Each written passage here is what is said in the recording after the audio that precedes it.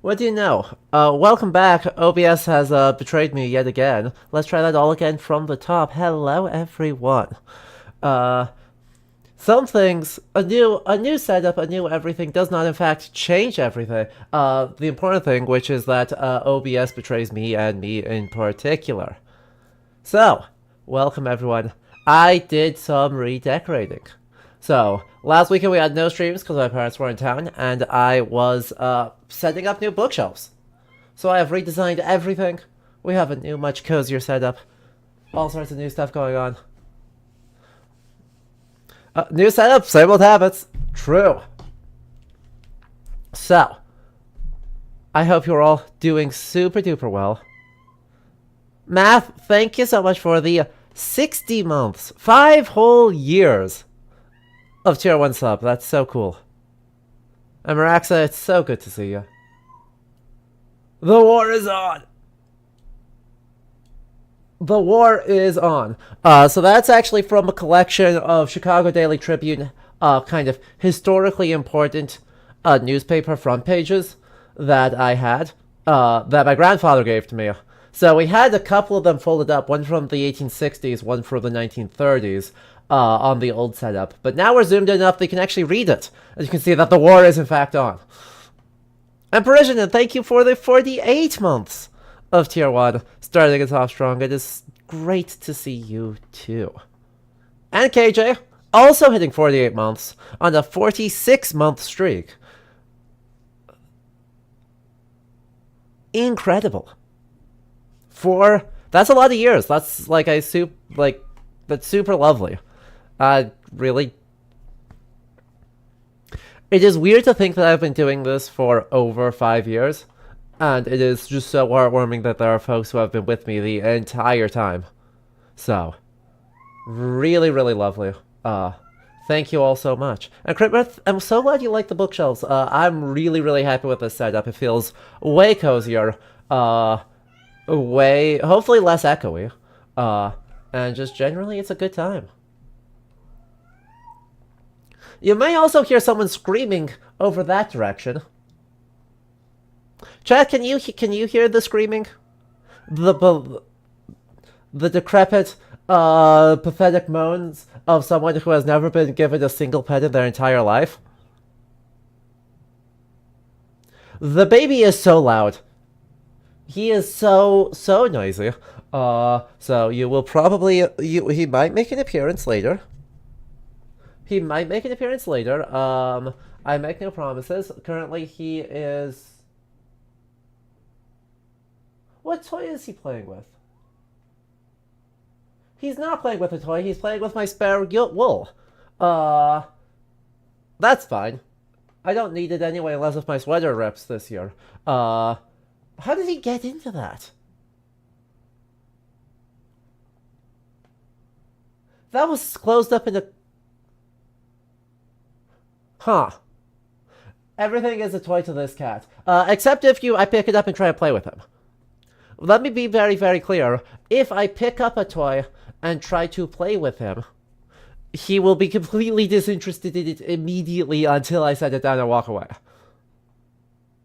And then I will hear my little mouse on a string squeaking as he slowly bats at it. So, he may come up here, you may see him, he may immediately get himself banished if he tries to climb on my bookshelves. So, stay tuned. He may also scream at me because I'm not giving him infinite pets because I'm trying to play some game demos.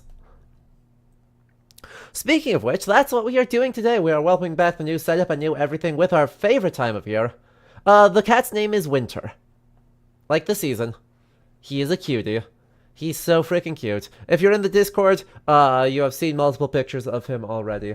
But he is such a baby. And I love him dearly.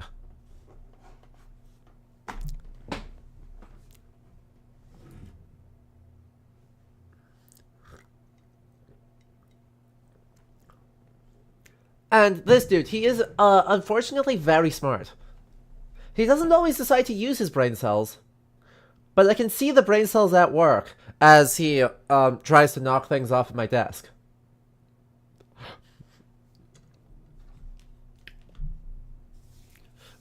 So, yeah, in a little bit we are going to be hopping in and playing some game demos because it is currently Steam Next Fest, which has several hundred demos of upcoming games available to play. I have selected 23 that I think are historical, mythological, doing something interesting with the materials of the past.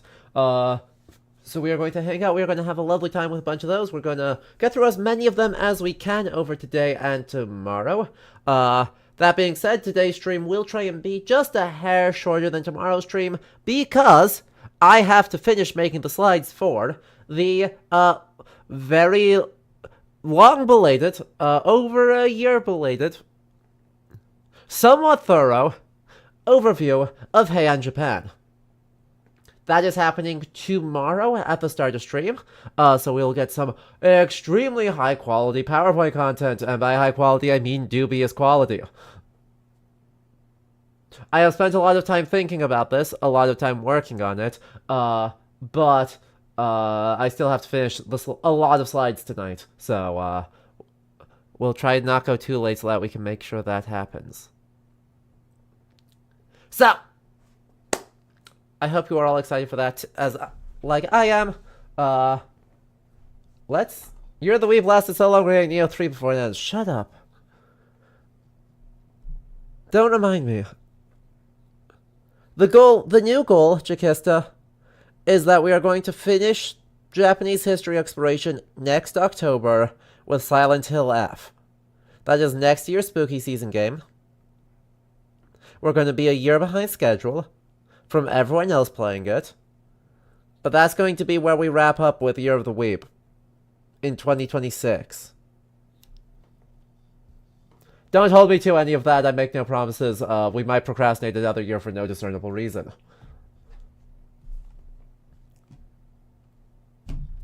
Anyway, before we hop into demos though, there is something, a library exhibition. Hello Bree, how are you doing? I've gotten spoiled on a couple of things, but, like, it doesn't really matter. You just finished D&D? Aw, that's awesome. I was supposed to have D&D today, but our DM, went and got COVID, so, rip. She'll be fine. But it did kind of put a wrench in having session today. Because that group is mostly in person, except for me. Anywho, before we hop in, I wanted to show you guys, this exhibition that is, it opened up a couple weeks ago at the University of Chicago, but they're having their big opening, sort of for their, University of Chicago is having their Year of Games celebration. Because their current dean of the college is, like, very pro that. And so at the University of Chicago Libraries, their current special collections exhibition is Charting Imaginary Worlds, Why Fantasy and Games Are Inseparable. Now, they were installing it when I was in Chicago at the start of September, so I have not seen it in person yet. So, Chicago area people, I expect a report.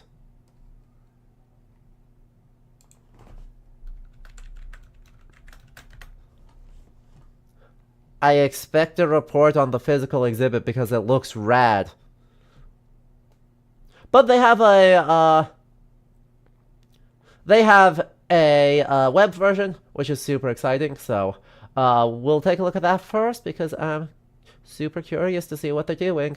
They are the first, or I guess University of Chicago's museums and libraries are the institutions that I got trained in, so it's a lot of the same staff as I first learned how to do rare books work under putting this together, so it's pretty fun. So, since the emergence of the tabletop role-playing game Dungeons & Dragons and the digital text adventure Zork in the 1970s, gamers have been enchanted by the iconography and underlying structures of the fantasy genre mages, castles, monsters, rogues, fated quests, and unlikely fellowships, magic spells, and ancient riddles. But the relationship between fantasy and games is one of reciprocal influence. After all, both games and fantasy carve out separate worlds, imbuing them with rules, boundaries, goals, and roles. This exhibit charts how games and fantasy have converged over time, as exemplified by the heavily rule-oriented magic systems of the lit RPG genre and blockbuster games in fantasy worlds such as Baldur's Gate 3. Key examples from gaming and fantasy culture, including game manuals, character figurines, literary text, film clips, and interactive play demos, help to show how creators, players, and fans have developed a shared language for building and playing with imaginary worlds. King's Quest, Quest for the Crown. Sierra Entertainment, 1984. What a wild... Actually, unironically, what a wild, game manual.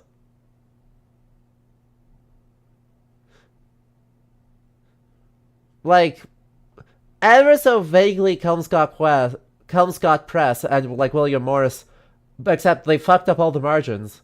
And this is a weird bunch of useless space. They did it... Uh-huh. Ooh, I know that. I have a copy. Okay, my dad has a copy of that book. Look, even though I work in museums, like, I am a museum curator as my day job, things from my personal collection are going into the next round of exhibits at my work. It still is sometimes weird to look at something in a museum as a historically significant piece and go like, wait, I have that. I mean, I think they do it partly because, you know, you can't cover everything. 2, it's a manual they happen to have in the collection where they may not have earlier ones. And 3, it's a highly representative one, even if it's not the first or even most important. So as an introductory thing on the first landing page, it makes a lot of sense. Anyway, many of the best fantasy narratives give glimpses of a world that is far bigger, older, and more elaborate than the particular story being told. Imagined histories, religions, languages, and ecosystems make fictional worlds seem real, form a vast body of knowledge for fans to engage with. The lore of the world. Characters all produce and engage with lore in various ways. We can research in libraries. Authors can compose poems for fictional bards. Etc., etc. In many ways, games provide an ideal medium for these practices. The lore of a world may be incorporated into tasks required of the player or woven throughout virtual world spaces and systems. I have had lots of thoughts about this when we were streaming Hollow Knight way back in the day. We had big, long discussions about how applicable historical practice is for lore, and whether or not it makes sense to describe history as IRL lore. My stance was that no, it doesn't quite make sense. I have softened on that ever so slightly over time, but as we continue to go through Silksong, I want to rebuild that conversation because there is... Silksong is doing some things differently from Hollow Knight that I think is pretty neat.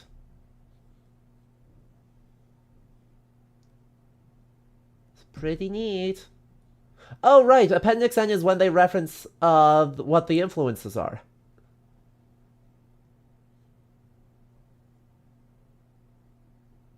I love that. And of course, maps.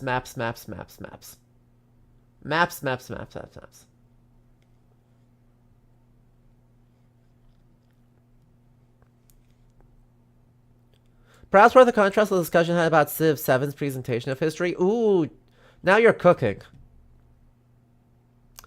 Johnny, you're cooking really good there.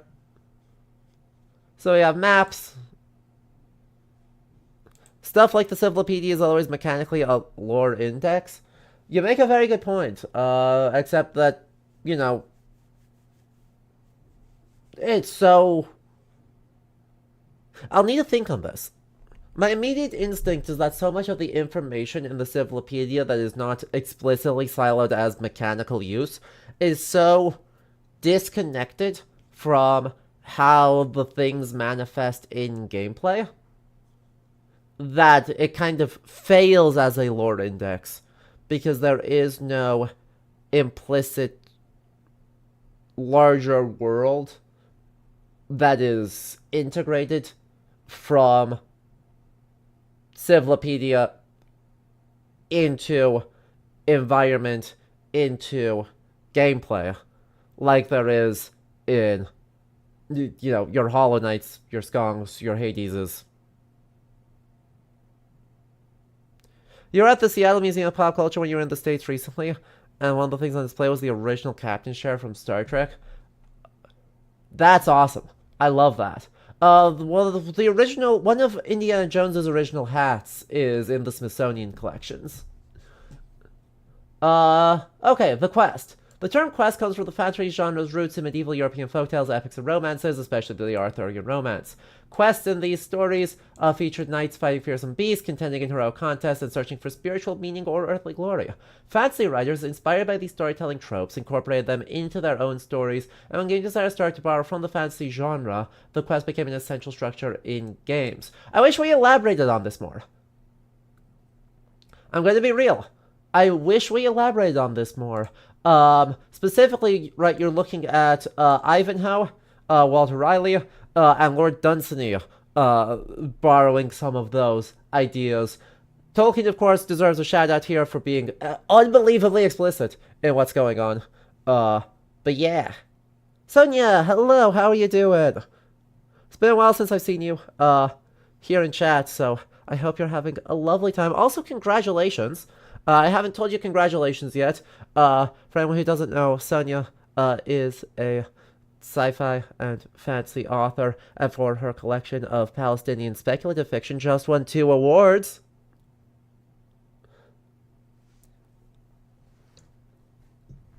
Which is rad as hell.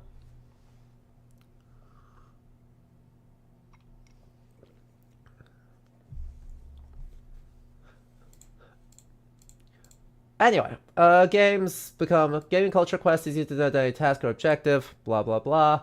Quests are always goal-oriented, but the meaning of those goals may remain obscure. Poster provides a retelling of Labyrinth in order to illustrate the quests. The case presents further examples of some of the same tropes, making ally side quest obstacles, temptation to abandon the quest and final confrontation. Using this still from Never Alone.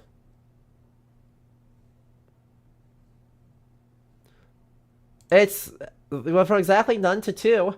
It's got to happen, and that's awesome. The party thing specifically on dragons. I did notice this through the window when I was installing, or when I was walking past the installation.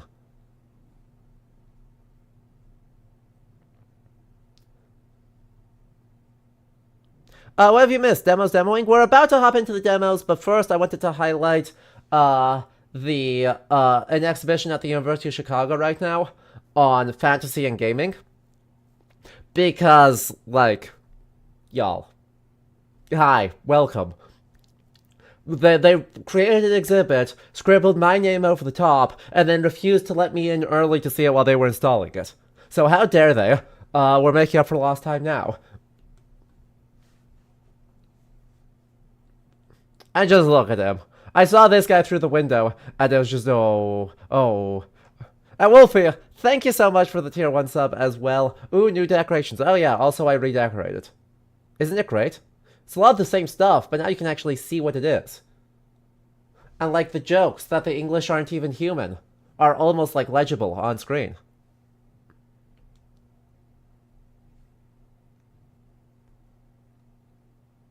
Dragon Lycan design is doing a lot to avoid to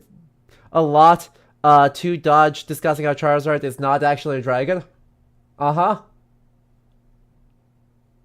Uh-huh. Uh-huh. That...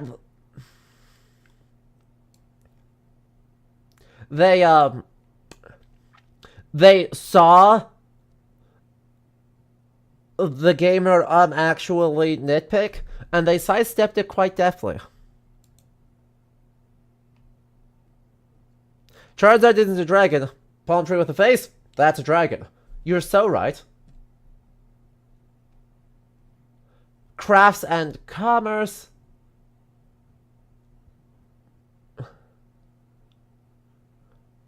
I wonder how they're exploring.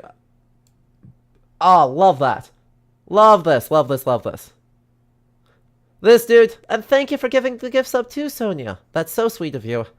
Yeah, Bree, Charizard's, fire flying. It's not actually a dragon type.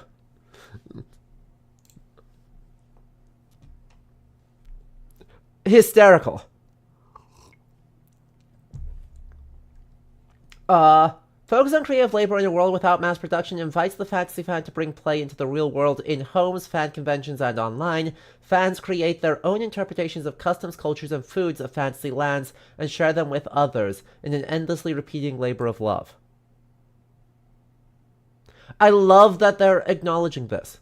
I love that they're acknowledging the porous boundary between food and craft and crafting systems in a game world, and the adaptation of that materiality into merchandise, fan convention, reinterpretation, IRL.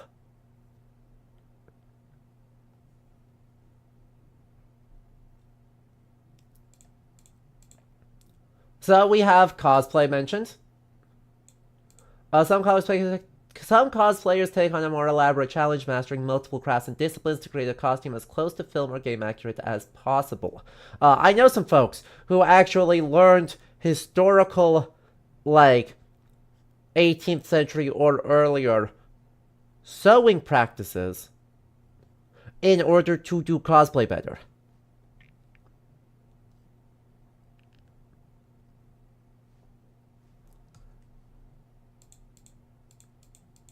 They are very lovely people. They are, very intense people sometimes. I love them a lot. Yeah, been an odd boom for some traditional crafts, right? A lot of folks will do, like, Victorian sewing practices, the late 19th century, for cosplay, just because of the amount of steampunk stuff. But yeah, there are some folks who take that extra step and will learn older traditions, still for cosplay reasons. It's awesome. And then we mentioned LARPs, which I love. I wish we talked more about the limits on some of this. Ooh, I don't have the Bladesmith demo on. You have a shirt sewn using 18th century sewing techniques. Incredible. Is it for cosplay, Brie? You can be honest here.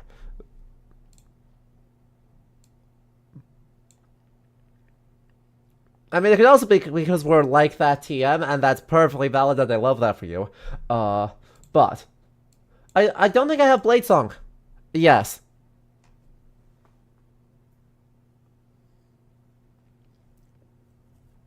Oh, who is it? She hasn't made a stream in a while.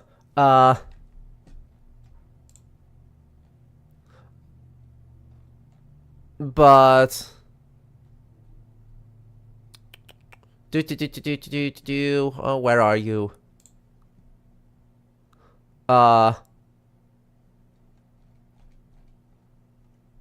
You've done a bit of the Blade Song demo? Amazing. Not the stories of anime cosplay alone keeps some smithing shops alive. Makes sense.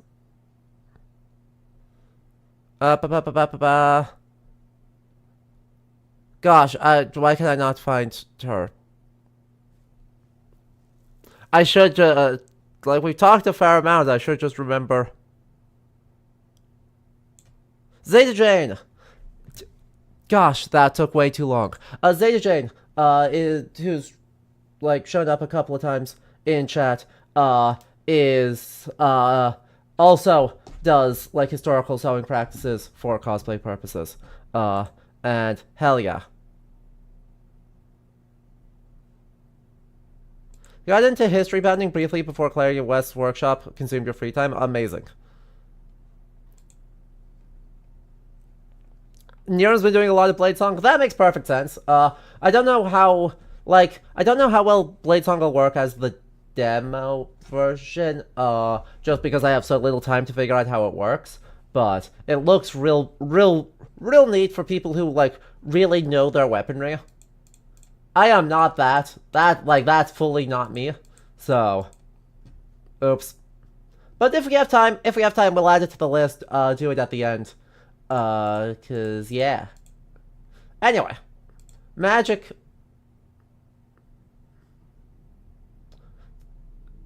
Aubrey Beardsley's illustration from the 1894 printing of Thomas Mallory's Le Morte d'Arthur. I love the typesetting on this. Love the typesetting on this. Hey, look! Actual correct history of things. Tarot cards of Cups, Wands, Swords, and Pentacles were adapted in 1909 by Wade and Smith for their association with mythic, magical objects, and 4 elements. With these mystic resonance, tarot suits entwine the histories of fantasy and games. Magic, fated, sacred, or cursed items are an essential part of fantasy worlds, from the Holy Grail to a wizard's staff, and from Excalibur to the Triforce.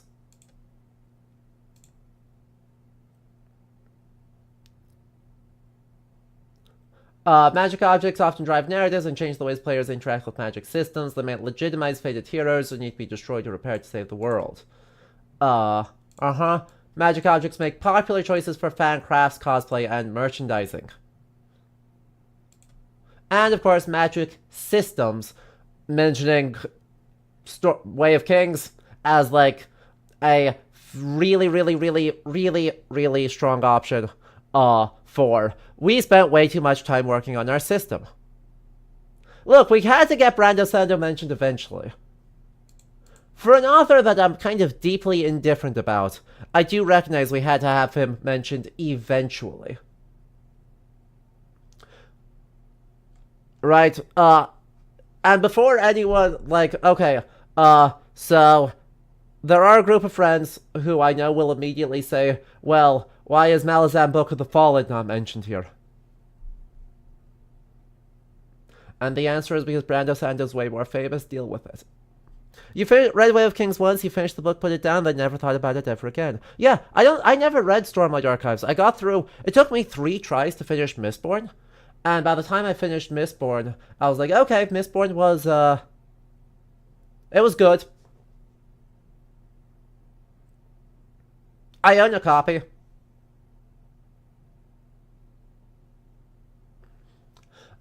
His prose just isn't... My opinion on Brando Sando, and I was just talking about this with Lily Sleeps Late, another streamer, a couple weeks ago. Brando Sando's prose is so cinematic, and by cinematic I mean he leaves nothing to the imagination.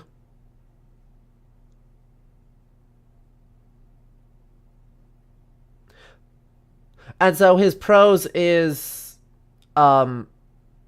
just functional. He does not make music happen with words.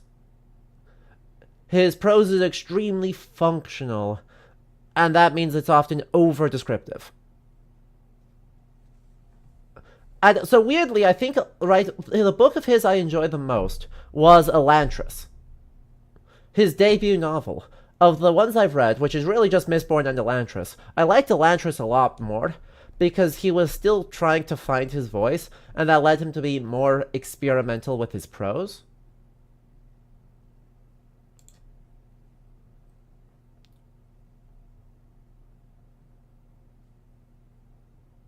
Right, but it's... Exactly, he has a lot of words, but he's not doing anything with them, right? He's not using words in the way that, like, Tolkien or Le Guin is, or, Woolf, right, Virginia Woolf, uses words to make something musical. He's also not, you know, your Hemingways, your Cormac McCarthy's, where we have taken, there is no fluff. there is no decoration, and the austerity of the prose does a lot of heavy lifting. You end up just in this weird middle ground where it's like, yeah, he's writing kind of conversationally, which is like, bleh. Hello, Magistressa.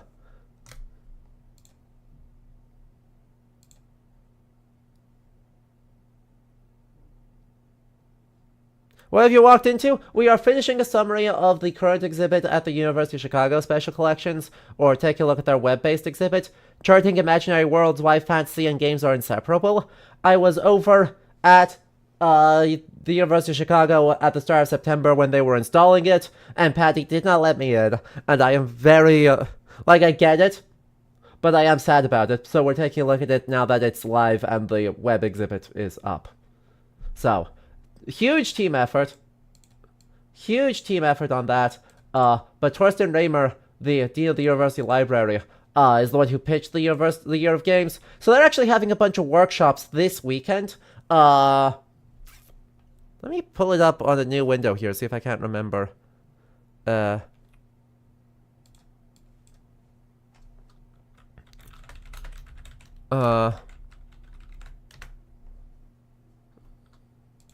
Stop it. Year of... Because there were some pretty big folks at Year of Games workshop today. Because the symposium is... yeah, right now. Going on right now.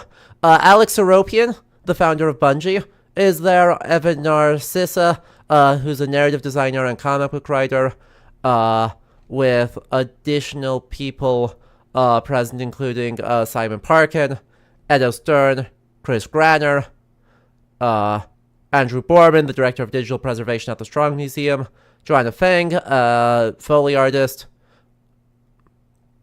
Derek Yu, the creator of UFO 50 and Spelunky, John Perry, who's also on the UFO 50 team,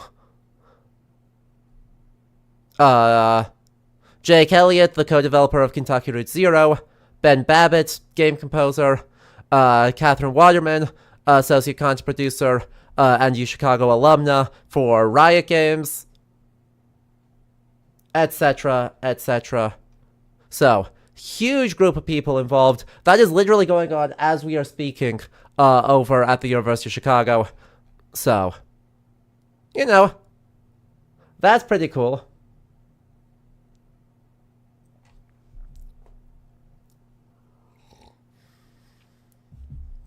That's pretty cool. So, that was a very brief detour through that. Because I wanted to highlight it because it is literally targeting this community with a sniper rifle. Like, I'm gonna be so... like, I cannot think of a museum exhibit that... except maybe the one I'm working on, that is more directly targeted at the folks in chat right now than that. I love that for us. But if anyone can make it to Chicago and see the live exhibit, you should say something. You should report back, because I do love seeing how other museum folks do contemporary historical memory, contemporary creative engagement with the past.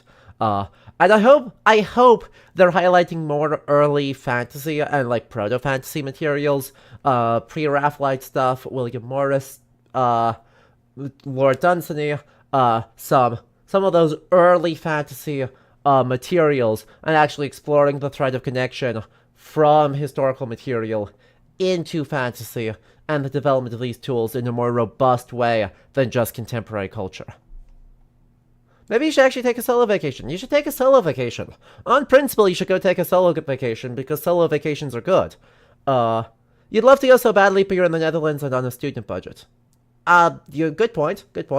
You should go over to Lighton and go hang out with the Value Foundation folks. Lighton's a lot closer than Chicago, and they do lots of stuff over there. So if you don't know them, you should go say hi to them.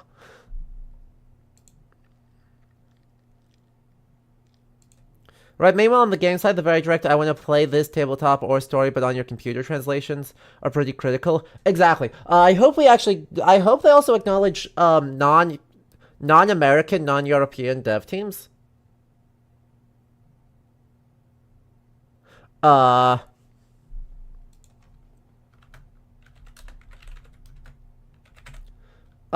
see if this is still what their Twitch is. It is not. Dang it. They changed their Twitch username. Leiden and you have beef? Understandable. You wrote a paper on the evolution of the historical influence on the Paladin class once? It's streaming the past these days. Thank you. Thank you, Jay Pasco. They're just never live at times that I can see them now because they do like weekdays at like 2 p.m. US time, and it's very annoying when I have to work on weekdays. So they're lovely. Highly recommend them, even though I don't get to hang out with them nearly as much as I would like to. They won't give you a book. No! How dare they do this to you? How dare they?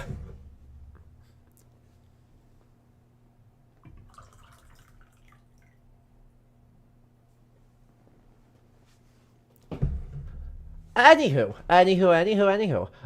So that's a lovely exhibit. I'm very glad UChicago's doing that. As I said, I hope they bring more of that historical connection in using the depth of the UChicago's rare books library to really support that. Also bring in some children's lit. Like, bring in some children's lit and some children's media, and bring in a non-American, non-European perspective on it, because, I mean, yes, they acknowledge Pokemon, but, you know, the fact that Dragon Quest is explicitly a Dungeons and Dragons thing, and then the malleability going the other way of people getting reintroduced to D&D in, you know, e.g., like Laura Bailey with Critical Role actually saying it, just coming out and saying it. The thing that she likes about D&D is avoiding the restrictions that game systems and code systems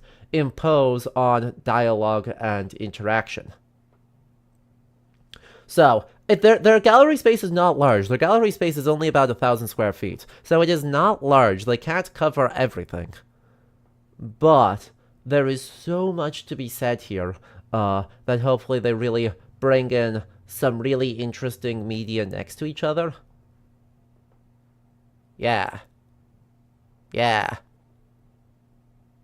So, the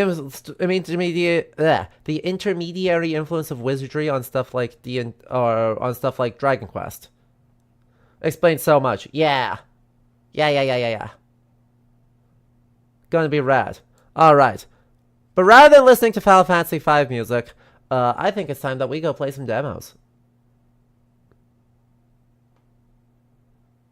One of your favorite things you saw at the Museum of Pop Culture was an exhibit about Asian comics that actually meant Asian comics.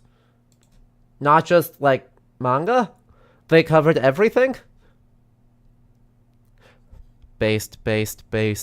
Incredibly based. Incredibly fucking based of them. I need to make it out to Seattle sometime. I haven't been in over a decade. And I was not old enough to just hit 18 million museums.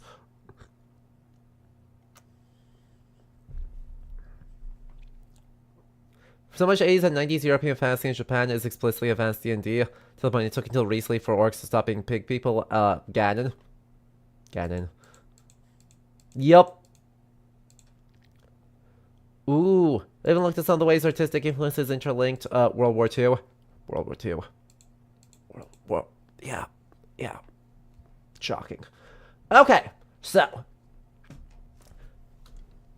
we can yap all day about this because it's rad. Let's keep doing that, but let's do that while taking a look at the wheel.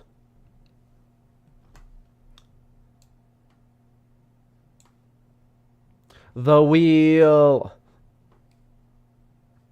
I have 23 demos. Sonia, I need to add your demo. We'll do that at the end of the day tomorrow, for your demo. But, of what's on Steam, I have 23 demos. So, this covers all sorts of things from World War II to the Bronze Age. So I hope you're, excited about that. We're gonna spin these, as with last time, we're going to see how many we can get through. We're gonna try and get through all of them between today and tomorrow. So this will mostly affect the order of them. I'm super excited. Shh. Of course we'll be kind. Demos are demos. They are not final products. And that is okay. I am much more interested in the ideas and whether there is promise than whether it is, necessarily, like, the most polished, thing in the world. We also have, Relooted on there, which I am super duper excited and interested about. So, let's get what's going. Oh, we're gonna start off there, huh? Okie dokie. I do want to warn everyone. As I'm booting these demos, things might break a little bit. Because I actually did have one other change. I now have a 3-monitor setup. I have a 3-monitor setup. I have 2 vertical monitors on one brand new 1440p 27-inch gargantuan monitor. It is awesome. I love it. Not all demos are built for 1440p. So things might break. My apologies in advance if they do.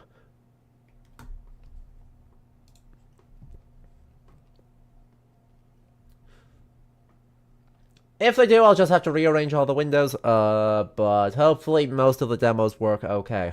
I'm so happy with this giant screen, though. It is... And actually, I can actually read YouTube chat at the same time as Twitch chat for the first time, ever. So, you know, that's cool and good, and, yeah.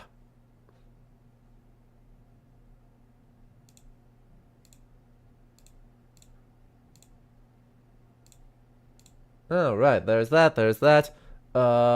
Maybe. I wondered if it would do that to me. And game audio. Not that I have any game audio, but, you know. Like, I'm the one who cannot hear game audio. So. Choose the level of displayed violence.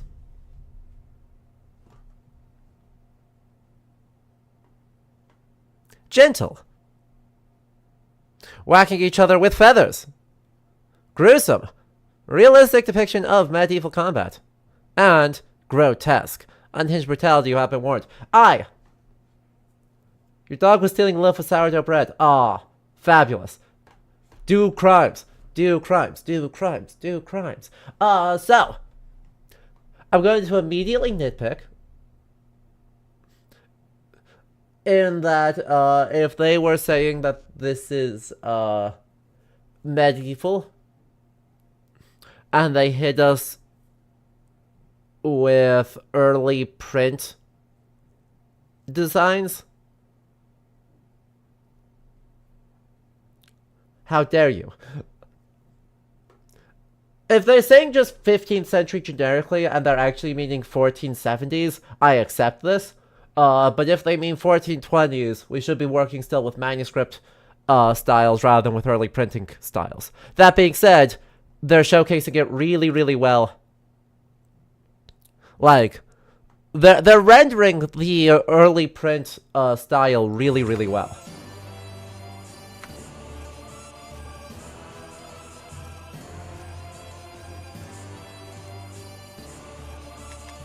There's all sorts of stuff going on here, and also, holy mackerel, I can't hear. Hold.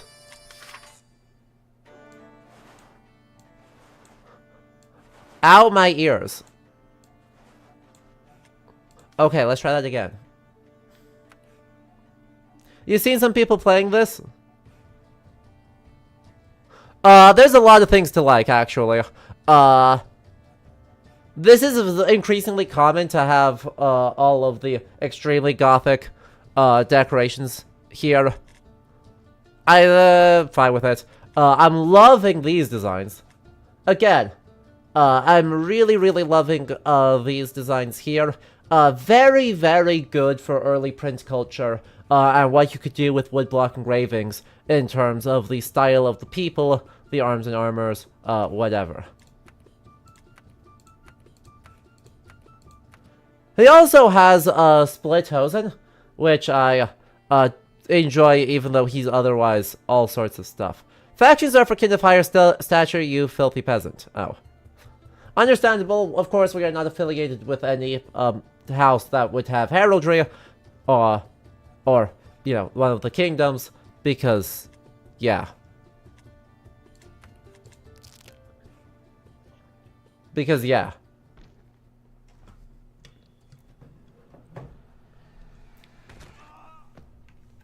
And then we, died? Oh.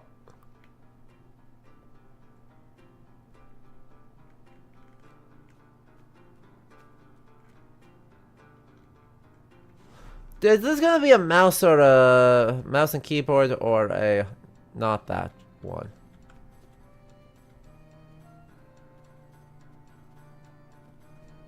Mouse and keyboard is feeling ever so slightly easier. Hey. Hey. Hey, you're beating me to death with a shovel. How dare you? How dare you?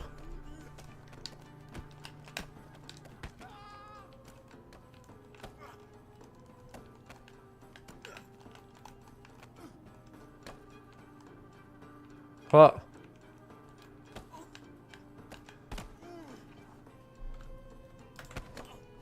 How dare you do this to me? How dare you do this to me?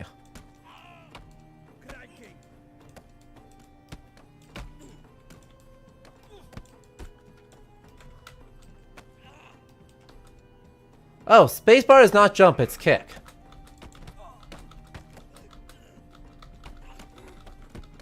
I'm gonna keep kicking you. I'm gonna keep kicking you.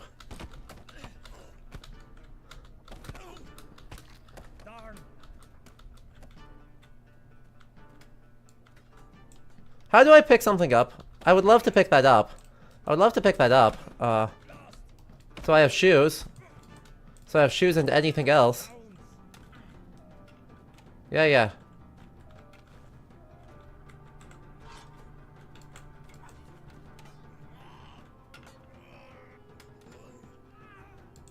Yeah, that's fair.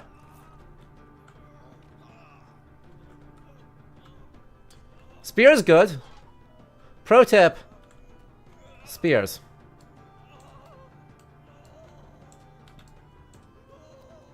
His animations are very Mayor.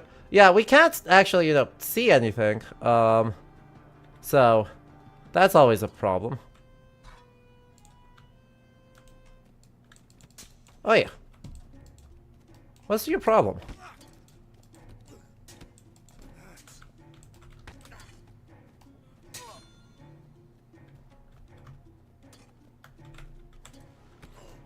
Ow. Hey, give me my spear. Give me my spear. Ow.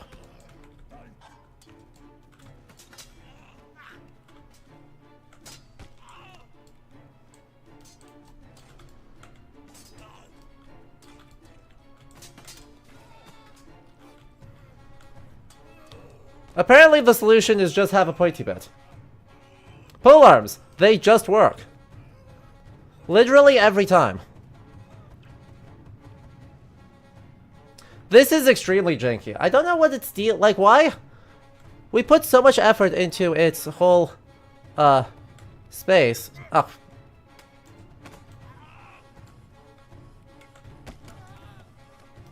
Yeah, I died. I'm super dead, yeah.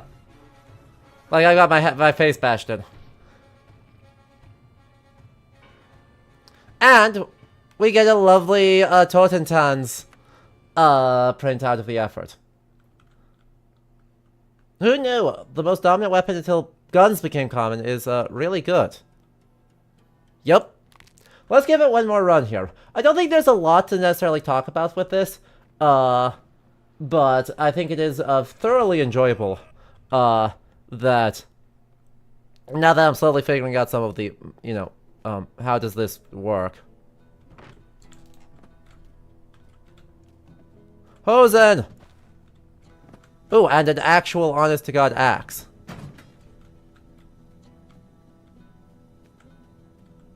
Oh, he's got a polearm. Oh no.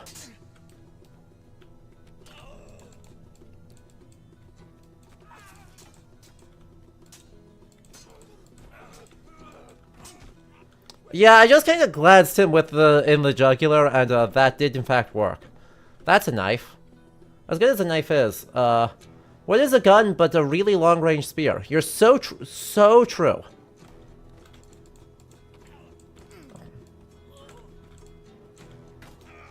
Okay, seriously. Can I, like, actually attack? Can I attack? Or do I have to, like, do weird camera wiggles?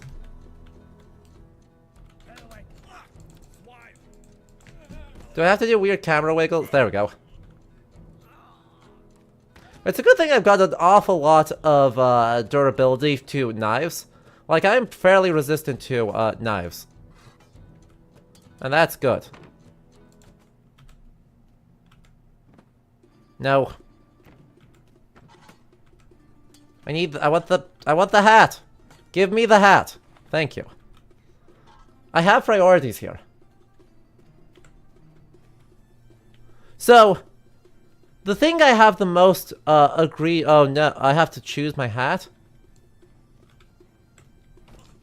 What?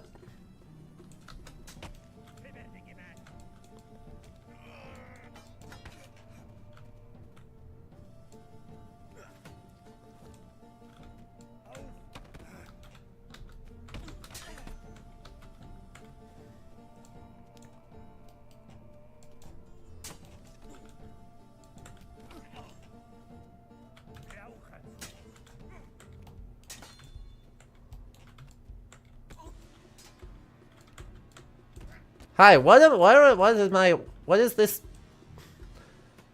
He's just like literally not attacking at all.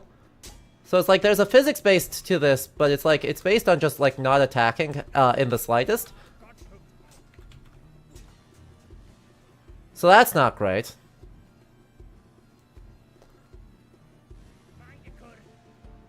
Oh good, it's a 2v1 now. I'm super screwed.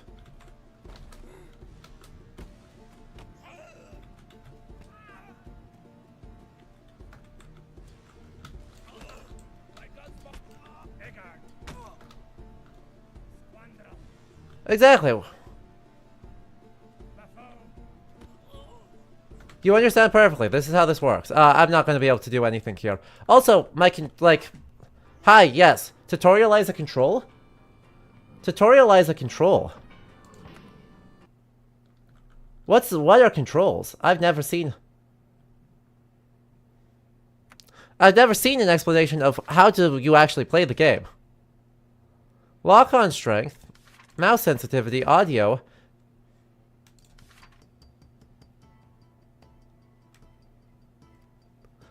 Right mouse button twice to thrust. Huh? Huh? What are these controls? I have so many questions. Chat!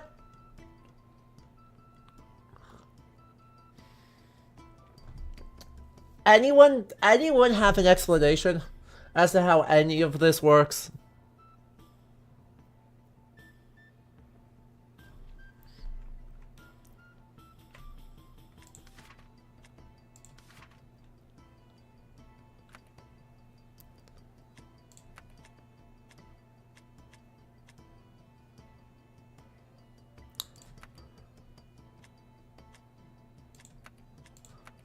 Huh. Oh, interesting. So this is a lot, like, bigger, farmer with a hat, undyed, tunic, multicolor hosen. Love that. This man being a burgher, right? A town man. Buckler. Looks like supposed to be a falchion. Big single-handed. Or a messer, like, of some flavor. Foot soldier with a pavis. An awfully small pavis, though.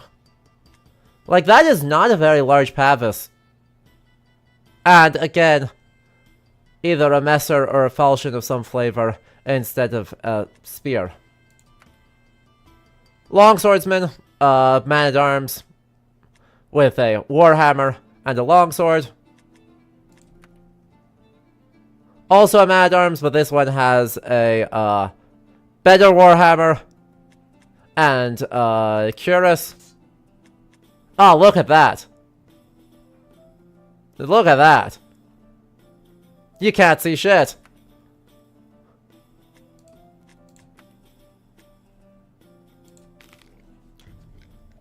Right. Ooh, a kettle hat. Well, now that I actually understand anything of the controls here, let's see what we can do.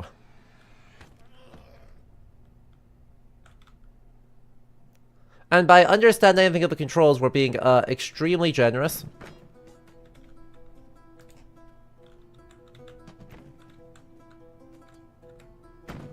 No.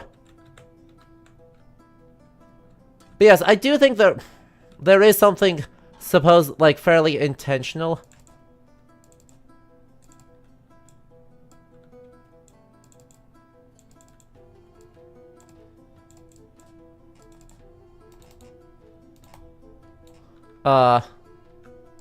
In terms of what it's doing.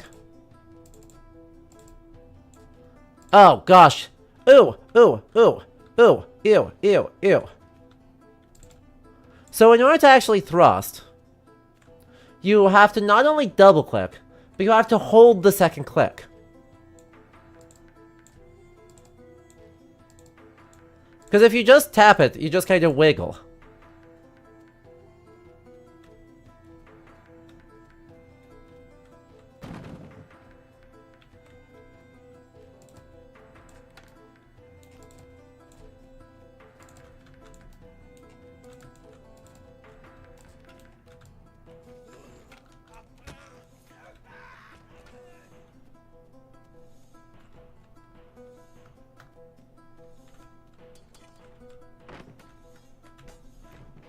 Give me shoes.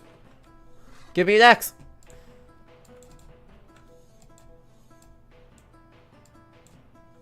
Can you hold the axe the correct way around, though?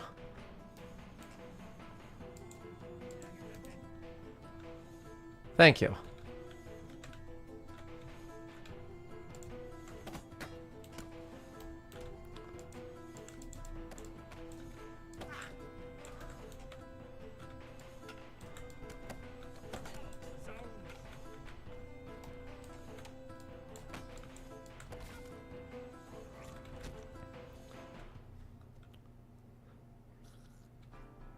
Was that a hurley stick? It kind of looked like a hurley stick.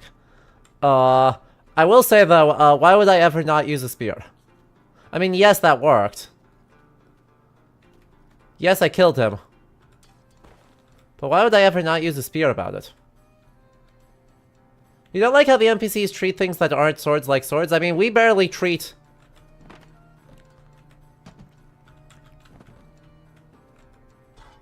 We're barely treating, our spear like a spear. So why would that stop us? Oh, he's still dying, bleeding out. Don't worry about him. He's not important.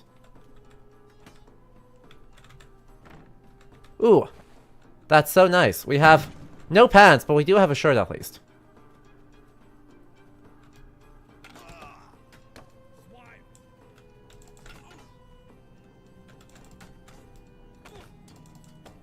Ow. Hey.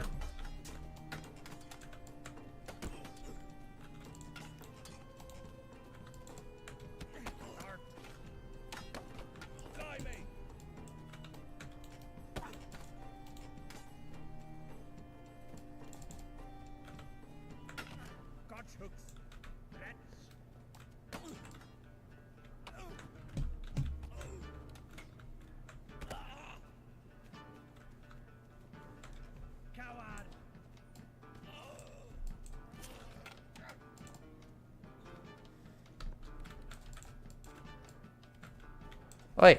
Just stop it. Stop it.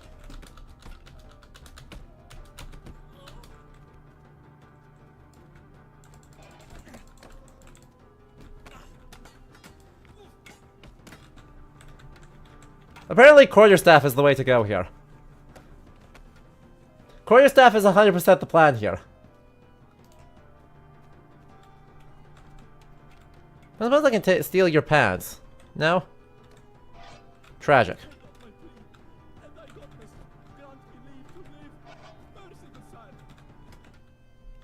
Can I have my spear back? Oh my god, stop giving me a stool. I don't want the stool, I want the spear.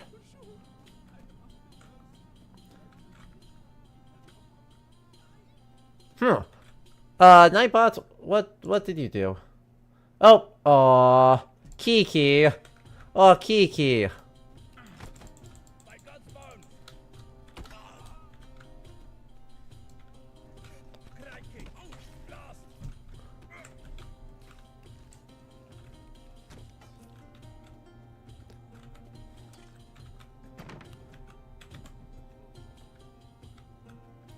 That's just another hat. I like my egregious hat. Ooh, that's a better hat. Thank you. Actual head. Oh god. Stop it. Stop it. Give it to me. Give it to me.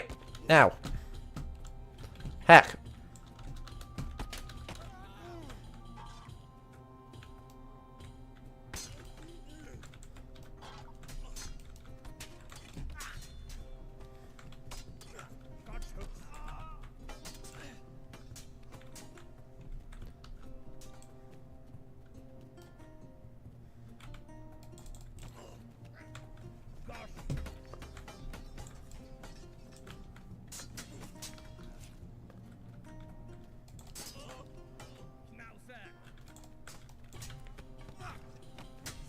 Smack him! Smack him, smack him, smack him, smack him.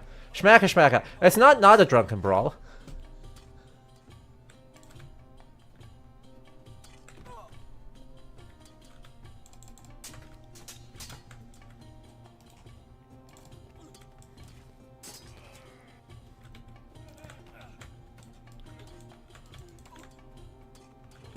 It's not a drunken brawl.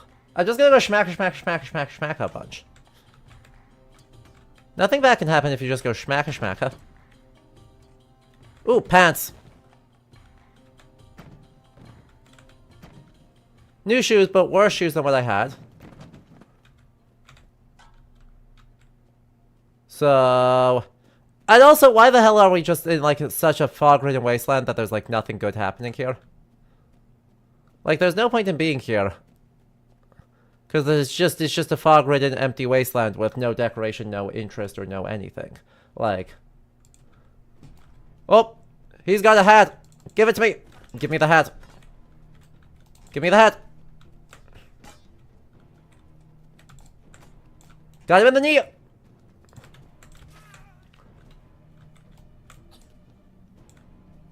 Come on, that wasn't lethal?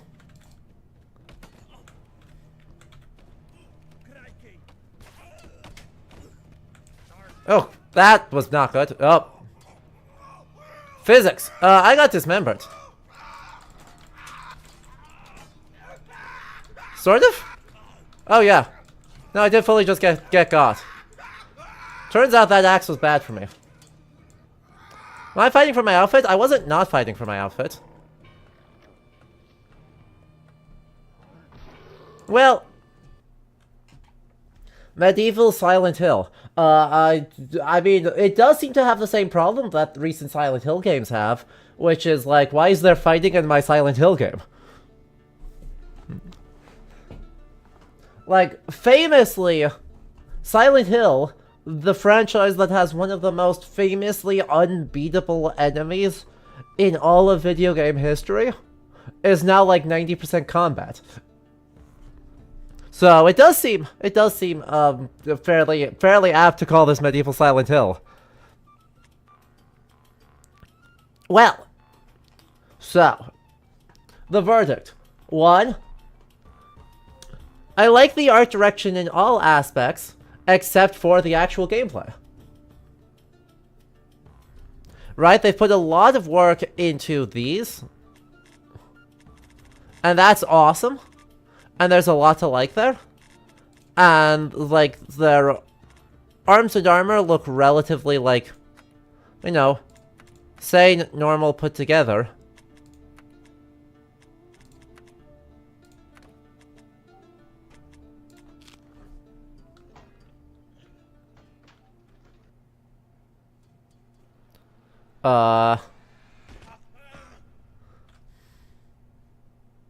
What was the point of having a free mode?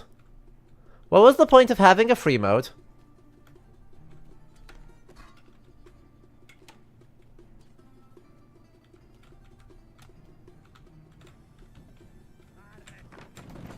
Wait.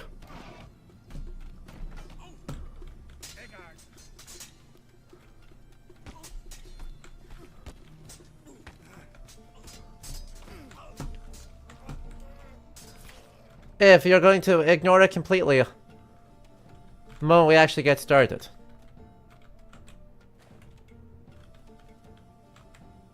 Give me a knife.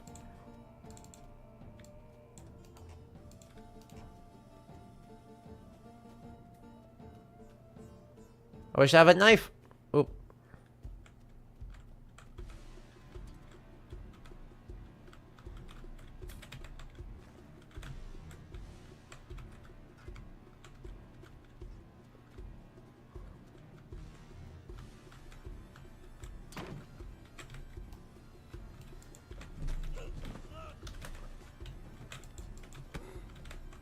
Give it to me! Give me the thing. Give me my... Give me my thing. Hello? Give me anything. Stop grabbing him. Grab the weapon. Scoop the weapon! What's the point of this? There we go.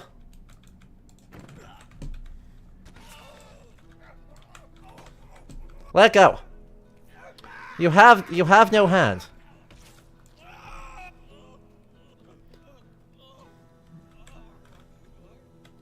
No, see, I need that. Thank you. So this'll go better now that I have a real weapon. They clearly need to work a lot on your ability to pick stuff up, your fly gun when enemies are coming in, or anything that could remotely resemble what is an interesting I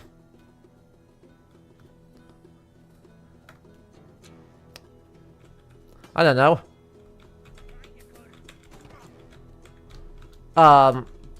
Ability to do much of anything. Also, anything camera control based on the fighting. Just not gonna be a good time. Can I stand up? Did I get traumatic brain injury?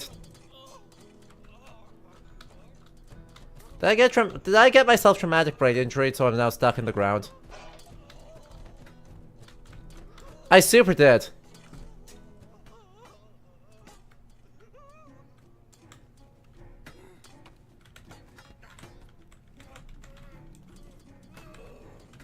Here, I'm gonna help you. Okay? Bud, I'm gonna help you. There you go. See? You're helped. Stop it. Clearly I want the axe. So there's a lot of absolute nonsense happening here.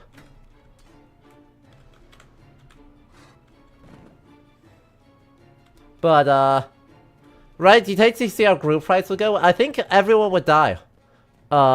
Which is also what happens in the solo fights, but it would be more... Like, the number of friendly fire deaths would be quite something. Good fight, good fight. So turns out axes might be really good in this. Which notably... So one thing, Wolfie, I pointed out that there's some things here that look very,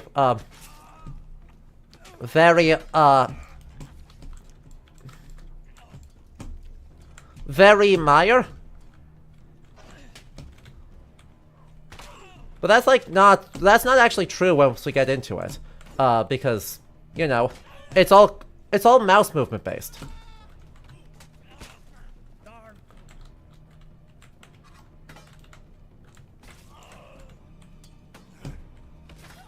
It's all mouse movement based. And janky. How does this even happen?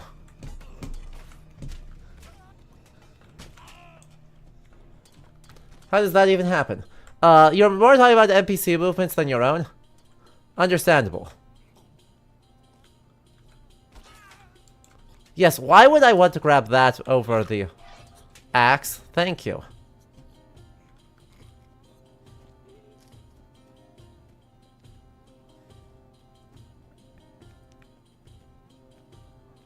But even then, they're really not, like...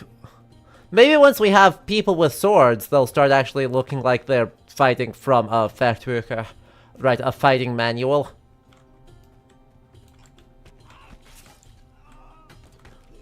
But, for right now...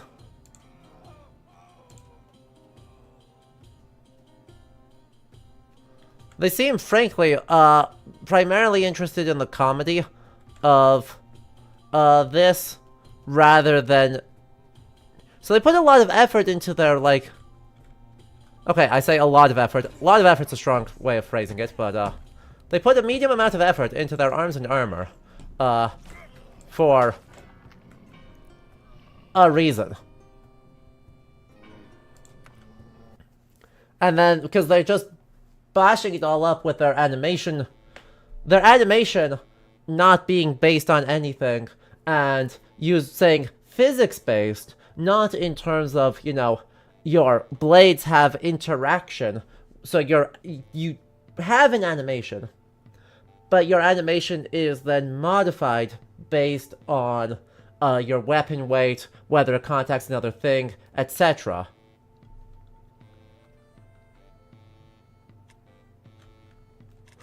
And instead it just encourages, you know, wiggle, wiggle, wiggle, wiggle, wiggle, wiggle, wiggle.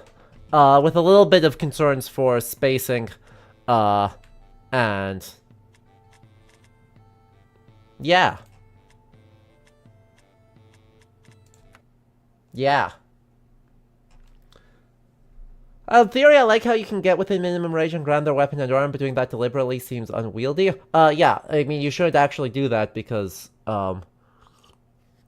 that's what's known as a devolved fight, where a lot of the principles of, you know, getting yourself into the range to kill them safely goes out the window, and you're just standing nose to nose and making stuff up as you go.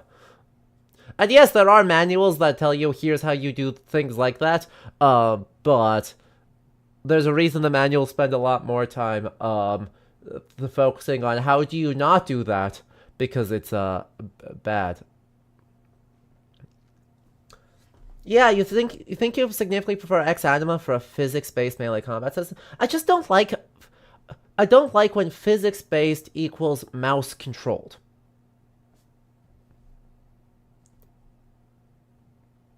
Right?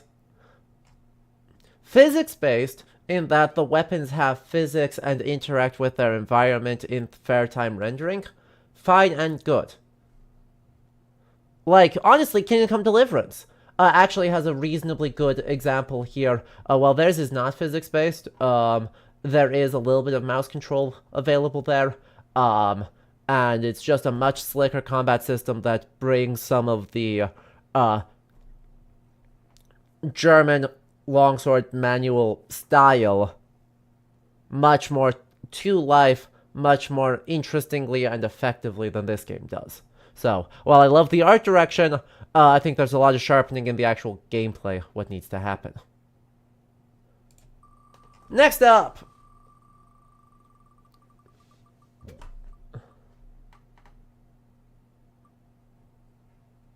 Hellish Cart has some amount of physics action. Yeah. I've been trying to keep an eye on Hellish Cart. Their ideas... Have they added online play yet, or is it still awkwardly, like, exclusively local co-op?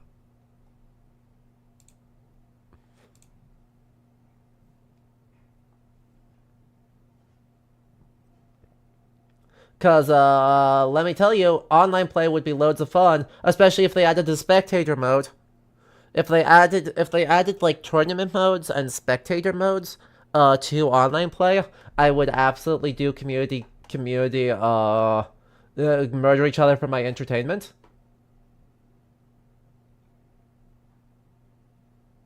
Am I not supposed to phrase it that way? Chat, is it rude to phrase it as asking you all to murder each other for my entertainment?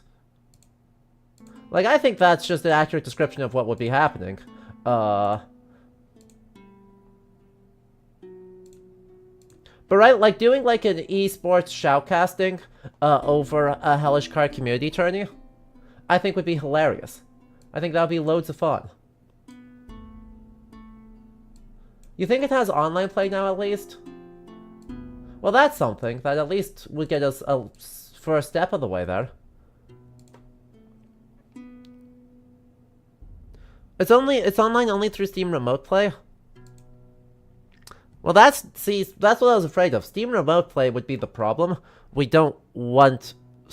Steam Remote Play is not a useful way to set up games, particularly. Wow! So this game has a quick start guide. It actually has a full-on board game manual style 25-page document to help explain what the hell it's doing. So that's not a great sign. Anyway, though this is a Bronze Age, so this is supposed to be quite a robust Bronze Age RTS. So Total War, kind of, but Ptolemaic and Seleucid. Camera controls, WASD, or mouse 3 and drag, or enable the screen edge move, which it currently is. You can rotate with Q and D, middle mouse click and drag, and Alt for an... Ooh. So, by default, it seems to do center of the screen. If you press Alt, it does from the camera. Zoom is R and F or scroll. Then zoom all the way out, and...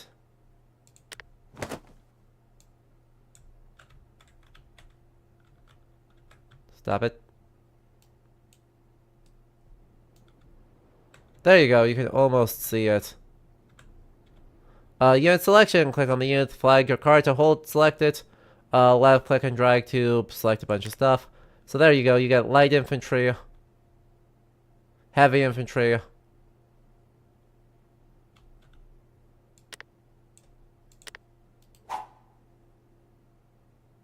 Greek light infantry, amazing. Command and control, only commandable, idle, or moving units can obey orders. You may view your general's command radius. My general is presumably the star guy.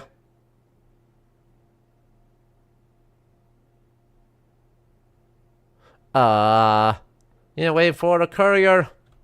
Will display the horse in envelopes. Couriers? With written orders? In the Bronze Age? What does it mean? What do you mean, couriers with horses, with letters, in the Bronze Age?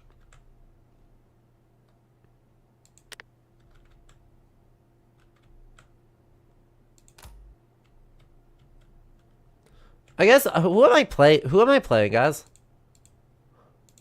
Okay, I'm playing as the Greeks here. The Thalassian cavalry, light cavalry, Pegetairoi, and archers there. Though I'm going to observe that the Seleucids are kind of not... There we go, now we're facing the right way. Korean archers are a light infantry skirmisher. Right-click the enemy archers to start shooting them. No. I wanted my cavalry to slowly move up. Units will display if they are firing or under fire. It's best to give movement orders and let them decide when to attack. And then they have an impetuous range just to make sure everything goes bad. Oh, stop it. You need to move. Yes. You need to move. Oh, right, because there's couriers.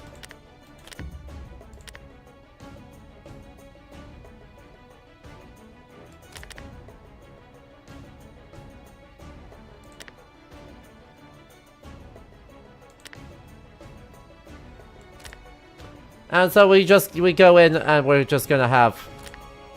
These guys advanced way too far, and so they are going to, really get in there.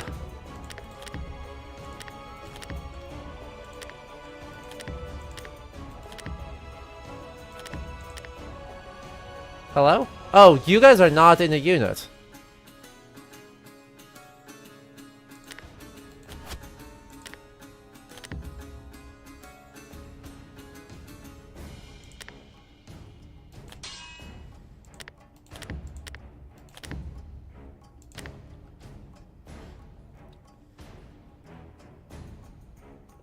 Cool. Back off, back off.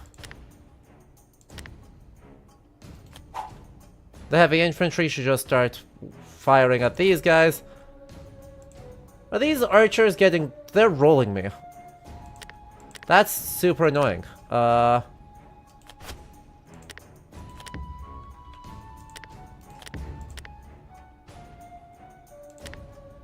please?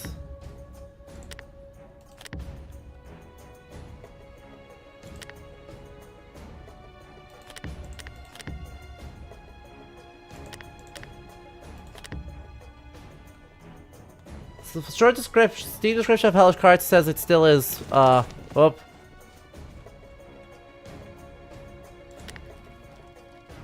Says that it is still, why are these guys fleeing?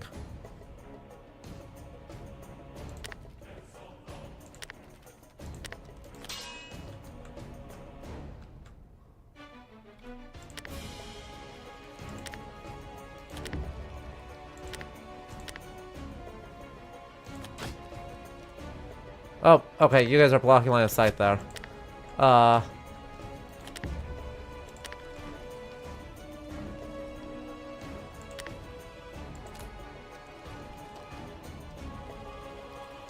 Why are my guys backing off? Huh? I wish I knew what any of these guys, how these guys were organizing any of their stuff. Oh cool, my guys got dispersed. So even though they're intact, they're just leaving because they got routed for no reason. Look at them go!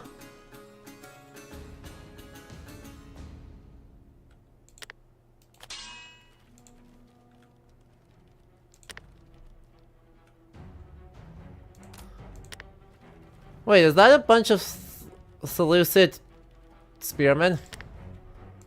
That are just getting, like, rolled?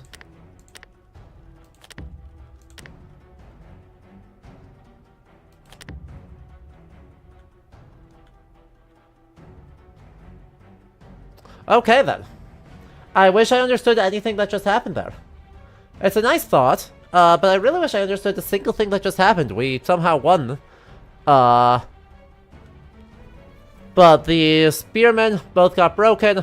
So, the,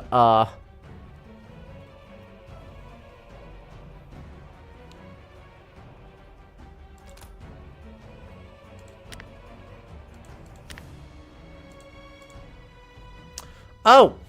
What the...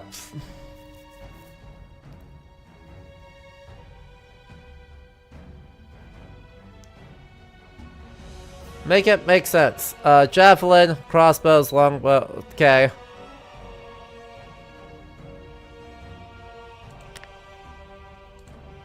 There's all sorts of charts and things and stuff happening. Yeah.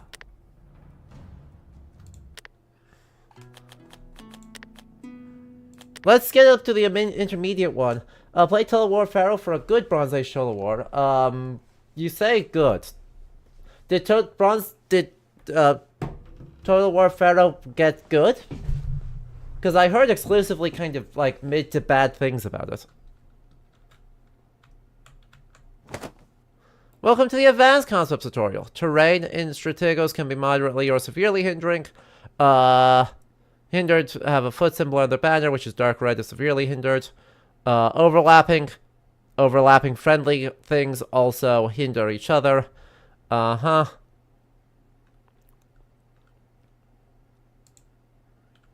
Cool. Move your bowmen into the right flank, into the rocky terrain in front of them to continue. So on the right flank, we've got bowmen into the rocky terrain. So we go start, move up into there.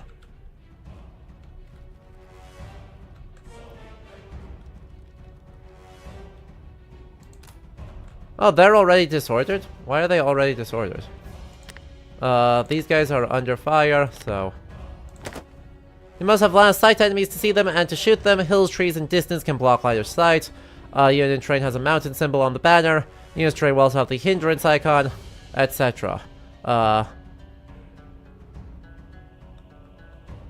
Move my left flank spearmen into the trees up here in order to deal with the bowmen.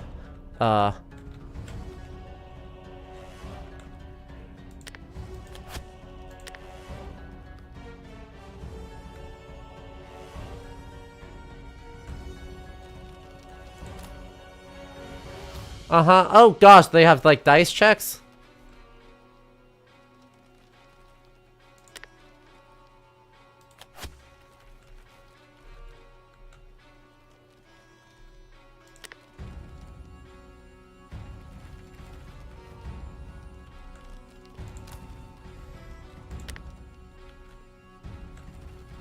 That sucks. These guys are going to... Yep. These guys are going to move up. This may be a fine game after someone completes the necessarily PhD research to understand its mechanics, but I'm not sure most people are going to give it that chance, right? I need to break these guys so they can just get out of here. They're at like... How do we tell how close they are to breaking?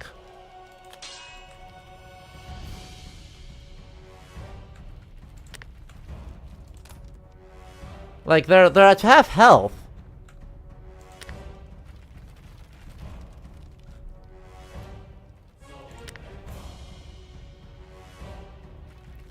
But...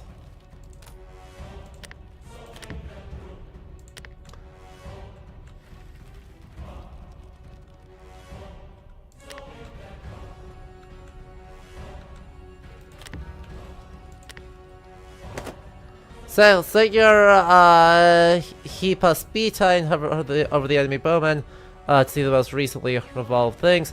Move hoplites and pikemen into combat to continue the tutorial.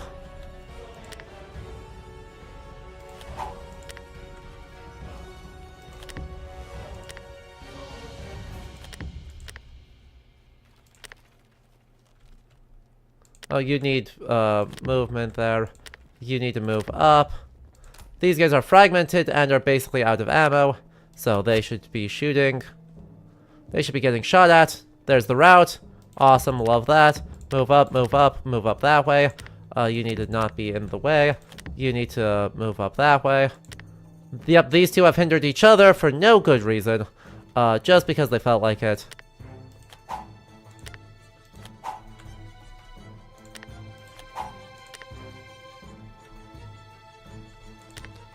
You need to move up slightly.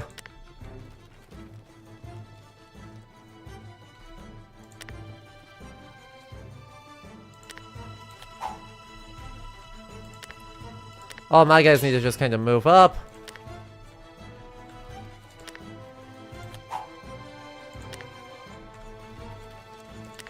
Okay, they're winning that fight. If this was a physical menu, that's... Wait, what? These guys should move up.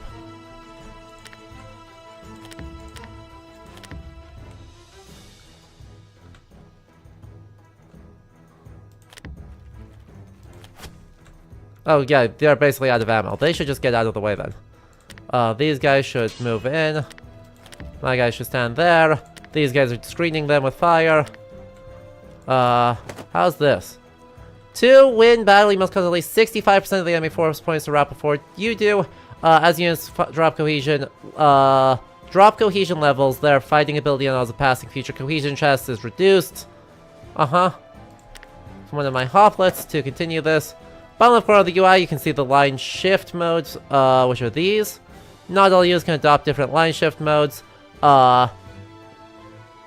Push back enemy units, fall back to themselves, hold their position, or recoil out of combat.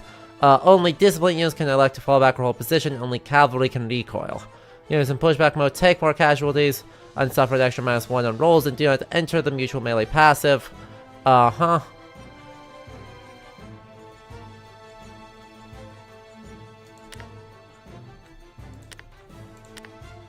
These guys, I think, are also out of oomph.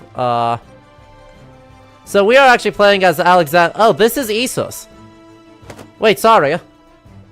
This is the Battle of Essos. It took me a bit to recognize this, but Macedonian Alexander versus the late Achaemenid? This has got to be Alexander versus Darius. Oh, or at least intended to be. Plan your moves out ahead of time and keep most units close to the general, as there's a delay giving orders to units inside of that. Issue waypoint commands by holding control when you give them. All...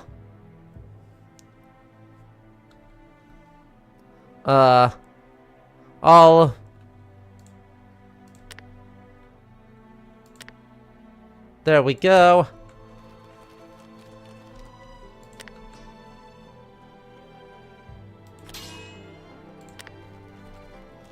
How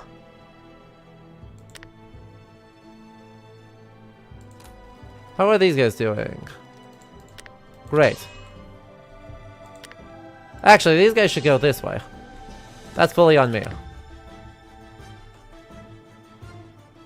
Because those guys are completely fragmented. They are still...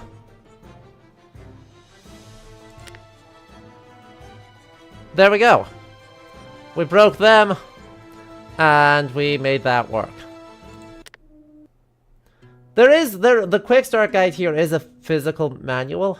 Total War Pharaoh for okay Bronze Age Total War. There you go. This is the way. Interesting. And they have a manual, and they have, okay, you can do specific battles. You can do all sorts of stuff. One thing that is fairly impressive is the number of different cultures they seem to be representing. According to their Steam page, let me pull that up. The armies of Stego span nearly 1,000 years of the classical period, from the hoplites and immortals of the Persian Wars to the rise of the Sasanian Empire against Imperial Rome. The game contains 250 unique units and nearly 120 unique factions, including the Hellenic Empires, the Achaemenid Persian Empire, Roman Carthage across different eras, Gallic, Germanic, and Iberian tribes, Umbrians, Samnites, and other native Italians, the major city-states of ancient Greece, the Thracians, and more. So the factions include Axum, early Persian Wars, and later Alexander, Achaemenid Empire, Aetolian, Antigonid, Elan, Apulian, Arab, Armenian, Tigranes and non-Tigranes, Athenian, Atropatene, early and late, Bithynian, Black Sea Greeks, Blemier, or the Nobades, so North African nomadic peoples, or around the Kingdom of Nubia, Bosporan, Campanian, Carthaginian, early and late, Commagene, Caucasian, Dacian, Etruscan, early and late, Galatian, early and late, Gallic, Georgian, Germanic, late Germanic horse and foot tribes, Greco-Bactrian. You rarely see Greco-Bactria rep, so you love to see it.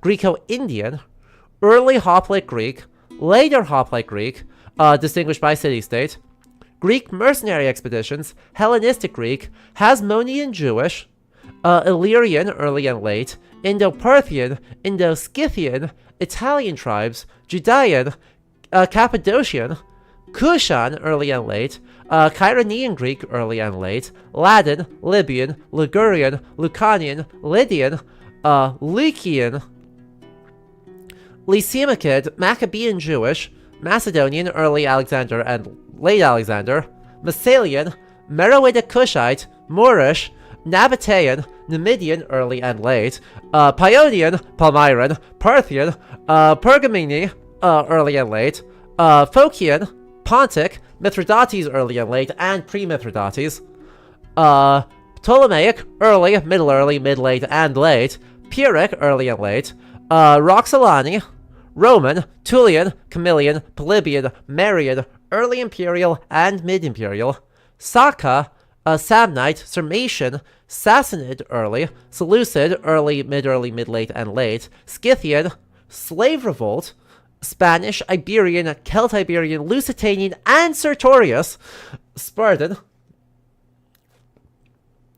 Hellenistic Spartan, early successor Asiatic, so post-Alexander Asiatic, early successor Macedonian, Syracusan, Tarentine, Theban, Thessalian, Thracian, early Gallic Hellenized and Roman client state, and Umbrian. Gothic is missing. And Gallic is really kind of smushed. Like, Gallic was really smushed for all the different peoples of Gaul. You could also see more things with... Was Numidia in here? Yes, it is. Numidian early and late. We love to see it. So... I don't like having more in here when what they mean is either Tamazight or the semi-nomadic peoples of what is now southern Morocco, which is the southernmost limits of Roman exerted influence in North Africa. So, but we're looking at like very, very small nitpicks. There's a really in-depth map of who these people, like, who are the different peoples, and I will be curious, with that many factions, given that they only said 250 unique units, what they actually managed to do to distinguish these factions usefully in gameplay, because some of these groups play radically differently. Right? The tactics they adopt, the weaponry they're using, their structural organization, and so, let me use an example. They mentioned Mithridates, right? Late Mithridatic Pontic Greek versus Marian Rome are going to be wildly distinct ways of issuing orders, and it's quite importantly, the ability for Roman legions to not be reliant on signaling methods from a central camp or from the front line of the army was critical in their ability to outmaneuver the phalanx. And so I'm left with that many factions with some serious questions about how they are negotiating within their mechanical system all of that logistical, military, and social difference.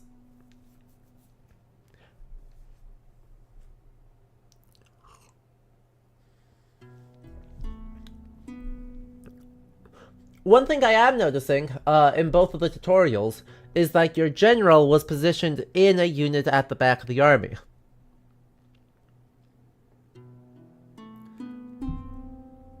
Chat.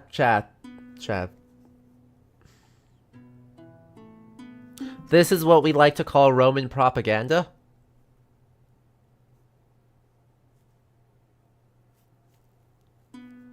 For an awful lot of these people, that is not a sensible way of organizing, of military organization. And to use for an example, the Germanic, like late Germanic horse and foot tribes. If you're talking about a warband, the leader of the warband has to be front and center in the thick of it.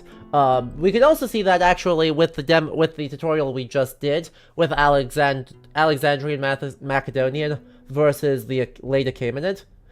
Alexander, quite famously, was really bad about staying in the camp and issuing orders. That man wanted to be front center, hogging all the glory for himself. It was effective, but like quite famously, Alexander of the Too Many Epithets was like did not lead armies from the camp trying to get a view of the whole battlefield. He was in the thick of it, in the center of the vanguard. So, like, there is some room for some questions in there. So, the ambition of the game is to be lauded, but I also have some concerns about their ability to accomplish what they are trying to do with the level of depth that they actually want. You know? Oh hey, how's demos going? Ray, demos are going swimmingly. We have done 2 so far. One has been very silly and very janky. The other has been way crunchier than what folks on this channel usually come watch. So, you know, the folks... I'll phrase it this way. This game, Strategos, is for your,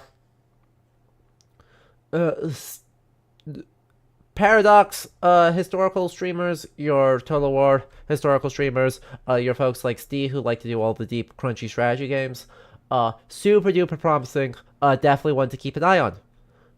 For the purposes of this channel, given that, I am neither like nor am good at grand strategy games. Fun fact. You would think, being a historian, I'd be kind of okay at some of those. I'm not. For the purposes of our channel, we probably won't be playing that when it comes out. It could actually be too in-depth. That is kind of a problem that tends to happen, right? Where trying to go for the really, really hardcore strategy gamer community, and trying to get as much historical depth as you get in, results in something that's actually not playable. I like games like this, you just wish it surfaced more info to the player, and it might do in the full release, right?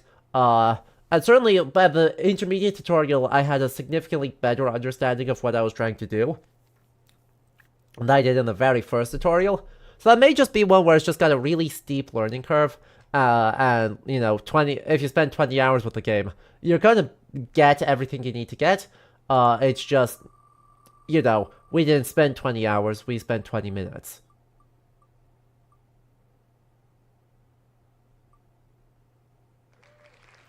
Alright, next up. Ether and Iron.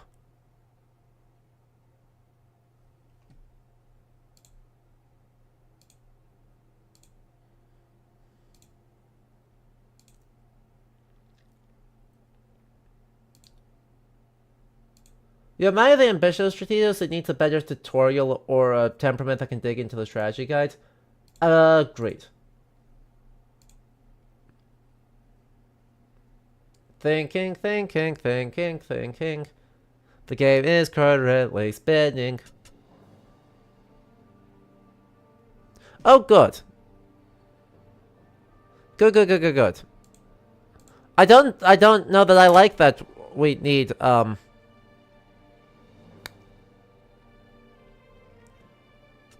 end-user license agreement for a, single-player game. I mean, good that they're covering their bases, and yes, welcome to, modern games where we are doing licensing stuff.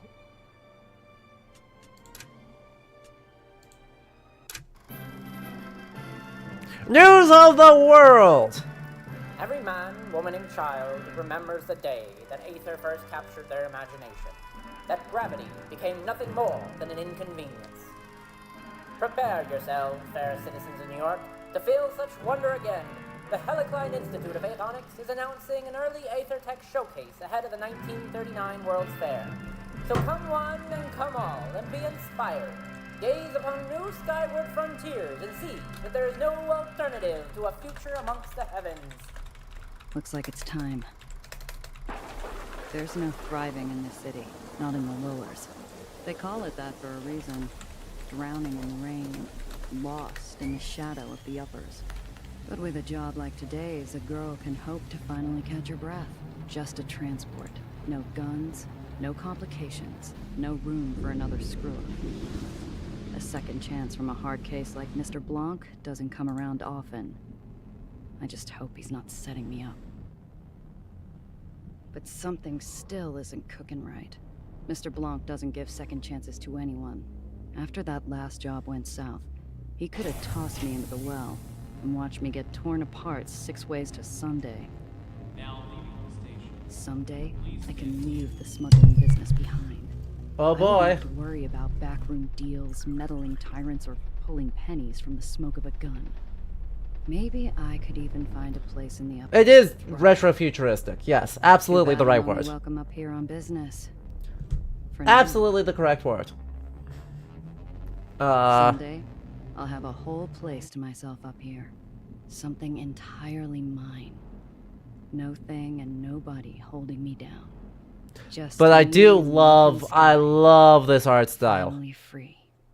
Now, admittedly, 1939 is actually quite late for, like, high point of Art Deco, but it is a point where a lot of the material is sort of already built, and the aesthetics are super duper well established. Nice after hours, but no amount of Magistress, are you still will here? wash away the stink of high-class gin and imported cologne.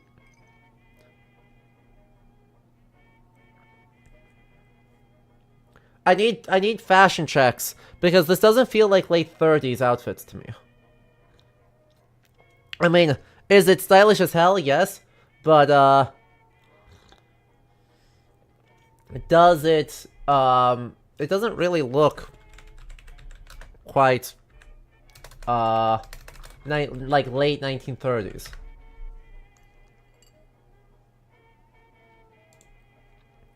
But yes, some very good, points of comparison marked there. Okay. Couple notes. Looks more 50s from your first glance? Nah, well, sort of. Maybe. I was thinking late 20s. I was thinking...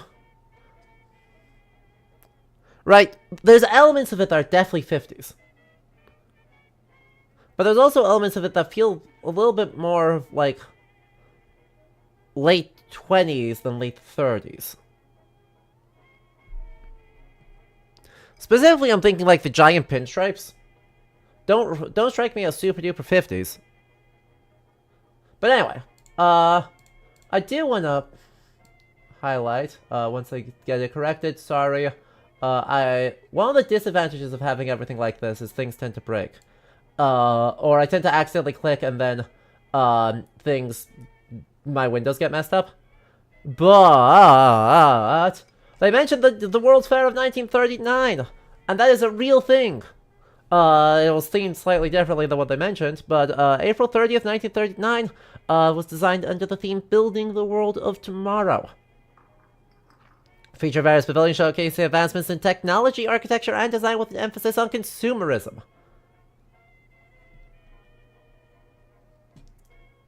So, right, they began advocating in 1934 for it, but it took a while to get things going on the grounds that there was a sort of Great Depression. And then, you know,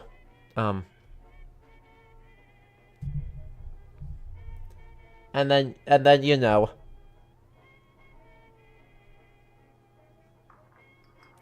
something happened.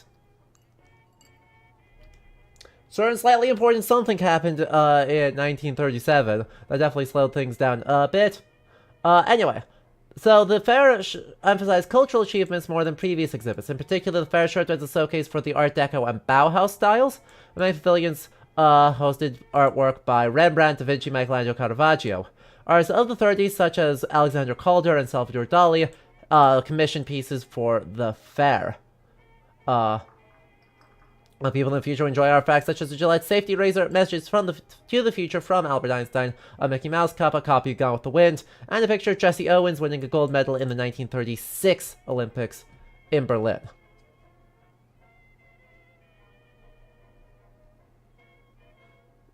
Oof. Oof. 1940, the Soviet Union and several smaller nations were no longer represented at the fair. The theme of the fair shifted from the utopian building the world of tomorrow to the more pertinent for peace and freedom. Nevertheless, France and Great Britain built weaponry displays into their pavilions. The Polish pavilion featured photographs from the war, and the Czech pavilion showed the film The Rape of Czechoslovakia, which showed the hardships of life under German occupation. Oof. Oof. Bauhaus, my beloved. True and real. Actually, you do see little bits of Bauhaus in the stylings here in the game. When we click back over to the game, I'll point it out. World's fairs are super weird. And weirdly, like, you know, the Century of Progress, in many ways, aesthetically, the mention of the World's Fair they mentioned, even though it's the 39 World's Fair, definitely looked to me more like the Century of Progress in terms of its advertising, in terms of its construction. Like, the Century of Progress exhibition in Chicago looks like a really pertinent comparison point.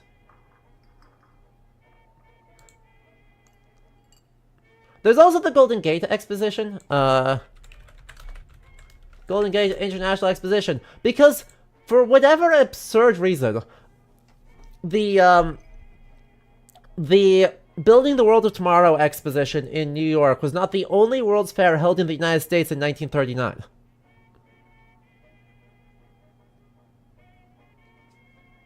The Golden Gate International Exposition also was there.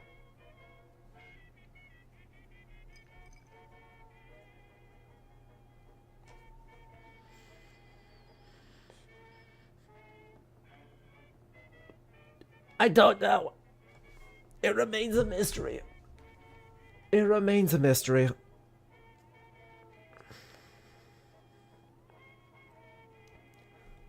Everyone usually thinks of the Golden Gate one in my experience. Yeah, that's probably fair and reasonable. But I think most people even more think of the 1915 World's Fair. But, I mean, that's awesome. Pan American Unity mural by Diego Rivera. Dudley C. Carter word coverings, and 2 Frederick Olmsted sculptures, which is very, very cool. Very, very cool. So, there's a lot of stuff there. There was also the mention of the, Metropolis, the 1927, film.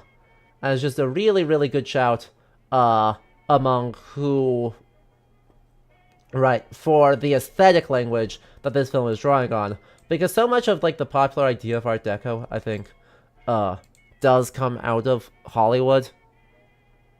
Anyway, as we're over here, you know, these stools are rad, and they definitely have some Bauhaus influence in here. Like, steel piping is not Art Deco. It looks rad as hell, but it's notably not Art Deco. Anyway, I slip into one of the ritziest hideaways in the uppers, long after the rich and sauce have sauntered off to bed. The glass cage cleans up nice after hours, but no amount of soap will wash away the stink of high-class gin and imported cologne. Gives the glass floor a wary tap as I scan the room. I ignore the booze hound glued to the table and turn to the stern-faced bartender.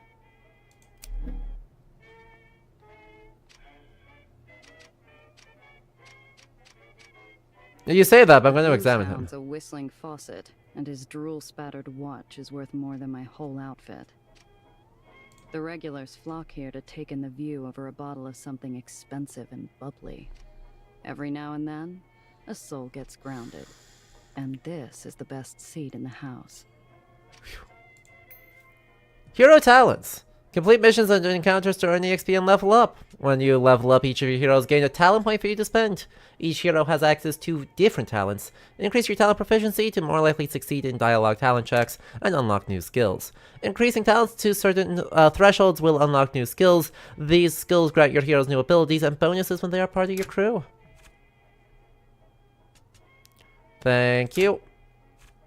How many points do I have? I have 1 point.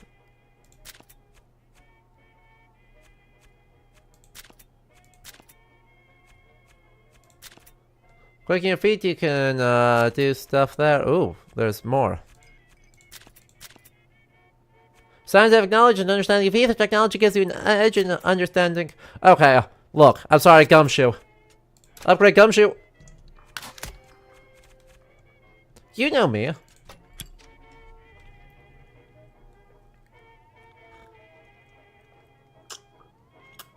Right? Ivan, especially the higher city, lower city things, it's a common trope, but together with the aesthetic, might be intentionally inspired by Metropolis. I think so. I think that's a reasonable... Good a mouthwash as any. Might come in handy later, too. Currency in my line of work isn't always green. It's a good thing that this is 39. Look as I grab the long-necked top-shelf swill and take a drink.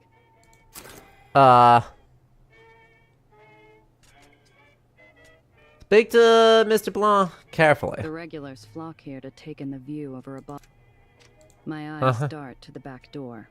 If things go sideways, I'm a quick sprint from the exit.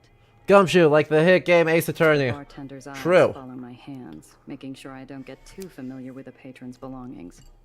I approach the counter. True. His whole... Okay, yeah, look. Okay, if we were worried about the quantity of Metropolis influences, look at that man's apron. Like, there's no way that we can have this much that just looks like Metropolis. And not have that be, like, very present in the, like, styling. Like...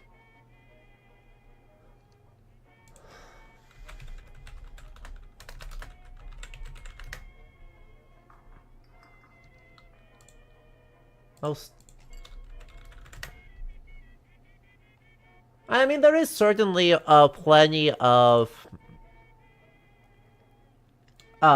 real world analogs. It's not just Hollywood. So, like, you know, for folks who haven't been to New York before, I'm trying to get a good photo of the interior lobby of the Chrysler Building.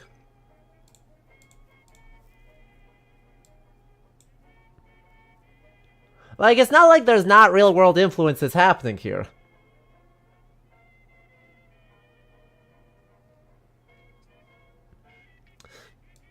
It's just, there's a certain flattening of...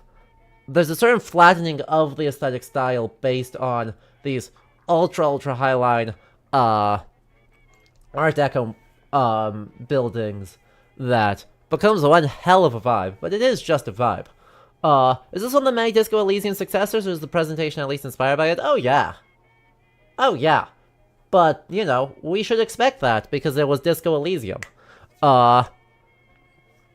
Also, though, you know, Bioshock's aesthetic influence is very transparent here. As is about a whole bunch of other steampunk and, vaguely Hollywood Art Deco things. I give a curt nod without response. Any other gift of familiarity would be wasted. Wilson out? A deep sullenness passes over the man. What can I do for you, Miss Randazzo? God, that voice. Ooh, that's that voice like butter right there. Certain dialogue options contain talent checks. These checks add an element of chance to your decisions influenced by your... Sovereign Syndicate, actually, is another very close comparison point here, as is Baldur's Gate. Like, all three of those, I think, should be cited among this list. 2d6.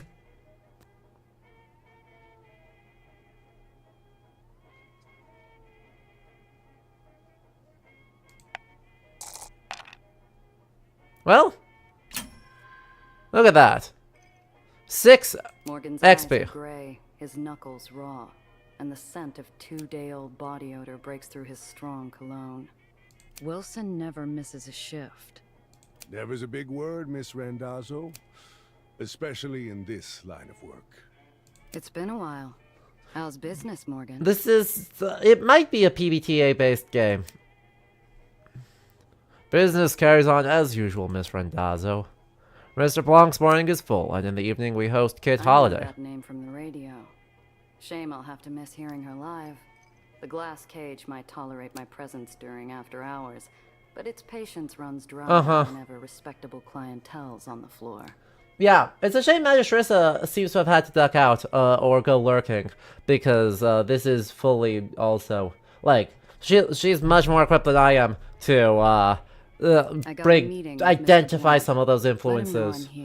Because, you know, 20th century. I can do 20th century, decorative arts, but it takes some doing, so, So soon. I'm surprised. And without your uncle. His eyes meet mine, challenging me to say anything, to reach for my piece, to balk, maybe even cry. I slowly inhale. It's too Hi. early to let some Hi. high-nosed stiff get his kicks in. So I smile. I'm missing an Apollo Diamond picture to be here, Morgan. Help a girl out. He's so noisy. He's so loud. Oh my god, baby. Baby heard. We're gonna, hang on. He hates, He hates being picked up, but he loves attention. So we're gonna try and commit crime. We're gonna try and make him very unhappy here. If he comes this way. Hello. Yes, hello. I'm scooping you. Scoop!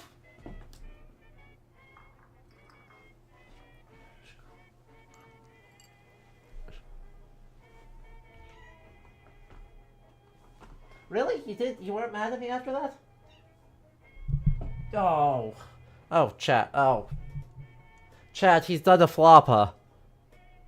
And followed by a big stretch. Oh no. How can I not pet him? I'll be right back.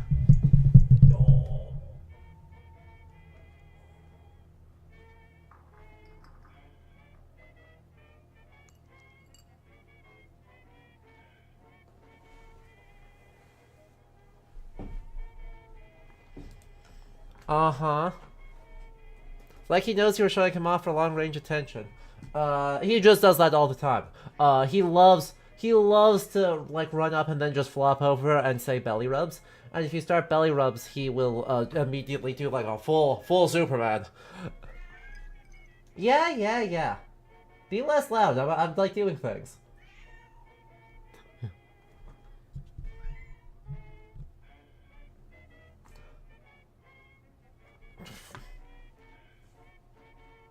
Are you... Cool. If he's gonna let me just, like, use... He's sitting on my foot, so, but this works. You have a stray cat who, in the neighborhood who hates being pet by everyone except you. This makes you feel powerful, as it should. You have been blessed. The bartender frowns while he polishes a small tumbler. He's expecting me. I don't intend to make him wait. Do you? There's so much Codex here. The Codex is your in-game encyclopedia, offering lore, character details, and insights into the world of Ether and Iron. Access it anytime from the top right of the screen. Entries are unlocked as you progress through the story, complete missions, and explore the city. Look for highlighted new entries and delve deeper into the game's lore. Seems self-indulgent to keep notes on myself.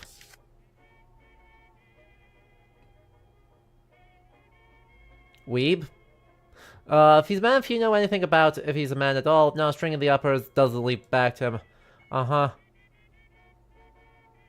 Locations, Astoria Bay. Aerial view, New York City, main automobile roads, Astoria Bay, New York City's flying. Small island, uncharacteristic for the uppers, plenty of escape routes. The glass baron who runs the place is more of a recluse, little interest in the affairs of the barony. Enforcement lacks. Still need to go see Silverfoot James of Foxy's.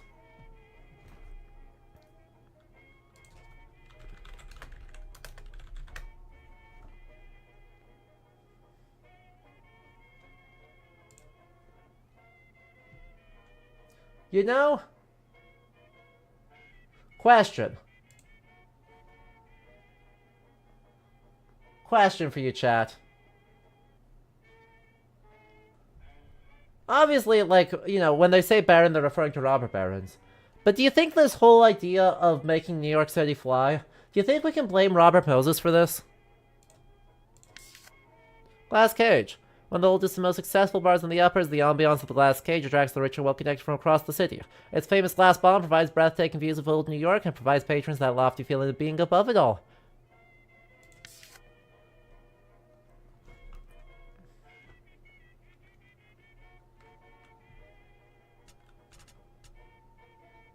You blame Robert Moses for many things. See, That did the trick. He reaches his hand under But, the counter. you know, Robert Moses historically becomes Commissioner of Parks for New York City in 1924. Instead, I hear a And he's in power for a very, very long time. So he still is in power in 1939. So, literally, do you think we can blame Robert Moses for this? Okay, Winter, I don't see or hear you. Where did you go? See, it's always alarming when I can't see or hear him, because more than once that has turned into he jumps up on the thing behind me all stealthy-like, and then knocks over one of my knickknacks. They'll be with you shortly, Miss Rendazzo. I assume you can show yourself out afterwards. A familiar scent fills the air and blazy smoke drifts to the corner of my eye, drawing my attention to a darkened booth.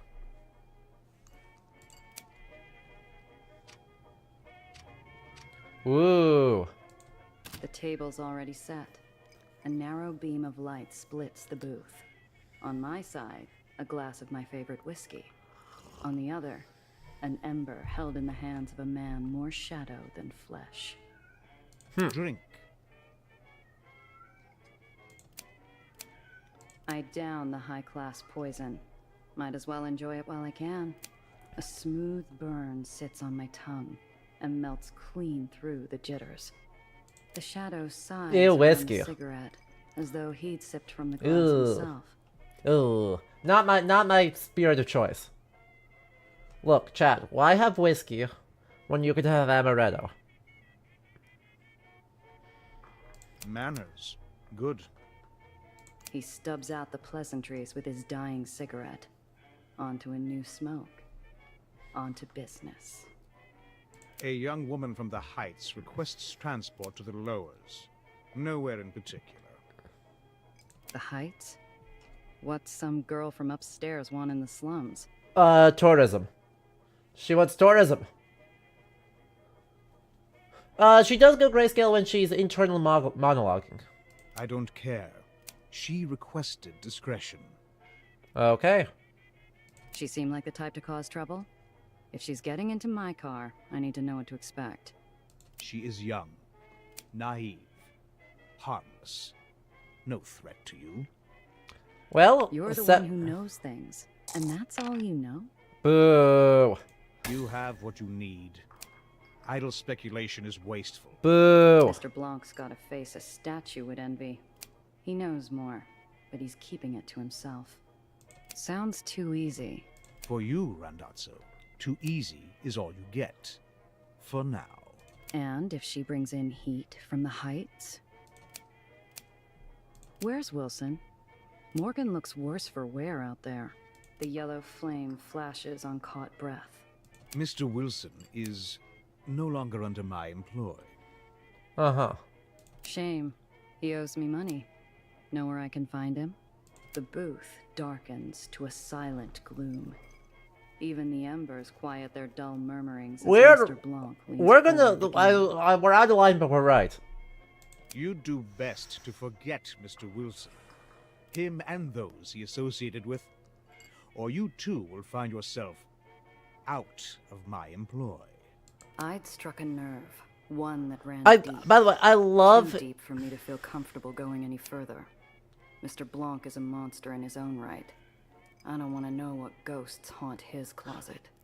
I low-key super love his fashion choices. They're wildly over the top and quite annoying, but also look at that deep-cut dinner jacket with a quilted lapel.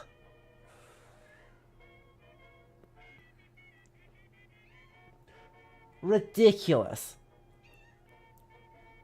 I'll get it done in a Absolutely few hours. ridiculous And style maybe happening next right time we there. talk, the work will require more than my babysitting skills. Your reputation is mud, Randazzo. This is charity. Do the job. You'll be paid. Chat, this is my life. He's one room over, screaming like he's no idea where I am, even though I was actively talking. Half your usual.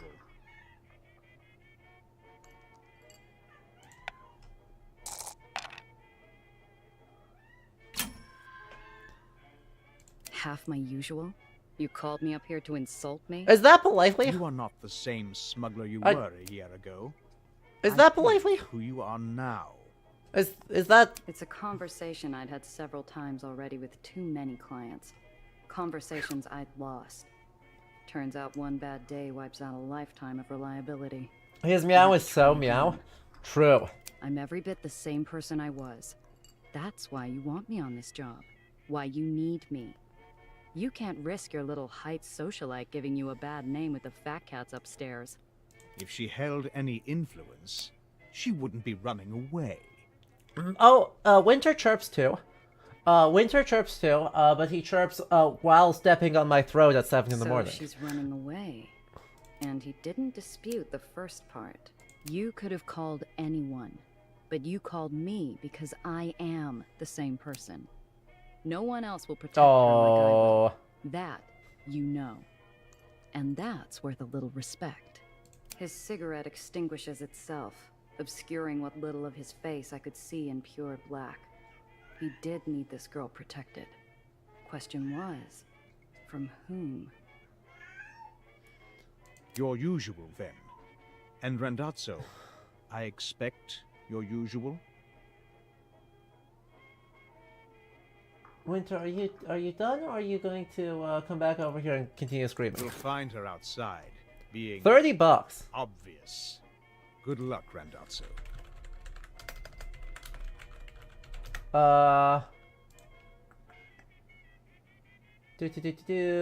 In 1939. Let's just say this time in 1939.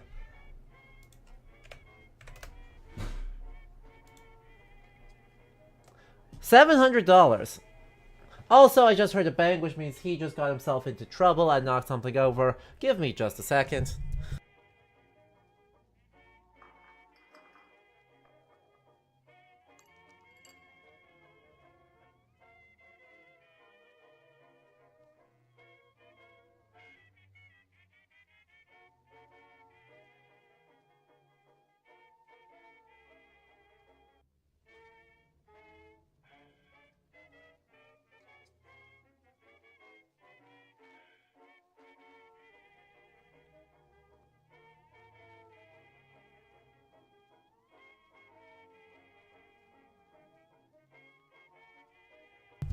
He's only somewhat chaotic. He knocked over a frame, an empty picture frame. So, he's fine. If you hear squeaking, I threw one of his toys at him. So, otherwise he's gonna be probably just mostly screaming because I am not, giving him all of the attention, you could possibly imagine. And I committed the cardinal sin of closing a closet door on his face. And by on his face, I mean while he happened to be looking. The mission log displays your available missions, including details on their current objectives. From here, you can also review a history of previously completed missions. Access at any time from the top right of the screen. Conversations, locations, and other points of interest that are required to progress the tracked missions are highlighted across the game's world. Tracked or not, all available missions can be progressed. Use track mission to follow the thing you're pursuing. I am finishing off an apricot ginger tea. I have a pumpkin spice oolong that I might make a bit later, depending on how late we go today. Kiki is currently destroying an origami star. See, Winter is not nearly as a Chaos Cat as Kiki is, Bria. He just is extremely attention motivated. A string of Yeah, yellow she's being cats obvious, idle on huh? the curb, their vultures squawking at a young woman standing on the sidewalk, barely 20. She's a bird of paradise, too colorful for the drab concrete jungle around her. Okay. Fine. Fine. Fine. You can't drop references like that. You can't jump. You can't do it.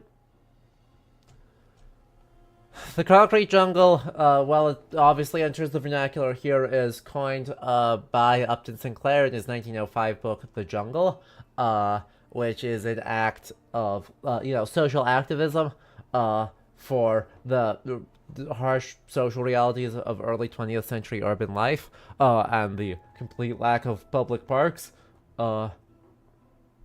Apricot Ginger sounds crazy good. Is that local? It's from the Tea and Spice Exchange, which is a national chain, but a national chain without lots of storefronts. Kind of a bit more specialty teas and spices and stuff. I also have, at the Middle Eastern market in Chicago, I got a lavender rosemary herbal tea, which is fantastic.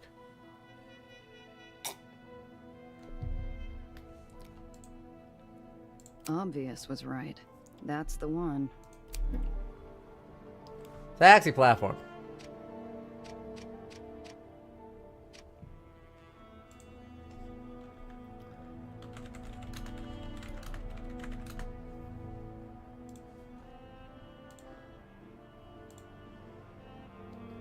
So we should probably, oh,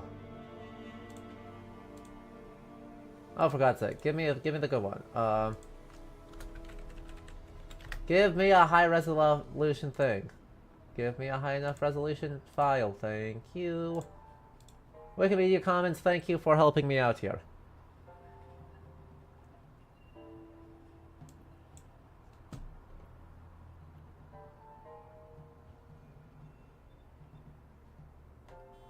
Right, obviously this is earlier. This is quite a lot earlier. But you can see the aesthetic things. Huh. Kiki is unprecedented levels of chaos. She took being named after Keyleth of the Arashari as a challenge and proceeded to jump into the Gal 15. Oh no!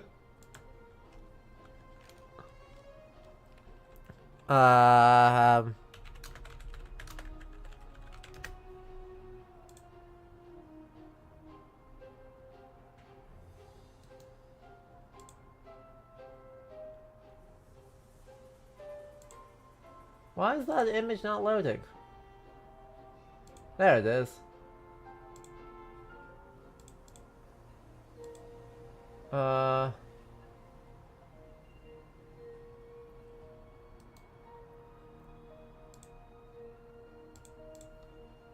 Then, let's see. Chicago. I'm pulling up some,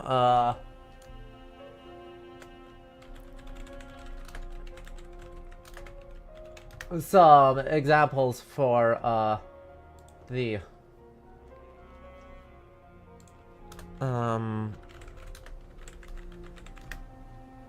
there's a very, very famous one.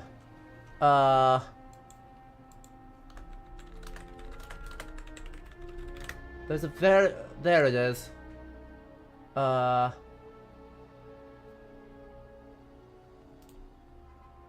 Is that a high enough resolution image? Yes it is. Perfect. Some good examples of, the... Oh, sorry for all the noises there. Just pulled up some examples that are going to be useful for, imagining, some of the fashion that we're looking at here.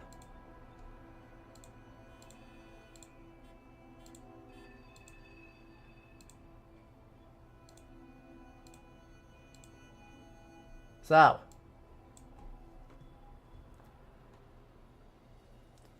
you know, hey chat, you know this man? Hey, Chad, anyone recognize this man?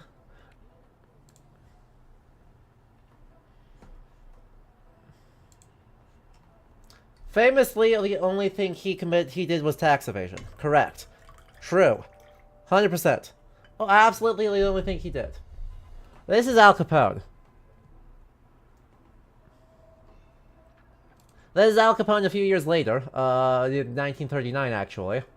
So, you can see some of the things, though he's not doing nearly as well these days, or here as he was in the late 20s.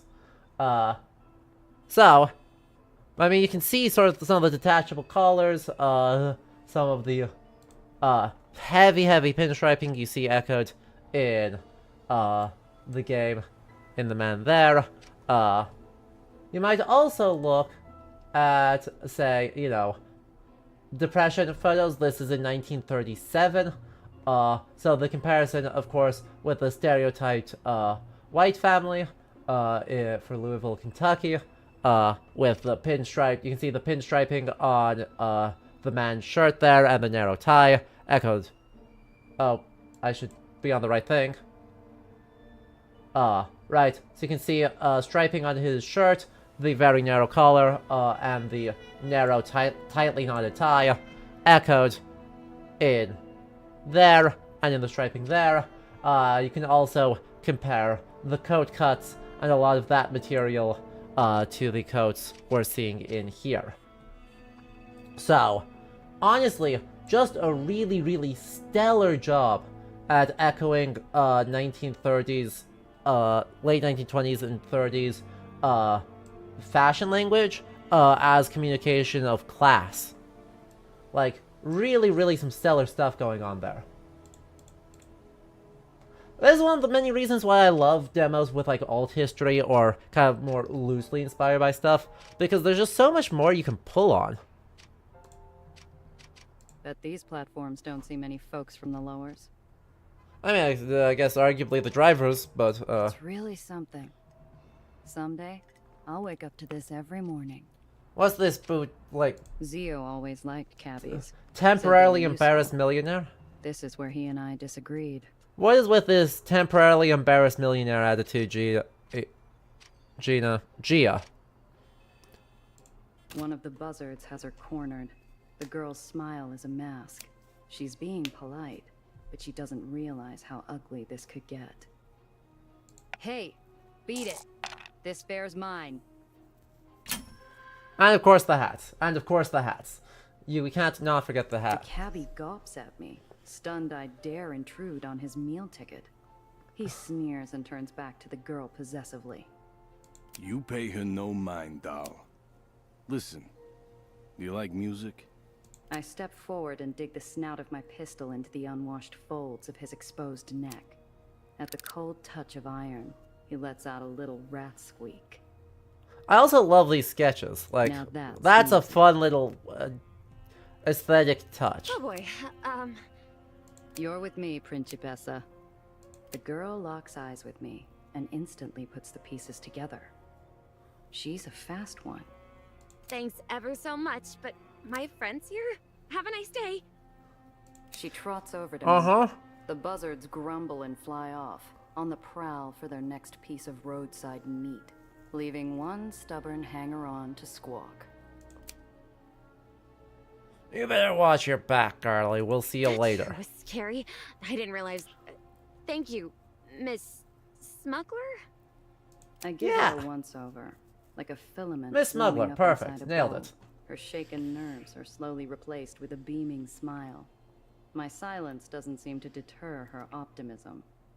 So, you're my driver. I'm Nellie. Well, Dr. Eleanor Reinhardt, technically, but please, Nellie's fine. Nice.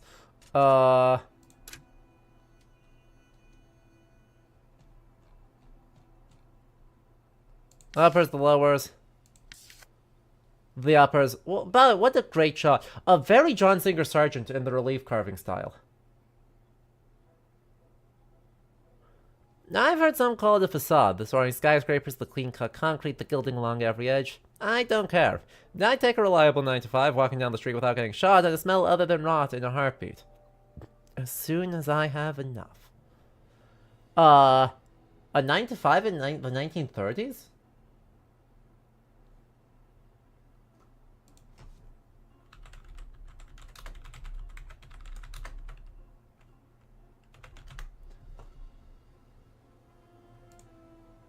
Oh, wow. Huh. Neat. 1938.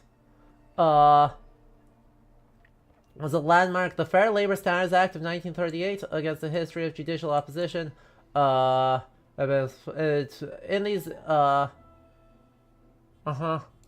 these industries that plan child labor and set the minimum hourly wage at 25 cents, a maximum work week at 44 hours.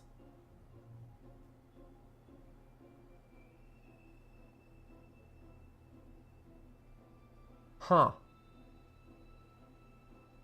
So, you know, defining work week as 44 hours kind of forces it as like an 8 to 6, but an 8 to 6 is not a 9 to 5, but shush. Shush.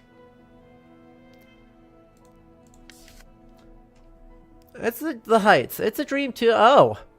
Ha, this is contemporary.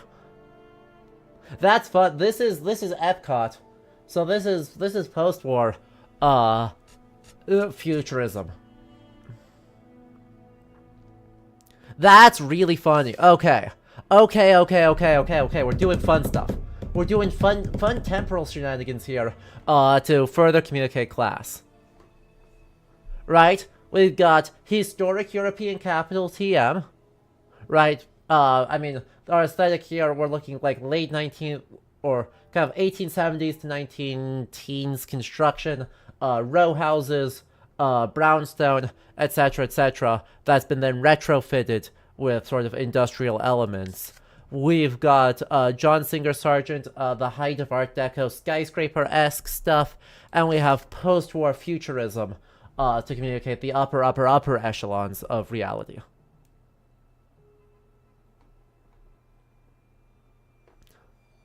That's fun. I really like that use of different communications of what is the cutting edge of urban design as a way of understanding its class Name's and Gia. So, aspiration. doctor, huh? That's right. My degree is in theoretical athonics. I did my dissertation on Cherenkov radiation's impact on aether particulate flux. Columbia, then NYU for postgrad. Bro. Such a gorgeous campus. Have you been? So Columbia, does Central Park still exist? Can't say I have. It's pretty close to the Helicline Institute of Athonics. Olympus Park is what most people call it. Where I work. Or worked, anyway. She fidgets with her big, overstuffed briefcase. Something about it bothers me. This isn't your average rich socialite clutching her purse in a rough part of town. She's clinging to it like a rooting for Yuri to win here. True, real babe. I can promise you Yuri in future games, future demos, Ray. There is Yuri will happen. The girl's eyes sparkle with curiosity.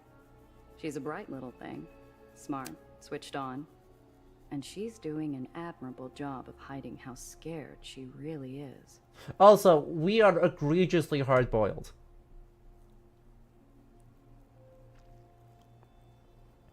Like, my god, like, she is fully Humphrey Bogart levels of hard-boiled. Her voice drops to a conspiratorial whisper. Are you really a smuggler? Depends who's asking. Well, I am silly. How does one become a smuggler anyways? Usually not by choice. Wowzers. My conscience way. Okay. I get an itchy feeling, like we're being watched. This whole thing has me off kilter, like walking into a room without turning on the lights. I will admit, I do love the style choice to specifically reference noir film, like 40s noir, by going black and white when you have your hard-boiled, gritty narrator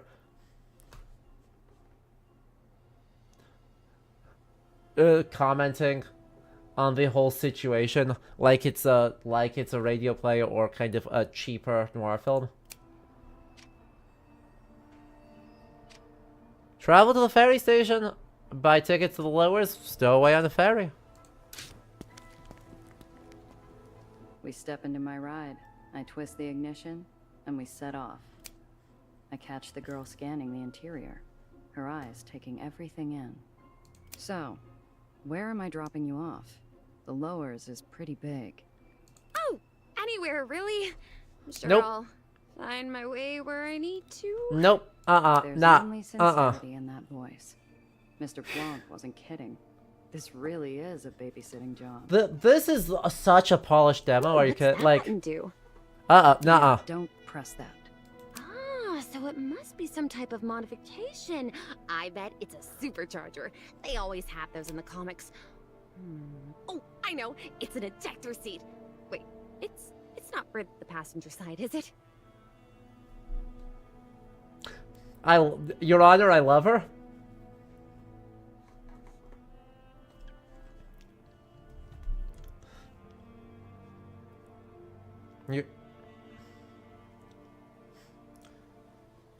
She's such a nerd. Affectionate.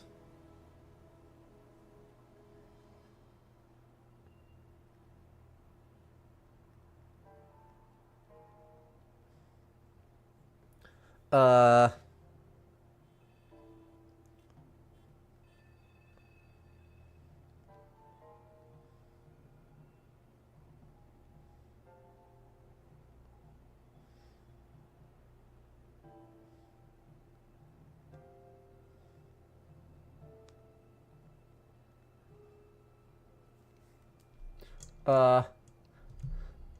Nah, Nelly, that's clearly the oil slick.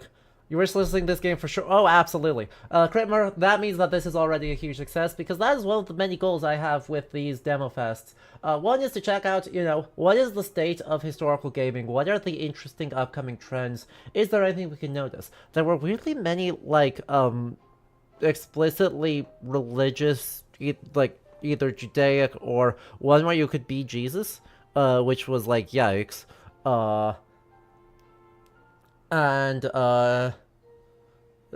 Two, to find some interesting games that folks should wish list and support to support weird indie games doing weird interesting stuff. So, huge success. Ether and Iron is its name. She's not even really talking to me. Her motor mouth is just spinning out of control. I've gotta learn what the hell's going on with this easy transport. Uh-huh.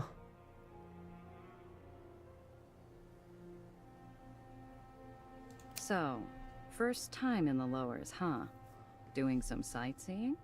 I'd rather not talk about it. The kid glances We're not away doing and tourism? grips the case Dang. tighter. Rich people This tourism line in of poor questioning communities, isn't though, going is such a anywhere. thing in this period. So, you and Mr. Blanc are old friends? The girl gives me no. a confused look, like I was using a jar of rotten eggs as face cream. No. That's we an had a evocative- difficult see, situation. We He's were a talking very about pros kind earlier. man. Quite like him, though I think he smokes too much. Yeah, we were talking about, like, interesting pros back at the Star stream when, the U Chicago exhibit had Brando Sando. What a fantastic simile. What an incredibly evocative simile to put in your game. Using a jar of rotten eggs as face cream. Kind. I've never heard it put that way. Huh. He talked about you. before Also, you showed up. fun I fact. think he likes you. Said you had grit. That I could trust you. Fun Not fact. much else though. After that, he just smoked and smoked. Dirty habit, don't you think? Two of the communities that, mob bosses lived in. Oh yeah, the tourism, not the rotten egg cream. Yeah, still is fair enough. So, this lore I think I've told on stream before, but hi, IRL lore. My great-grandmother on my mom's side lived in Chicago in the 30s and knew Al Capone, and refused to believe until she died, to her dying day in the 80s, that he could possibly have been guilty of being a gangster, like he was accused of and was. Because he was this lovely man who made sure that she and her sons got home safely. Sometimes he'd personally walk her home from work, and other times he'd send somebody to walk them home. So thought he was just such a nice young man helping her out. So this is actually like 100% authentic to say that, you know, crime lord who interacting with certain aspects of the community member actually comes off as an extremely nice person. I can't tell if So, she's being literally, serious. like, personal Miss anecdote Sunshine says, doesn't hell seem yeah, much I of a love that vibe, choice. But getting Mr. Blanc to share personal details wasn't a scenario I could see playing out.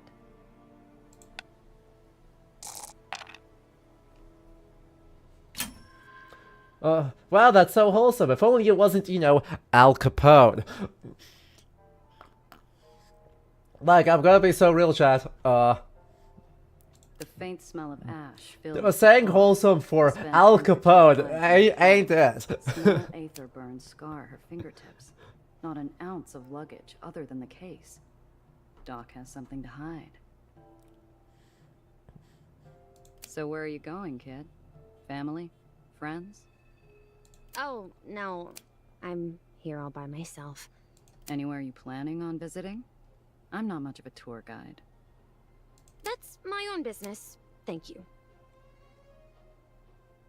You're running from someone. By the looks of it, you barely got away. So, what's some pampered lab rat doing on the run? Oh, we're Steal smart. something in that case of Oh, yours? we're so good. The girl shocked silent. Lies and half-truths run across her eyes, but none of them make the cut. Oh, we're I so had her cut good. to rights. Don't worry, kid. You're not the first with a story like that. That's not my story. Well, not all of it. I didn't steal anything, I swear. She looks out the window, quiet and still. Last thing I need is some Heights drama following me down here and ruining an easy payday. I also low-key While we're love talking, that we're just my gender eyes keep flipping getting when it pulled otherwise to is the rear very, view like it's a magnet. thus far, I can't very shake the feeling stereotypical along the noir way. story. Right? Like, such...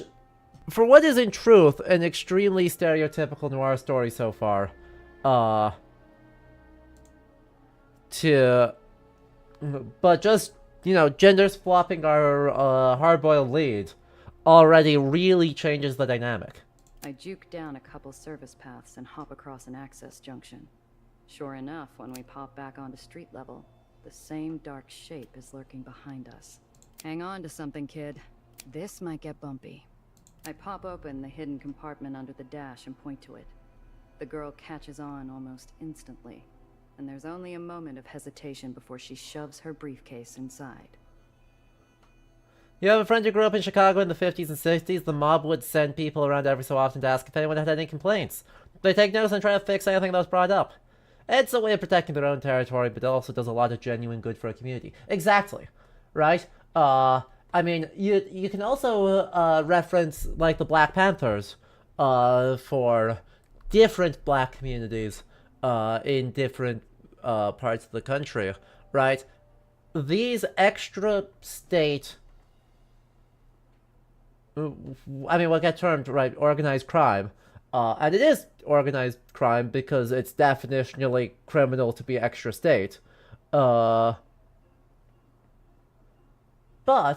they are filling a lot of the roles that the state is supposed to, in a functioning, healthy society, that the state is supposed to fill. And so, you know, it's the incentives for protection against the threat of violence from the capitalist state, and the role of community cohesion and social services absolutely all fall into each other And, you know, you still see that play out. Like, you certainly still see that play out, because guess, not to... I mean, obviously to make things very contemporary and political, you'll observe that the Palestinian State Authority does not actually have the ability to manage even a free Palestine, while Hamas absolutely, like, provably does, despite all the other horrible things that they have committed over the years, both within and outside the borders of Palestine. So, you know, not a 100% one-to-one comparison, but definitely not, like, it's not like, as much as certain propaganda forces will try and say otherwise, it's not like contemporary crises are historically unique, or that there's not analogs within the structures in both American and world history. Events. Here we go. A surprise encounter. I catch a glimpse of the man tailing us. He's got the easy posture and the liquid metal smile of a seasoned killer. In the rear view, his eyes burn like ice above a jagged scar. No! How did he find me? Who?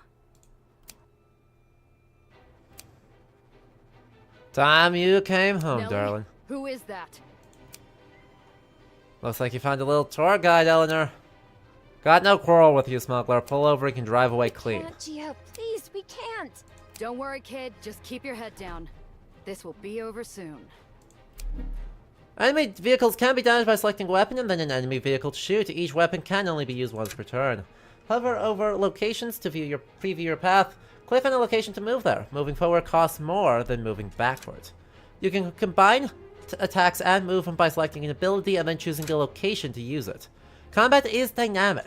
Watch out for obstacles and lane changes that could damage or even destroy your vehicle, or use them to your advantage against enemies.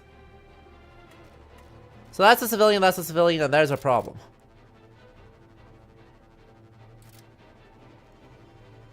Huh.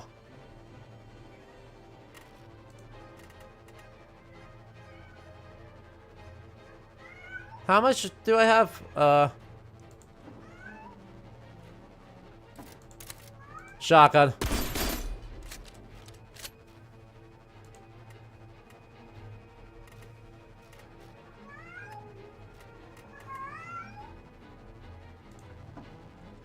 And then we end our turn there.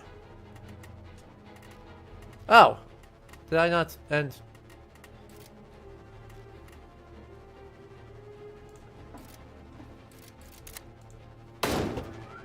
Cool, there's a lane change off of that. Love that for us. I'll pull back up and then I'll end turn. Civilian turn. Just gets the hell out of the way. Civilian turn gets the hell out of the way. Doesn't have to go like this. You've got a guy like... Ooh. He rounded me? Why would he do that? And there's the... He's got the shotgun there.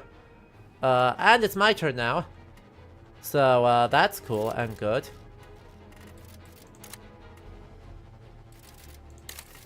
We'll do that. Gatling gun.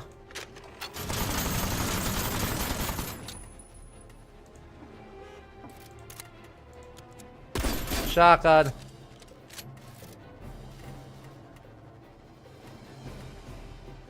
I don't like either of these positions. Oh, shit.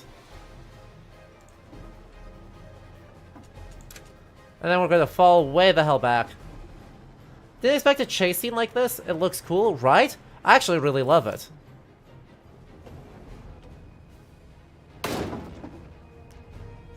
Come on, pull in. Ah, he's gonna ram me again.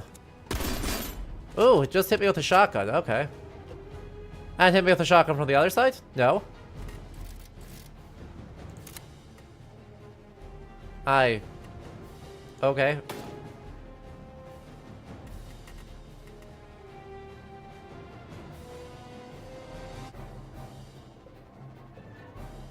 Ooh, that's on cooldown though, which means I can't do shit about that.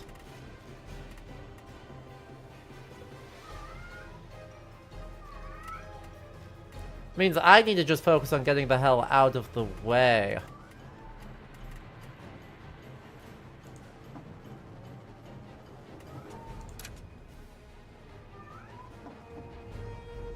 He's gonna blow himself up. Wait.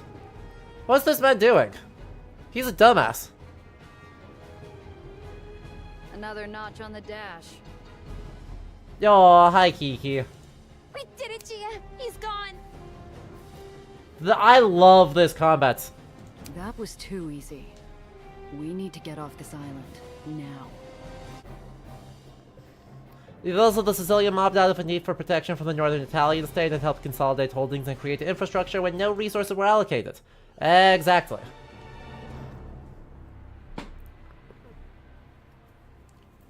Oh, I am loving what this game is doing. Stop! All vehicles leaving Astoria Bay require an exit permit. Verified this morning by... All exit permits from before noon today are considered void. You'll have to acquire a new permit inside the Look, terminal. Maybe there is some other arrangement we can reach.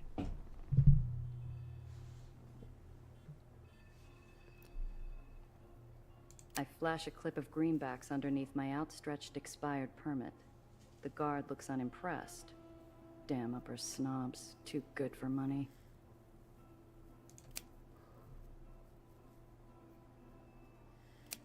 Implementing combat as a tactical take on like cinematic car shots is so good. Right? Ma'am, that might fly where you're from, but not up here. You'll have to get a permit like everyone else. Now, move. The spot near the entrance of the terminal. Also, I do low-key really love the, like, you know, hybrid 2D, like, it's almost like Treasure Planet style, where the vehicle models are 3D, 3D CG renders integrated into a 2D landscape.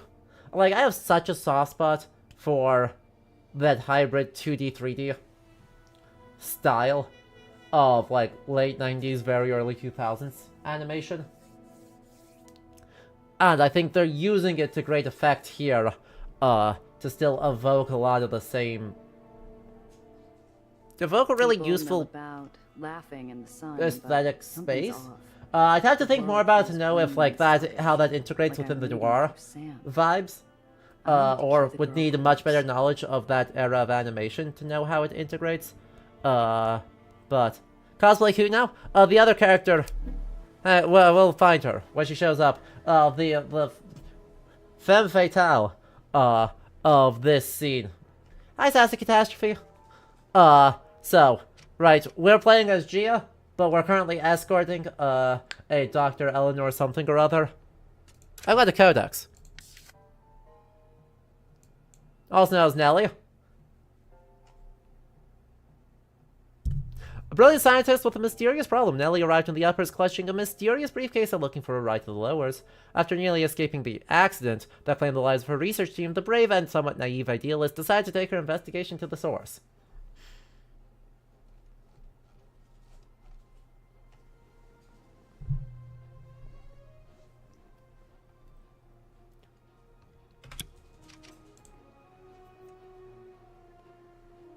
There's not a dark cloud in the sky or a black hat in the crowd, but my shoulders remain tense. Again, adore the vibes. We're killing time in a sea of hard limbs, well-used pocket watches, and dull chatter, waiting for a permit. Bureaucracy moves slow in the uppers without the right type of love to grease the wheels. Gia? Are you sure we can't take my briefcase? It's very important. Yep, alright, yep. Uh-huh. Better off out of sight than getting swiped in a pickpocket's hunting ground. See that? Chat, go shop vintage. Etsy has a couple of really good vintage dealers. I've gotten several pieces from a guy in Florida, that are all rad as hell. A lot of 60s stuff, not harder to get, like, 40s 30s stuff, but I've gotten some really sick pieces, including stylish wool coats from vintage dealers before. So, like, the pieces still exist. I believe in you. Do the thing. I nod and put a spotlight on an act I've played myself. A gal trips into a gentleman. The gentleman goes to help her. And the bag he's briefly forgotten about glides away in the hands of her partner. Jeepers! Oh, that poor man. We should do nothing. Right now, we keep our heads down and avoid bringing attention to ourselves. Oh. Uh-huh. Uh-huh. Look, no one's prying my stash open, and I've got an eye on the car. Besides, we'll be back in the Chimera in no time. Right. We're... what's the phrase? Staying low. I'm just worried because... oh, dear, look! Cotton clouds! Oh, I haven't had uppers candy in years.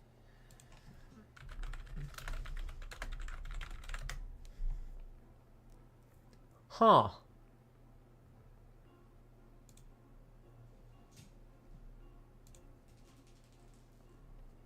Okay. What are you playing with? Hang on. Winter, what are you...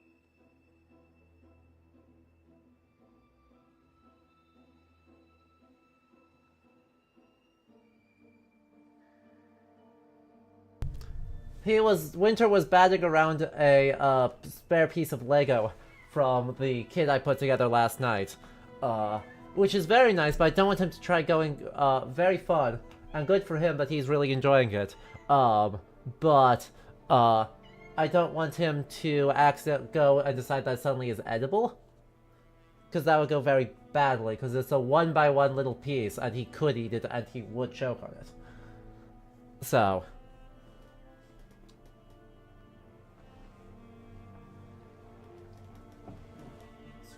Oh, okay. The scoop failed, chat. I was going to show you the cat again, but the scoop failed. Anyway, fun fact, cotton candy is developed in 1897, but debuts at the World's Fair in 1904. The girl runs off, leaving me to idle in line. Yeah, I know. I did horrible things stealing your, toy. How dare I do that, right? How dare I? Uh-huh.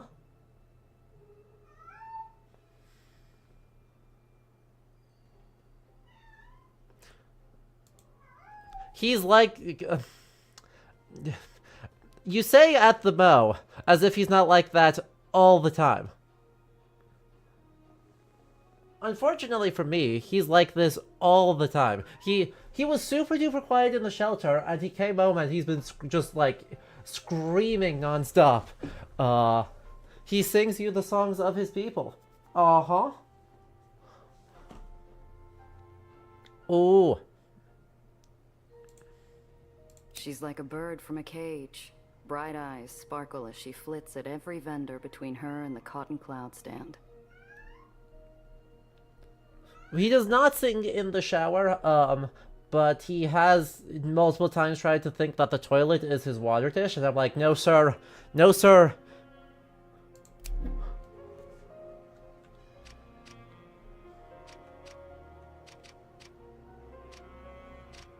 Oh, there's all sorts of stuff to do here.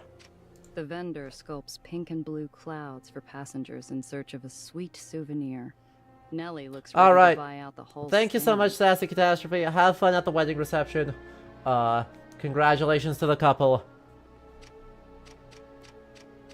The girl seems determined to stay obvious. We've Oh, still got oops. time before the ferry leaves, but I growl as I give up my spot in line and beat feet after her. The girl's busy drilling the vendor about sugar to syrup ratios. I throw a look and she focuses on picking out a flavor. She's just like me for real, for Stick real. of cotton later, I heard her back in line. Unfortunately, it hasn't moved. I let her get in a few sweet bites before I feed her something bitter. What did that scarred-up black hat want with you? Her face falls mid-bite. The pink cloud sags like a lead balloon. I've thought of at least 5 different ways to explain it, but it's complicated. Usually I'd ask someone for advice, but he's not here.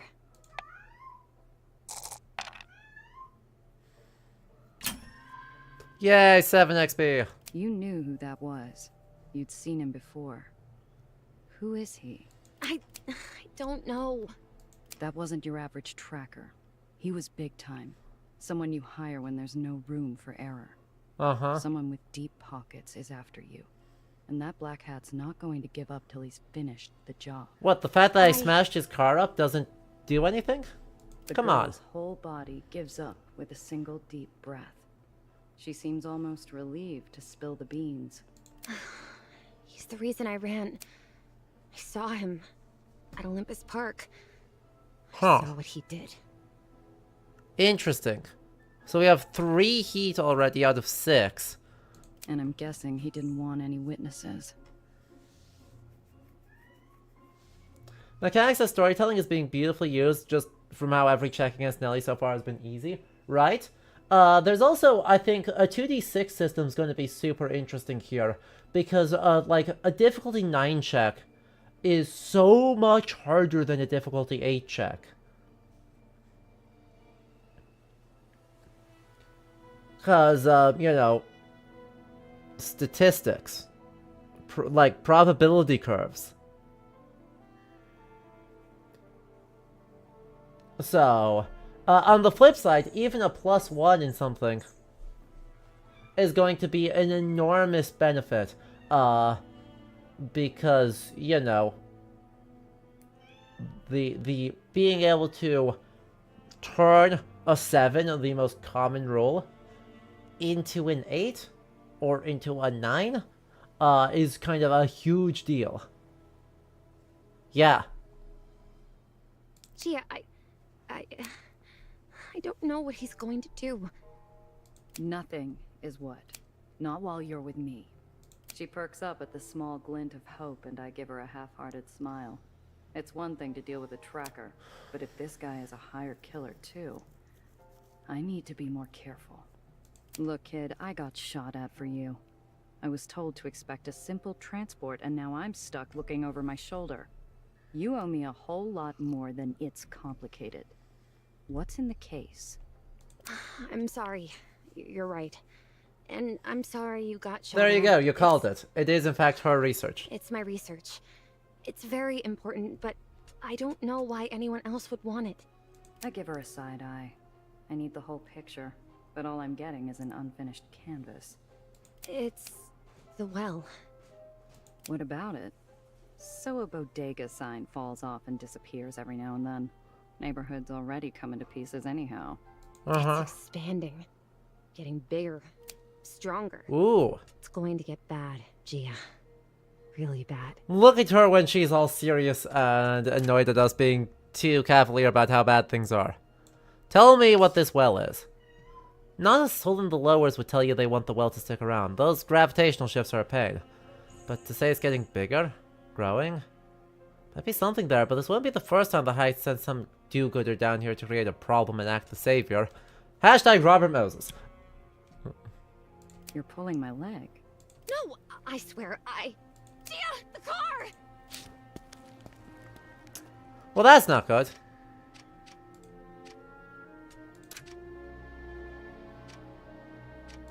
Minutes.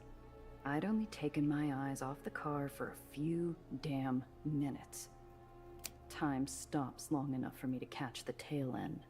The glare of green lights, the lift of red-white metal, and the blur of a black hat. They took my car. Gia, my research was in the car. What are we going to do? We're going, now. Ferry's here. I know a place we can hide on board, but we gotta move. But... No buts, kid. Move. If they've got the car, we've got to assume they're on our tail. We stick to the plan. Get to the lowers and hole up somewhere safe. After that, we're gonna figure out how you're getting my car back. Delightful. Delightful. The hull is a barrenless refuge, rotting and hidden That's a lot of in the experience. corner of the city. It offers sanctuary to every soul who finds freedom at the end of a gun or the bottom of a bottle. It is the safety of the shadows. That is a lot of experience. So this gives us new things. All allied vehicles next to this vehicle gain the hasten status effect. We also... Let's look at some of these. Oh, we can't actually check what the... There we go. +1 ram each turn, gain HP every round. Jump costs no HP.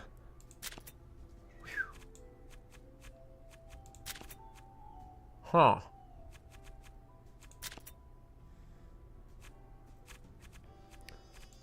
And Phantom. Well. Let's do that, and let's do that. The music. Oh, the music's so good.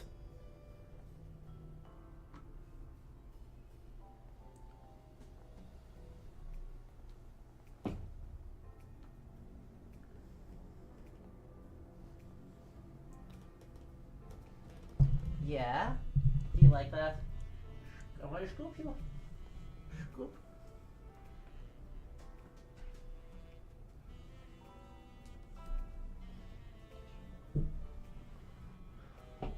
Oh, is this your hideout, Gia? It's like a pirate's cove or a raider's den. More like a sinkhole. Watch your step, kid. You'll sooner run into a back alley mugger than a swashbuckler out here. So, what's next? I love We need that to her find the main extract. sense of things is comics, noir movies, adventure movies. My place. I need a drink. And you need to finish explaining what the hell got my car stolen. I adore it. Alright. So, I think that's a great point to leave off that demo. Chat, like, I'm gonna be real.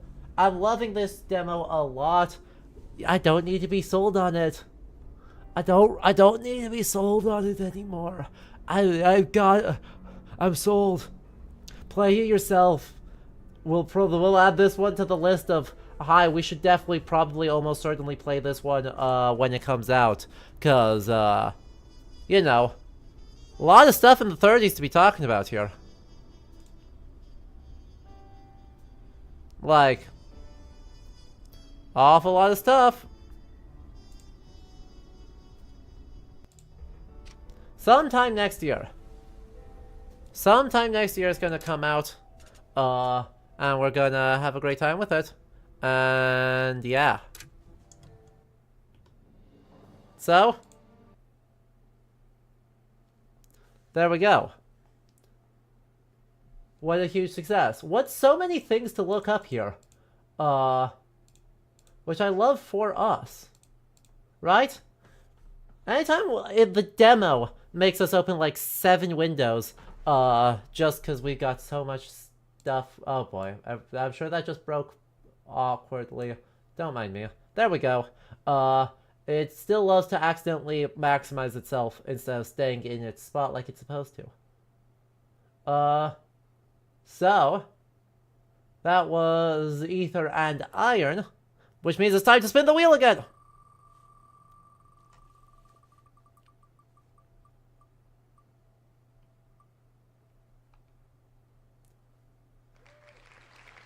Paz Liam.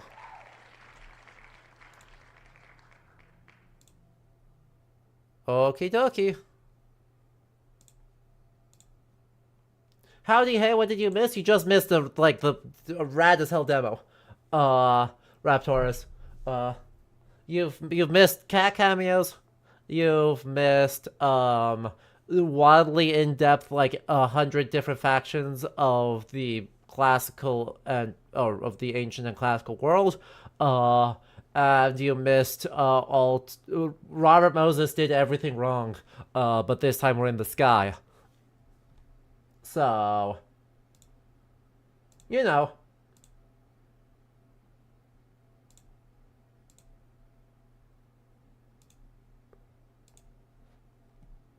Lot to revisit with that VOD. Absolutely.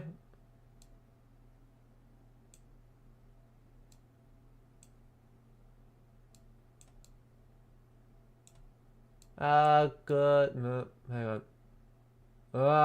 Line up, please. Good enough.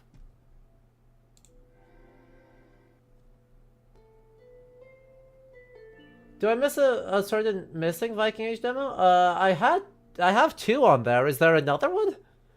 Is there another one that isn't an AI auto battler? Because Norse Oath of Blood is on there. And that was the one that looked like actually vaguely interesting. But there was a weird auto battler one. Anyway, so the pitch for this game is here's a bunch of famous artifacts that we're going to break into literal jigsaw pieces. Literal jigsaw pieces that we're going to have you re-piece together. As if we're doing historical preservation, except, you know.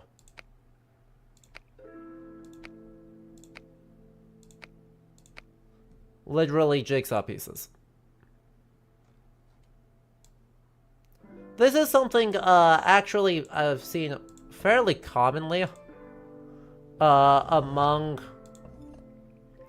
museums.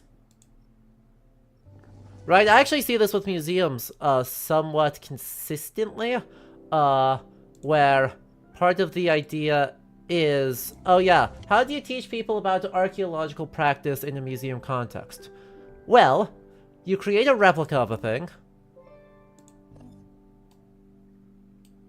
You create a replica of a thing. You break it up into some big chunks, and you make those chunks magnetic, so that when they're in the right spot, they'll just stick to each other, and let people attempt to rebuild it. Actually not, quite common. I've seen it a whole bunch of times. This one's a little bit larger than a lot of these. Huh.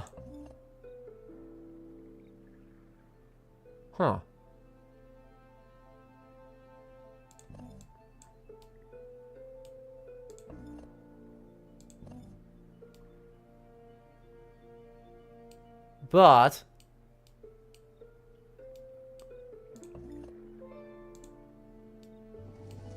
a lot of the same concept holds together. Letting people put hands on the thing helps, right?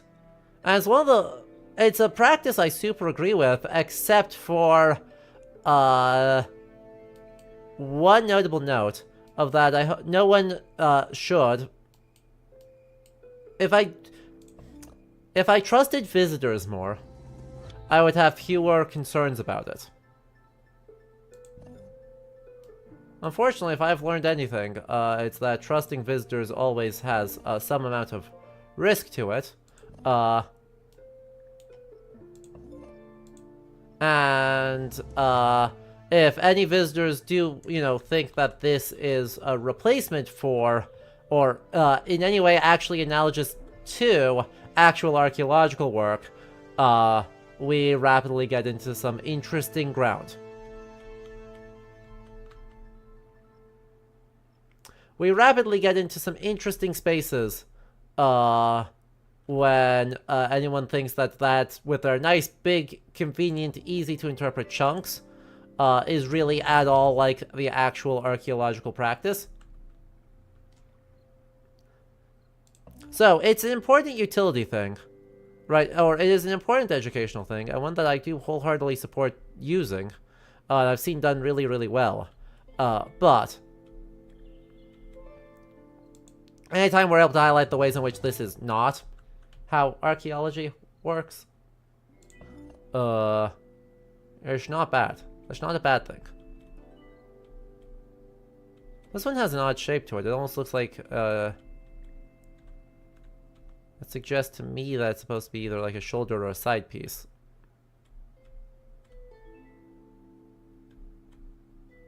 But that doesn't match any of those, so, oh no, it's just down on the bottom. Exactly. Exactly, right? It's a fun thing, for tourists and kids. And, we let it, like, that's good. That's important. We like that.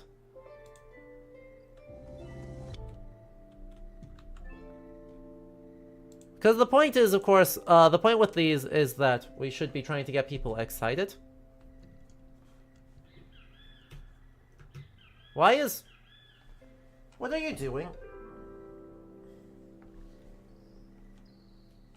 Well, that's an interesting problem.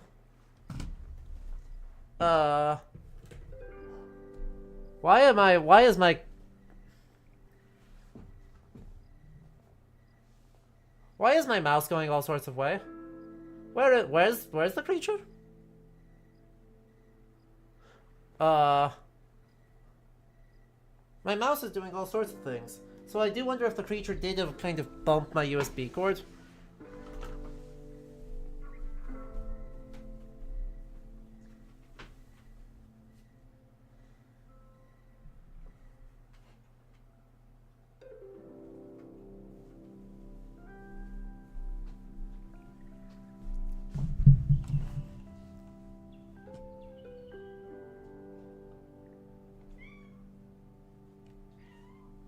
Cat Crimes Delayed Activation Edition?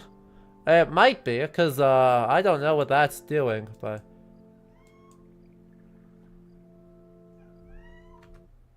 Oh no! Sorry. It's the game! Because if I click tab out of the game, it's going to, immediately be fine and, like, stop doing it. So that's neat.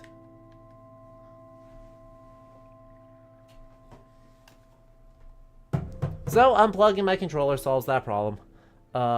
You saw the Lion Man at the museum? Ether and Iron, Hallowed Necromancer.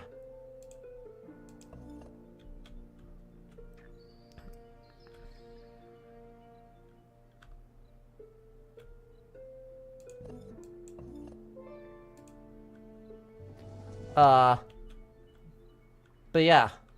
It's super complicated. Right?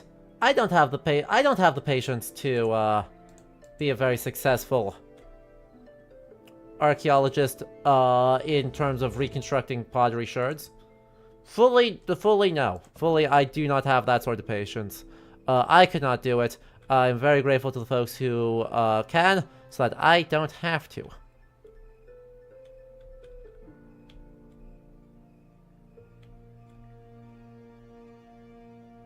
You know? Very grateful. You were summoned. You were on a walk. Yeah, totally reasonable. That's stylish as hell. You're gonna, like, easily the best of the demos we've looked at so far. There was a lot real neat there.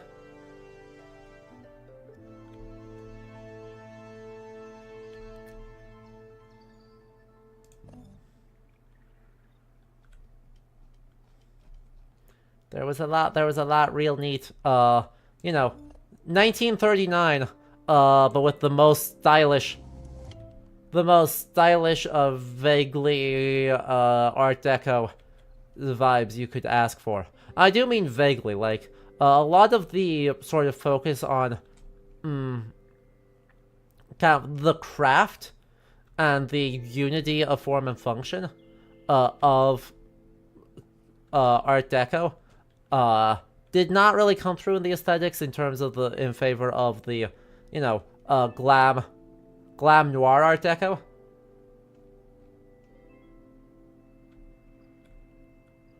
But, the story was really good, and the character designs ruled, so, I don't care. I'm not gonna be mad at something for being all full, so stylish when it is so stylish. That's an ear. Whose ear do I think that is? That's that ear.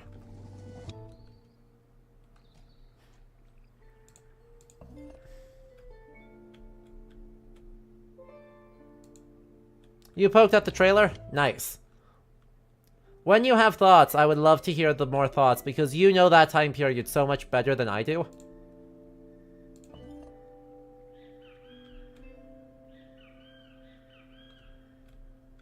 And you know all those references so much better than I do.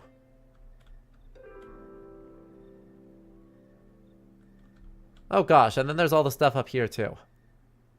Oh gosh, oh boy, oh jeez. So yeah, I mean, I guess the nice thing of that, even though this is very Jigsaw puzzle influenced, this is showcasing how many chameleon pieces something can be. Alright, right, see you later. And it's kind of nice after a day of excavation, like doing a puzzle. You had a large broken brick. No, I get that.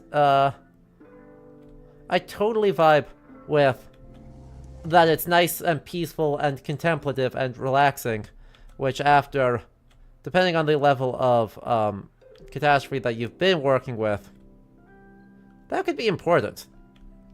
Like, that absolutely could matter. We'll just put it on that side. That works.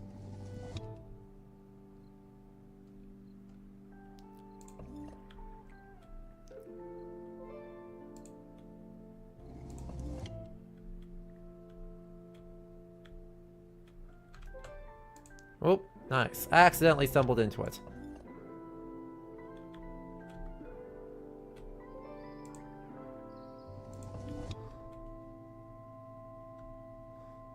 Smaller piece up by the headband. There we go.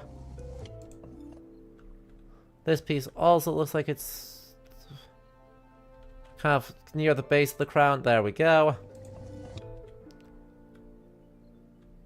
This is also near the base of the crown. Although, not like that. I will say, one of the things I do super appreciate that it lets that this game is kind of addressing the eternal problem of, oh, I had the piece facing the wrong way. Like, admittedly, that is itself a thing archaeologists have to deal with. But, like, you know the number of jigsaw puzzles that get, like, really frustrating? Because you're like, I'm pretty sure this is the right piece, but I just can't figure out which way I need to spin the thing for any of it to make sense. And I appreciate that they were like, okay, we recognize that this would be kind of cross the border from, challenging and thought-provoking to not very fun. If you, actually had to try and arrange the stuff super duper strictly.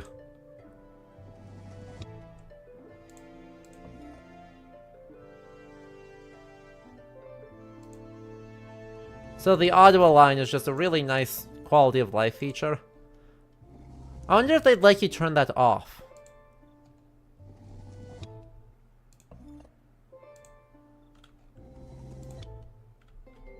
You know?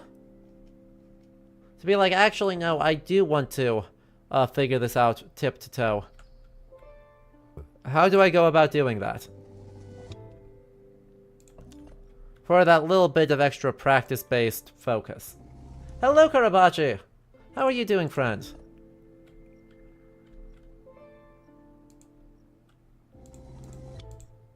We are, reconstructing historical pieces.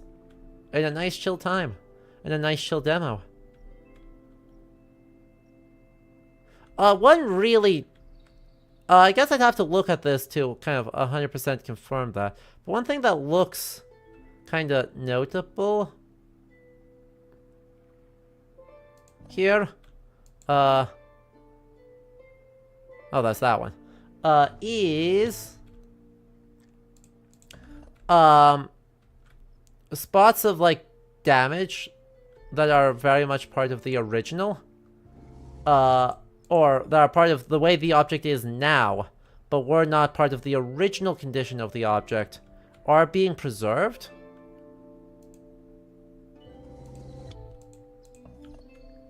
That's always an interesting thing to try and decide, right?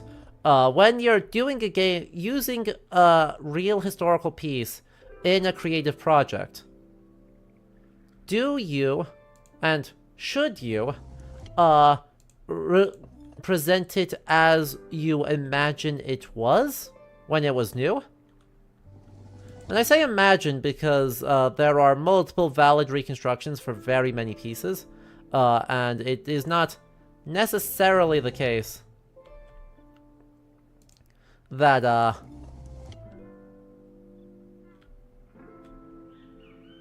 something that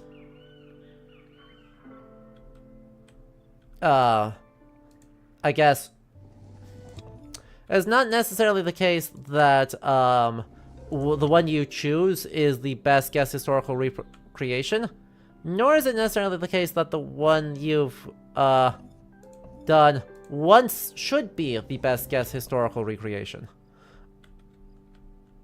But, you know, there's some layers of labor that are kind of made less visible with when there is something that has had such significant restoration work, like this piece. Like, you know, this piece very famously has a lot of restoration work going on in it.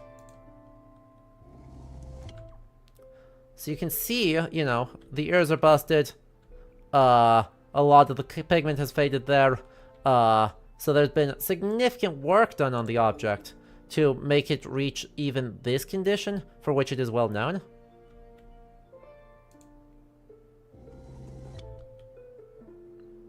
There you go.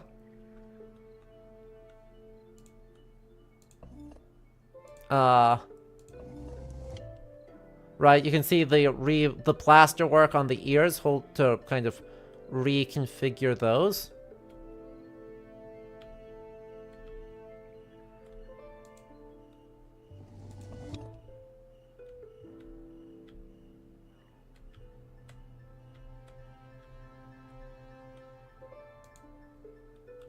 Yeah, Magistressa, you can really see this the lineage where this is the 20s interpreted by the 50s, 30s by the 60s, the whole thing is by the 70s, and all of that by now.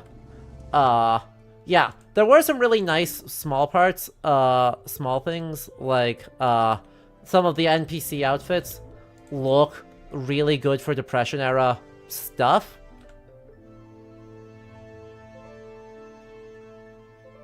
But I also totally sympathize with the rest of that.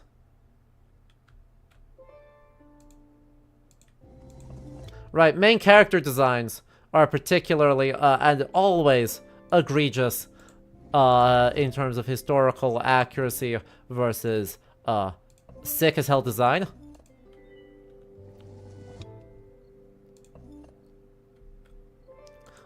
Men's clothes look a lot closer than women's, but is my instinct.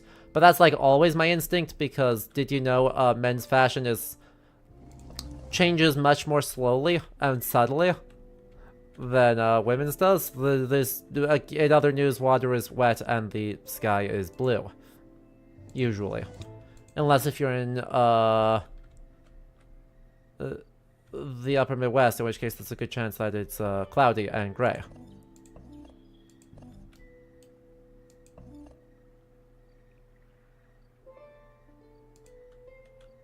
Sure, that's definitely where I thought I needed to put that there. 100%. Yep. You can see ears.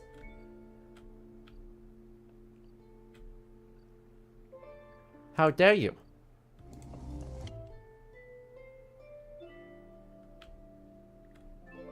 Not the ears. That's like, okay, Jakista, that's not even remotely true. Like, there are enormous shifts in men's fashion, after the invention of the suit. It's just that those are, much more subtle. So, right, the move from the tailcoat into the casualization of workwear, into the further casualization of workwear. Right. As the two-piece suit moves from being workwear to being formal wear in the, like, 60s, and 70s, and you get countercultural language that, breaks away from the suit, then you get, then you get the further casualization, so the two-piece suit becomes purely formal. And now, even then, you see the absolute catastrophic state of the current suit. Anyway, sculpture complete. Origin Egypt, dated to 1345 BC. The bust of Nefertiti is a limestone sculpture depicting Queen Nefertiti, the wife of the pharaoh Akhenaten, renowned for its exceptional artistry and striking beauty. German archaeologist Ludwig Borchardt discovered it in 1912 at Amarna in the workshop of a royal sculptor Thutmose. It was taken to Germany as part of an archaeological agreement, though Egypt has repeatedly requested its return. Today, the bust is displayed in Berlin's Neues Museum, where it remains one of the city's most popular tourist attractions, despite ongoing diplomatic tensions over its ownership. The Mano Doloroso, a bust of Napoleon, and a Chinese vase. Oh, that's a lot more pieces. Well, that's a lot of pieces.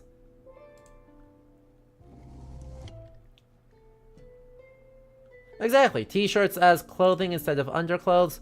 The rejection of the undershirt, like, as a concept in general, instead of as just an expected thing. Or... right, there's lots of bits and pieces in there.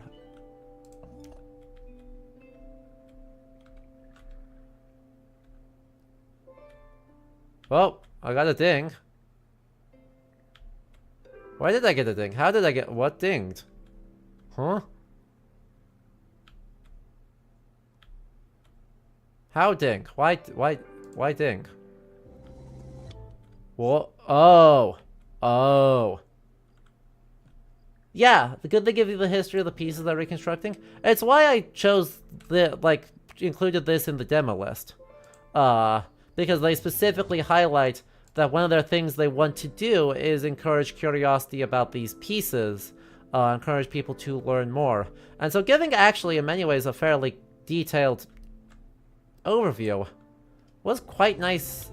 Like, that's not bad. I appreciate that a lot.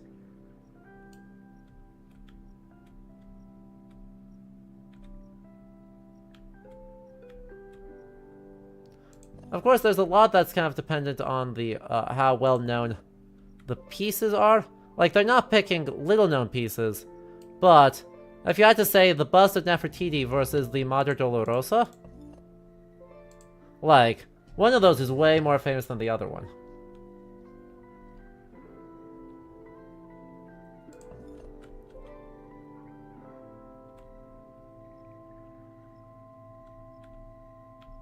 Huh? What corner did I trip on? I have no idea what corner I just tripped on to get that oh, up here. Huh. Okay.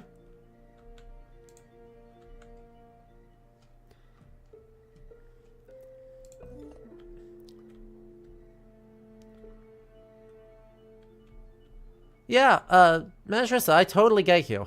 I think you're right, it would feel really peculiar for a 70s movie with smartphones. And it does speak to a very significant elision of cultural memory of, I guess we'll say, just the vaguely Art Deco years. You know, 1923 or 1922 through 1940 something. Like, let's say through 1941, right? 1923 through 1941-ish. All as like a single thing, both in terms of media and in terms of actual, culture. And understanding of the movement and stuff. Yeah, the interwar period, that's a good way of phrasing it. Because pre-World War I's clearly different. And post-World War II is clearly different. And people love to kind of smush together the entire space in between those. Regardless of whether that's the thing to do.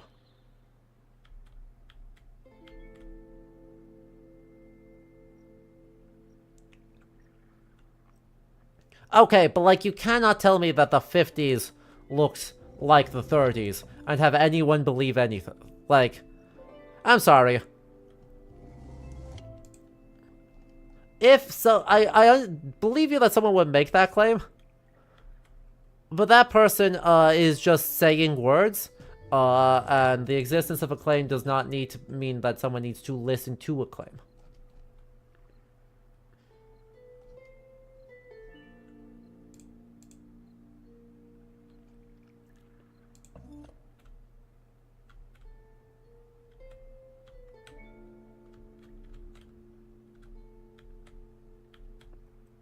That's not a claim that anyone needs to take. If someone says that with their full throat, that's a great time to say, alright, thank you, have a nice day, and move on. Like, then we're fully in the danger zone of just like, do not engage further, they do not know what they are talking about. But people are allowed to have bad takes, and people are allowed to have a casual interest in something. So, we're allowed to just move on. To ignore them and move on.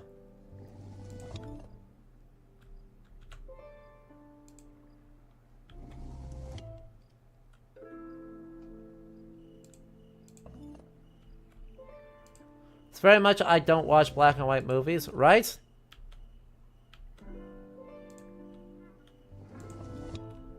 Also, a lot of I just don't watch movies.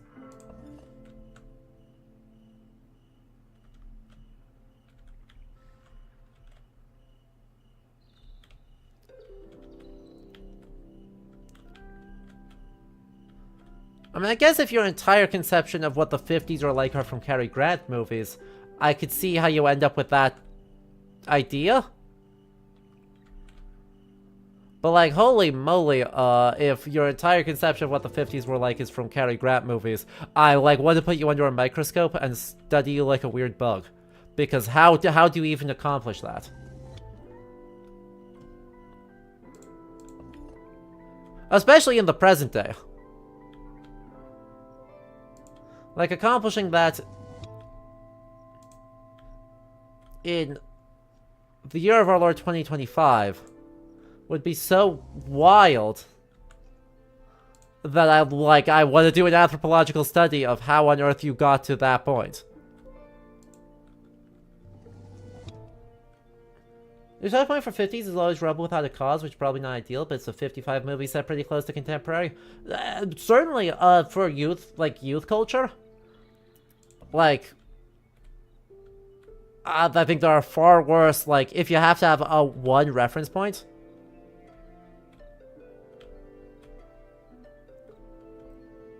I think that's, very far from the worst one available.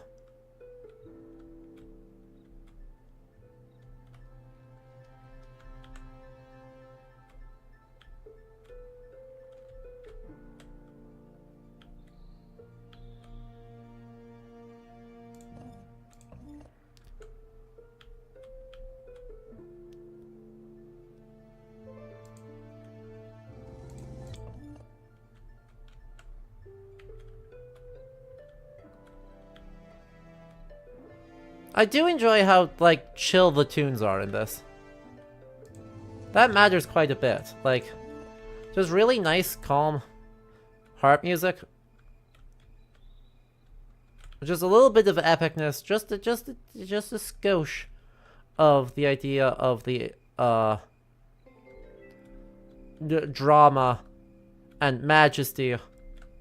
And the idea that you are doing work that is valuable and with things that are old and capital I important. Without getting stuck in that. Or distracting from the Zen vibes. Because it is super Zen.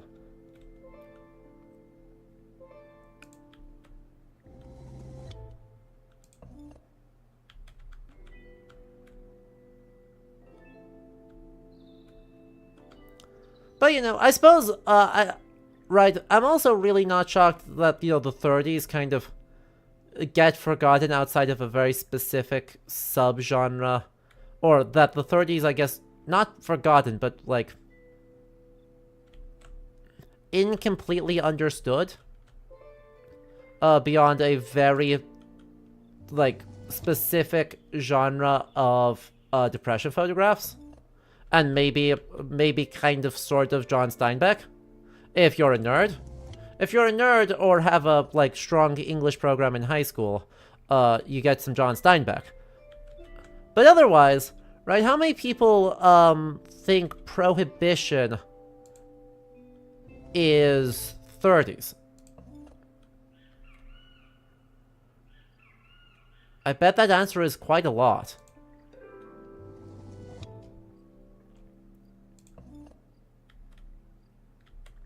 I bet the answer is quite a lot that, since Capone's active in the 30s, clearly Prohibition's active in the 30s.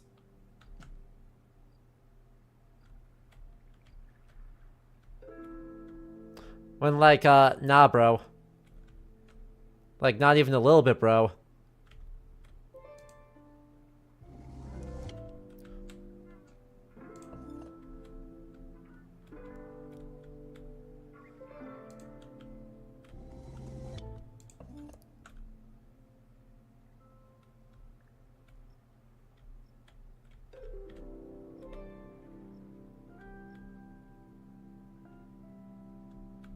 Huh?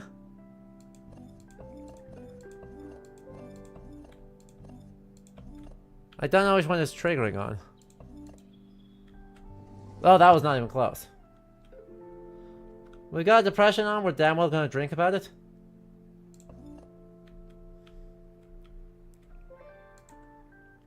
$33.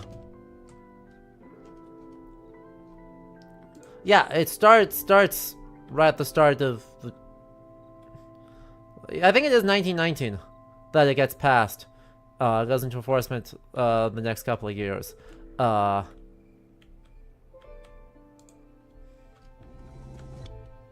So, but that whole, like, I mean, I guess kind of... I'm gonna pitch a kind of hot take. Part of the problem, right, part of the reason why we smush all of these together, and why 20s and 40s noir feels indistinguishable, is because both of them are using jazz. I'm gonna... hear me out. Because this is a problem I've been running into with actual work projects recently.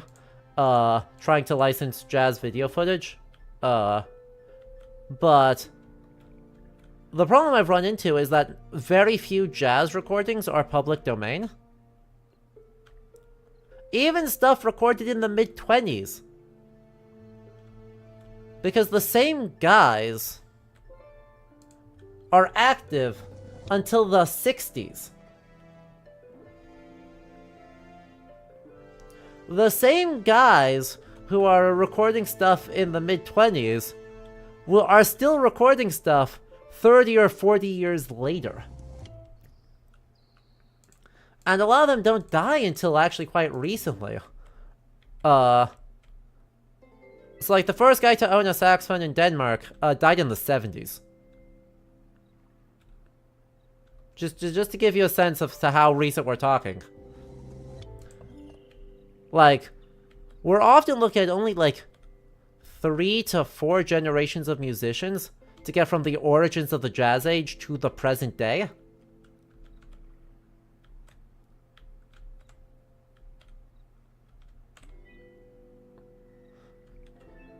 And that's, yeah,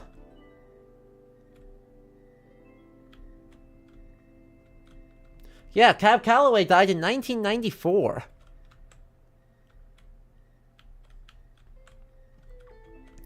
So, there's this enormous, like, there's this pile of people who are defining the sound of a film genre who continue to be active as performers and as teachers for an extraordinarily long time.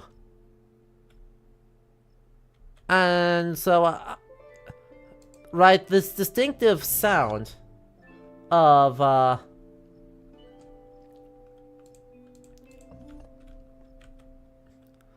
well, swing, right?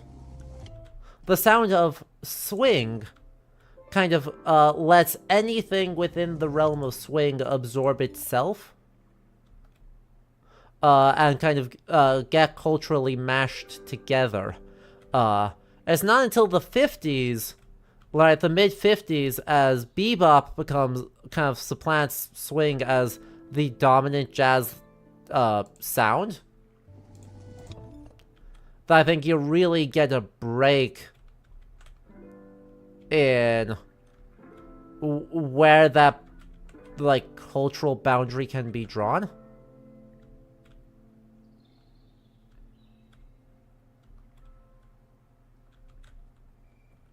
You say jazz is an important part of the aesthetic. For me, the correlations as the mythologized era of crime, bootleggers, gangsters, mobsters, and noir music or noir detectives deal with the last guy. I think that's totally fair. And I don't want to say, you know, I have a definitive answer. I think multiple things are true, but I think the musical identity is like so quietly culturally impactful.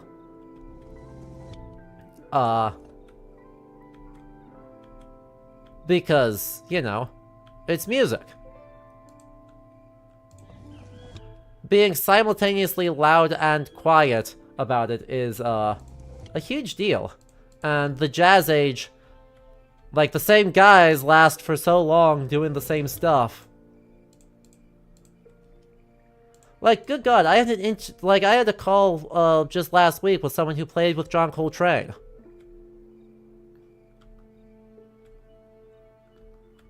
Literally just last week I called up the guy. Still kicking, not even that old. But playing with Coltrane in New York when he was 18.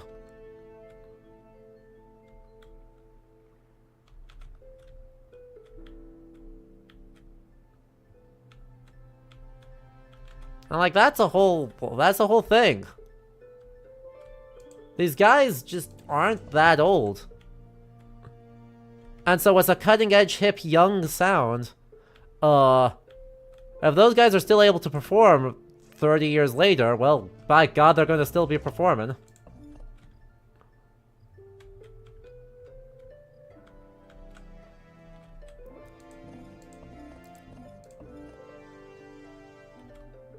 Oh, that one.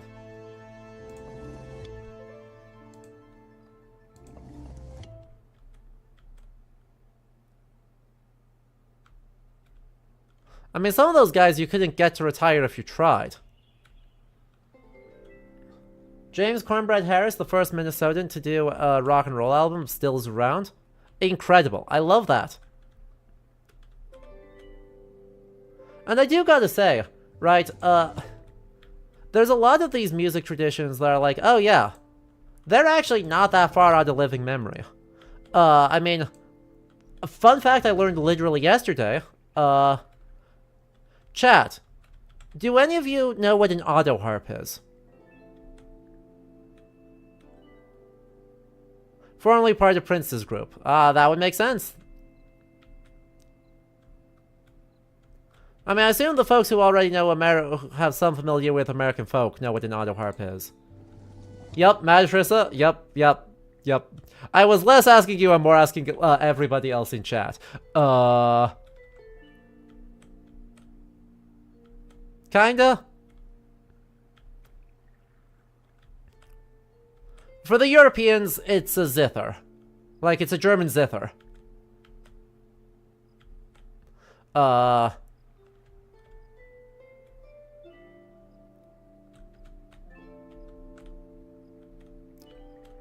So, held in your lap, held upright, finger plucked, whole bun, strings like a harp, with a solid body. So, pretty standard, you know, literally stolen from a German design, sold in the US, made and sold in the US for mass market. What year was that invented?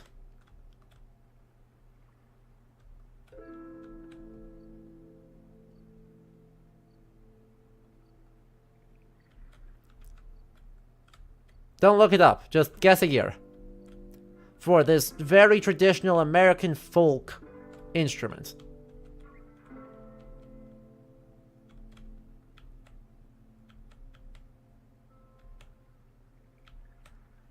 You looked it up. Don't spoil it then.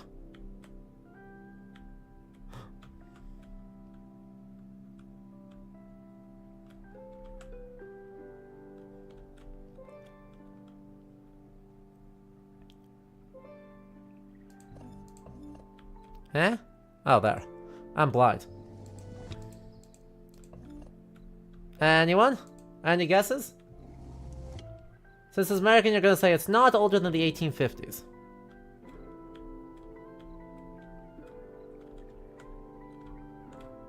I mean, you're not wrong, but surely we can get more precise than that.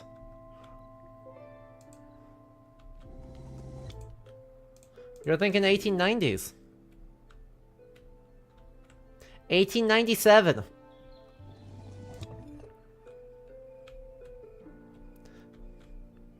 According to the guy I heard it from. Rat, you looked it up. I don't have it open. Am I remembering that correctly?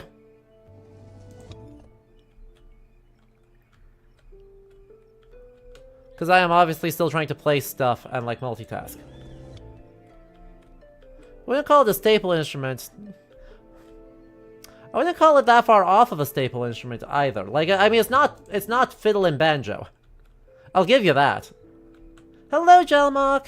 How you doing, friend?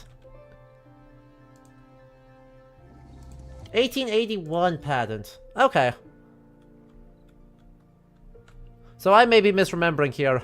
But so, still. 1882, but there's a series of developments afterward. Still. You wanna know what else was released around the same time?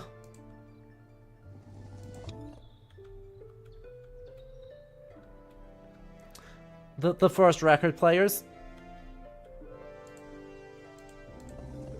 The Victrola record player, I believe, is from the same year as the Autoharp.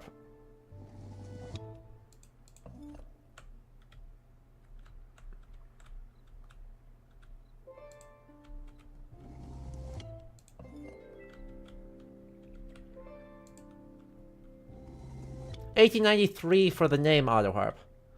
Nice. Okay, so I was just a couple years off for the name. So yeah, right? So this still, like, you know, fair point, Magistressa, but this, like, second tier traditional folk instrument, like, not core traditional, but like second tier traditional and super popular during the folk revival, is about as old as record players.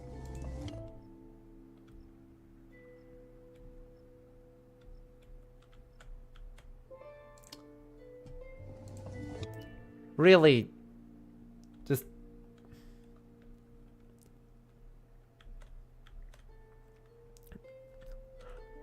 really puts into perspective a lot of that, like, how not old some things that we consider very traditional actually are.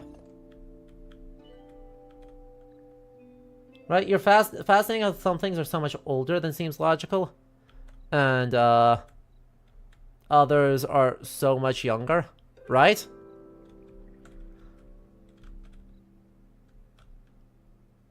History's weird, man. I love it dearly, but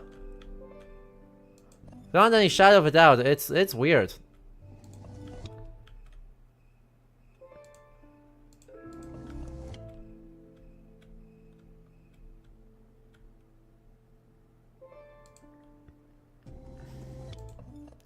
The illusion, accidental or deliberate.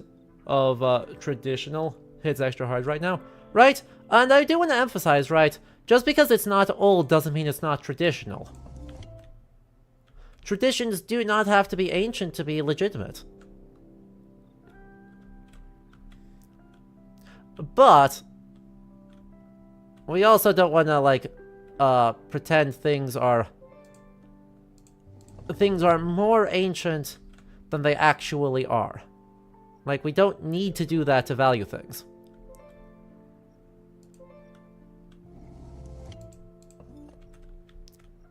Right? I mean, that exact logic is, like, why I'm super careful when I'm talking about, you know, religious revival groups or neo-pagans. Because, like, yeah, they're all New Age developments in the 1970s or later.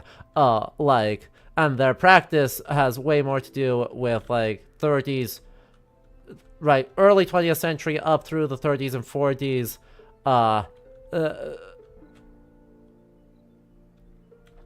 mysticism and other such shenaniganery than with historical practice. But it doesn't mean that their beliefs are wrong. And that doesn't mean that they don't believe. And it would not make you less of an asshole to say that they don't have a real religious tradition just because they have a religious tradition that was made up in the 1970s.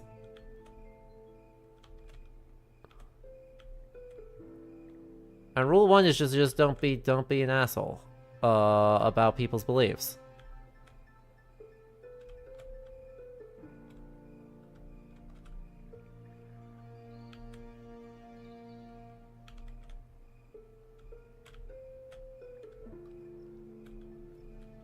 You think your family having, like, long generations gives you a different perspective? Some people's grandparents were young in the 60s. Mine were kids in the 20s and 30s. Mine were kids in the mid-30s.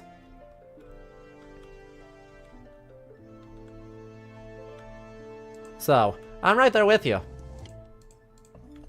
And my family has, for, like, quite a few generations, has lived into, like, the 80s or 90s. So, last a long time.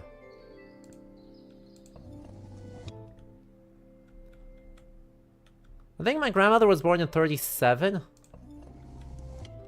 But my grandfather was a little bit older.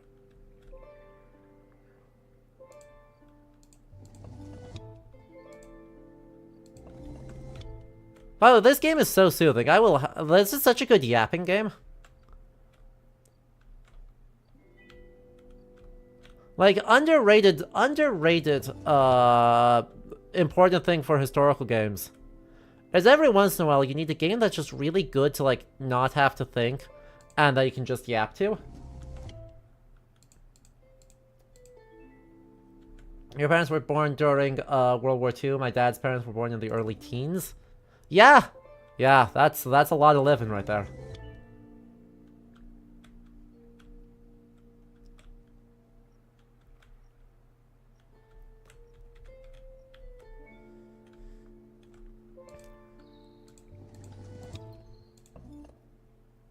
Okay, actually, that's something kind of subtly very neat and cool with this piece, and with the breaking it into a puzzle actually draws attention to.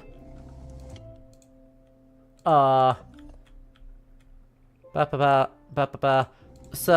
right, one of the ways I've been figuring out approximately where something should be, apart from just wiggling around and waiting for something to pop, though there's plenty of that still, is I'm looking at, like, very small color differences. And, you know, the chat, why does this piece have different colors up and down its, like, why is there a different color section line right across there?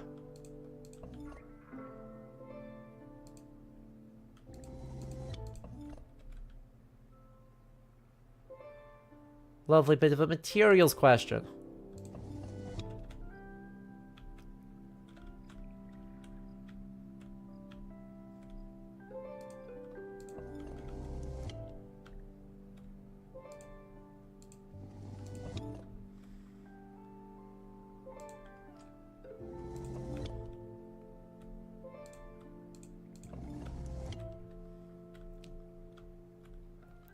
First thought probably wrong, sun bleaching. First thought probably correct, yes. That's almost certainly, sun exposure on the top part of the piece that has caused fading over time. I have to actually look up what the piece's original context was to be able to say yes, no on whether physical contact is part of the story, though I can certainly do that. What is this?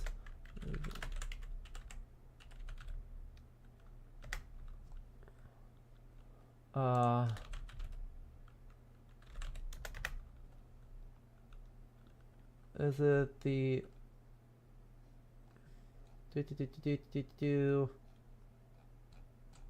Well, when we're done, we'll be able to see exactly which piece it is, and then we can pull up what site is in context. Pull it up in context and be able to say, oh yeah, let's be more specific about what caused XYZ damage. But my guess is also sun bleaching. Like,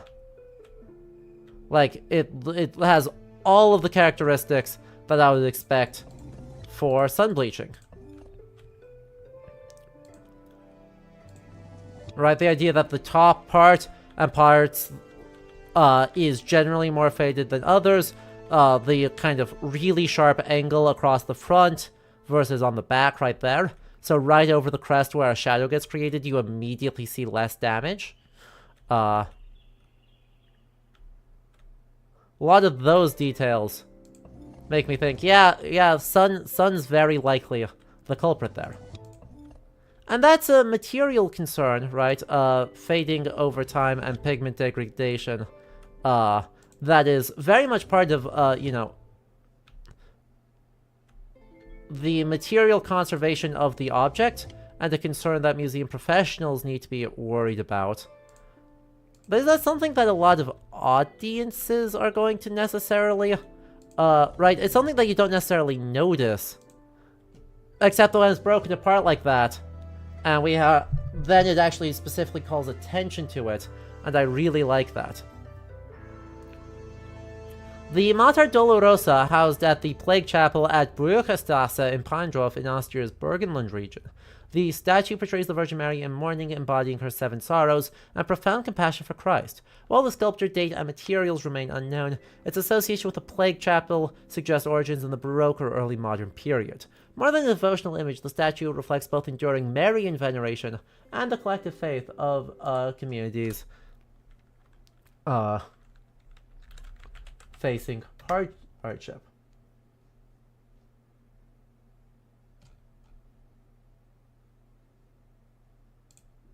Come on. Get the correct one.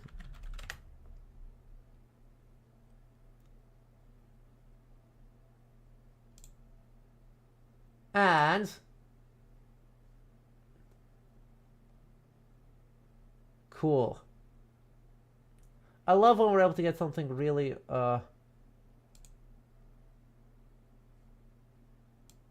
really clear that helps elaborate what it is and isn't. Where, not where. You honestly would have noticed that was where of any kind if you hadn't pointed it out. I was just assuming that it was a combination of baked lighting and artifacts from whatever source scan images were being used. There certainly is an element that's partially that, but there's the original statue. It's way up on a big marble pedestal.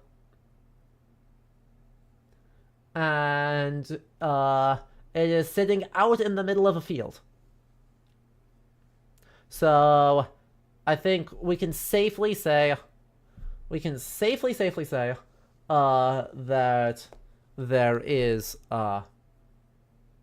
not touch or contact that's causing the wear patterns we're seeing. I expect more wear on the feet, if anywhere. But yeah, you would have noticed that was wear of any kind if you had pointed out. You're assuming it's a combination of baked lighting and artifacts from whatever source scan was used. I mean, certainly that is possible. Given that, you know.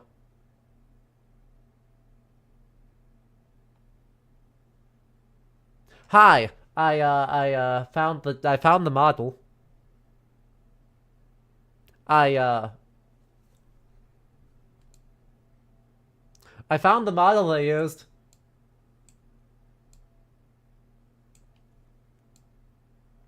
So I can't definitively say without actually going to the site whether or not that is, you know, IRL versus capture things. But regardless, it is, right, even if it's a lighting effect issue, that still is the sun. Right? I think we can be super definitive that any way we slice it, this is the problem of the sun. Whether this is wear on the actual object or just glare in the capture. Given that it's standing out in the middle of a freaking field, they're not setting up a lighting rig to do that. That is in the wild capture.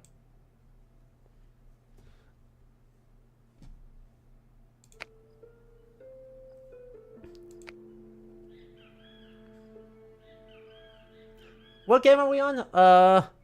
We just wrapped up, what's the name of the game? Paslium.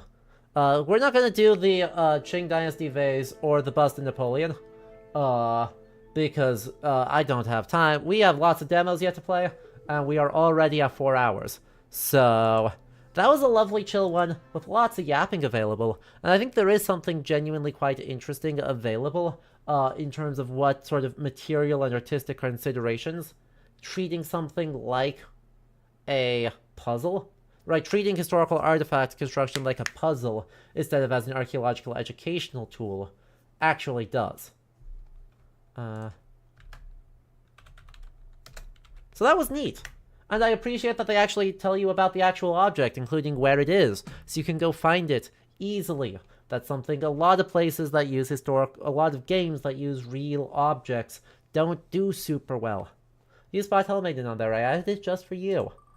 It actually didn't show up in my searches because I have my searches on very strict. And it was like, hey, this is too Yuri for you. I was like, no it's not. Don't you do this to me. So I added it just for you. Next up, The Dark Rites of Arkham.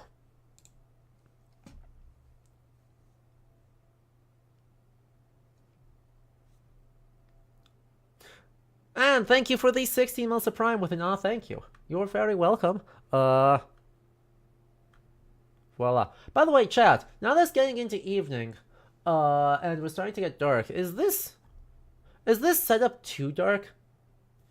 Like, I don't really want to turn on my big overhead light, just because then it washes out all of the lovely highlights of all the lovely shelf lighting. But let me know if this is actually, like, too dark, and it's like, oh yeah, it doesn't feel like you can actually see me. Because then I should either get another ring light to fix the shadowing right here, or I should do something else. I mean, I might still need another ring light before we're done. Not that I have outlets for it, but that's neither here nor there.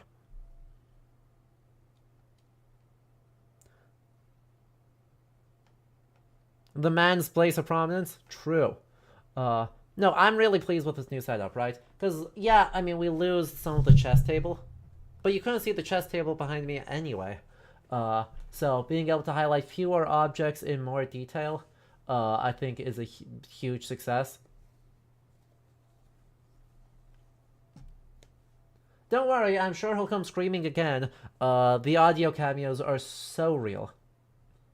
Even when the other ones aren't. Capture, game capture. The art piece, is one... I actually don't know the artist, but was a gift. We briefly hosted a Chinese exchange student, back when I was in high school, and as sort of the thank you gift for that trip, the student's grandfather is the artist behind these, pieces. So I have 3 of them in my house. I've got this one, I've got a peony, and I've got a gourd with, baby chicks. Oh, he was kind of a jerk. I'm going to be so real. Rich Beijing kid.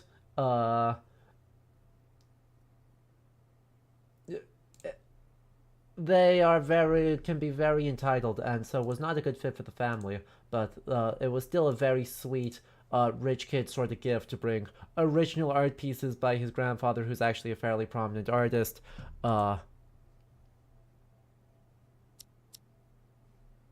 Okay, why is the Oh, because I've got the browser messed up.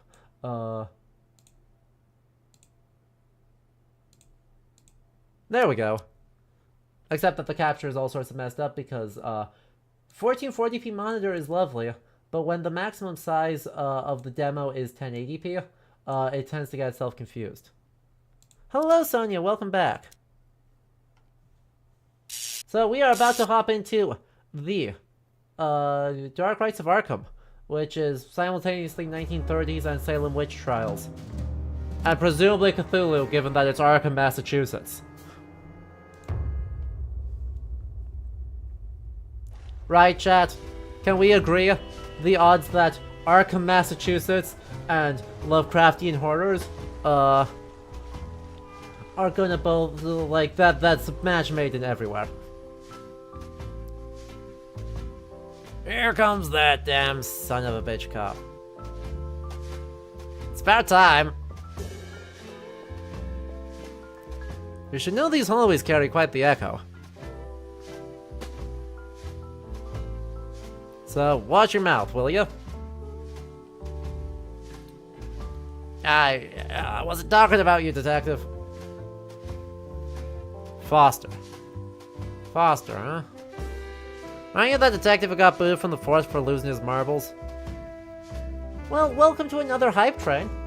Limited time to get bonus emotes and just help out the channel. I got no idea what you're talking about. Anyway, you got a search warrant or what? Sure, I've got the damn search warrant right here, Mr. Pullman. I'm just looking for my tenant's best interests. Besides, I keep saying that you got the wrong guy. Nope, Carlos Ramirez lives in apartment 13, but Mr. Clark Gable. Bro, you cannot be so... How dare you? Clark Gable's the lead in Red Dust. You ought to get out more, Pops. Got the smartass art and let me act and let me see that warrant. Bro! Aren't you going to read it? What's the point? Nah, trust you, Detective. If I'd known that, I'd found you a clipping from the Arkham Advertiser's sports page. Judge Roberts did not take kindly to being dragged out of his country club to sign the order. And thank you to Wolfie and to KJ for those gift subs. So sweet of you. Judge Roberts? Fuck him and his country club. People have nowhere to drop dead. There are no jobs and this recession doesn't look like it'll ever end. Objective 1, take the old man to see It Happened One Night. Country club, my ass. Not enough folks jumped out of windows in Wall Street back in 29. Wow! Come on, spare me the lecture and unlock that damn door already. Wowza! That was Ramirez is not here. No, he still hasn't shown up. Based? Maybe based. What do you expect to find him there? The jackpot. I beg your pardon? Police business, Mr. Pullman. Open up. I wonder if it means the Roosevelt recession. Oh, yeah, totally. Uh-huh. What? You said Ramirez wasn't in. And it's true. I haven't been back all day. You sure? The door has the chain on. Huh. I see someone lying on the floor. And it's not Ramirez. It's probably Julio, his accomplice. He's a small-time scammer and blackmailer, too. but even more of an idiot. Lying on the floor? Is he dead? Don't worry. He's still breathing. Probably drunk, hopped up. They are both. Not that it matters much. Hand me a saw or something I can use to cut the chain. Is it gonna be that axe on the wall? Is it gonna be that fire axe that's just on the wall? I don't keep tools around here. Nothing serious? Whenever something needs fixing, I call this Italian guy who works for peanuts. He brings his own toolbox. Alright, give him a call. I haven't heard from him in weeks. This landlord sucks. Figures I'll make do myself. Mario Pullman, you sure there ain't no tools in the building?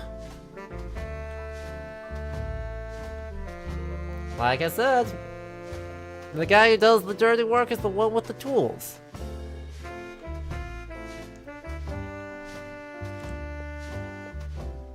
It's the Church of Saint Stanislav of Stanislav of Arkham. It's expired. You know that? Nah, must have ended recently. September. Nah, just like I told you. Of 1918. So we're flowing with cigarette butts. Your tenants sure do smoke a lot. Don't be fooled. They're all mine. This is your rec for people to pay a locomotive. Point and click is back, baby. Oh yeah. Ramirez is in apartment 13. I should handle it myself. Oh, I can't check out that man on the wall. Arkham in 1902. Back when it was a thriving city, not the dump it's turned into now. And what has it become? Den of foreign riffraff. Italians, Spaniards, Poles, Russians. Dirty, filthy scum. They come here to commit crimes and steal our jobs. What good did the Immigration Act of 24 do? I'll tell ya. No good at all. So the Immigration Act of 1924 establishes quotas for the number of immigrants from various countries that could come to the United States. It accompanies a whole sweeping set of anti-immigrant legislation at the state level. For instance, in I think it's 1925, the state of Iowa bans the speaking of German and the Scandinavian languages in public. Why do you have a painting of their church if you're xenophobic, right? Why do we have a Polish Catholic church up on the wall?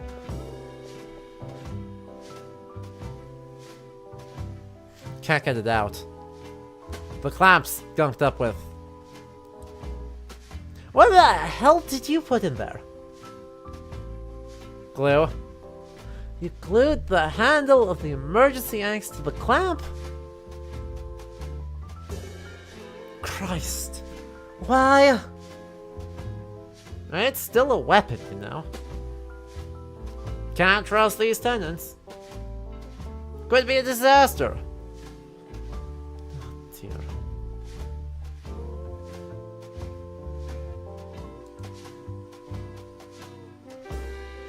A nasty stench is coming out of there. There's nothing in this dump that smells even halfway decent.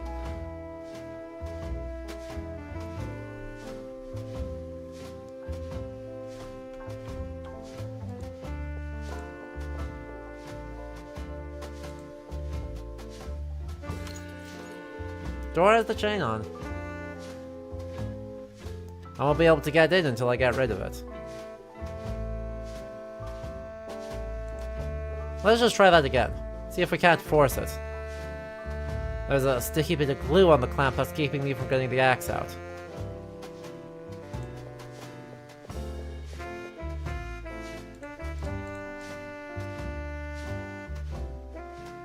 It's not an aesthetic, it's a time people that people lived in. Yeah. No, this game's being very, explicit in that this guy, for being an asshole, knows his public policy.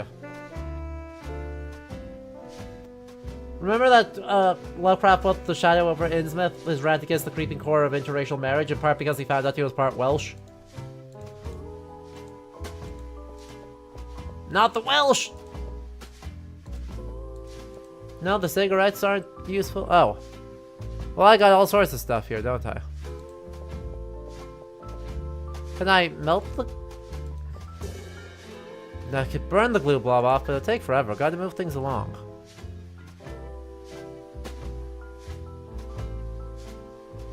Gun only takes bullets. Yeah, thanks. It's loaded now. I'm sure that's not a problem. What if I shoot off the... Do me a favor. Take a few steps back. Have I played Grim Fandango? I have not, actually. I played a lot of similar games of that style when I was a kid. But never... But Sly Cooper and Grim Fandango were like the two that I did... That I didn't. Doors open. Are you out of your mind? You're gonna raise hell in the whole building. Yeah, well. Ran into a couple screaming their heads off in the lobby. On the stairs, some sorry bastard tried to mug me. One floor up, a drunk who could barely stand was hurling insults at me. Frankly, I think your tenants already live in hell. Speaking of hell, what's that smell? What? Oh, right. There are no toilets in the rooms, and these pigs have turned into the communal washroom into a cesspool.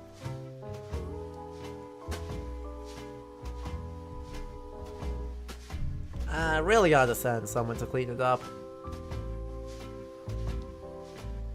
The whole building smells as bad or worse than the Arkham River. Well, I know why the Arkham River smells bad.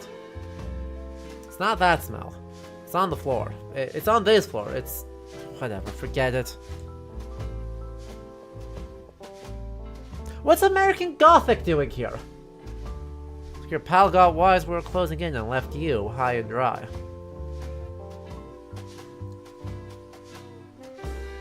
I want out of this dump, so make it easy on me. Where's the photo? Hey! I'm talking to you, asshole. You're so hopped up on heroin you don't even know I'm here, huh?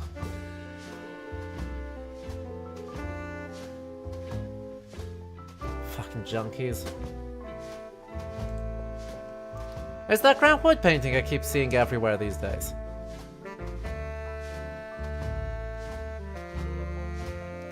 Even in the lair of some small-time hustlers.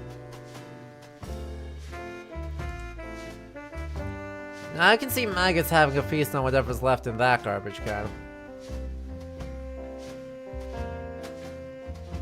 Yeah, I'm gotta get...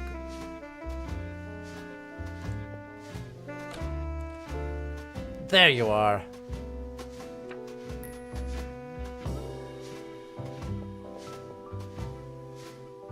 Well, well. Looks like Mayor Bradley, the American morality watchdog, sneaking around with some company. I don't know what you were begging for from that girl, Mr. Mayor, but I doubt this photo's gonna do much for your re-election.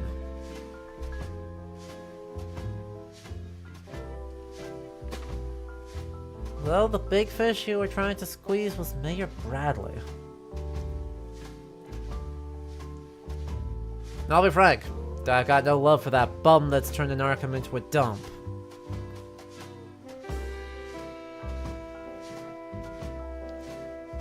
And to top it off, word on the street is that the guy's a big shot in the KKK. Alright, game! I was unfamiliar with your game. Well, law's the law, and blackmail will land you behind bars. So I'll get the cuffs from the car, and you're coming with me.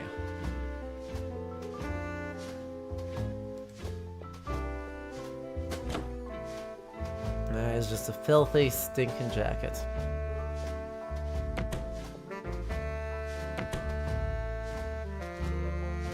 Smooth without any wrinkles. These crooks know how to make a better bed than I do.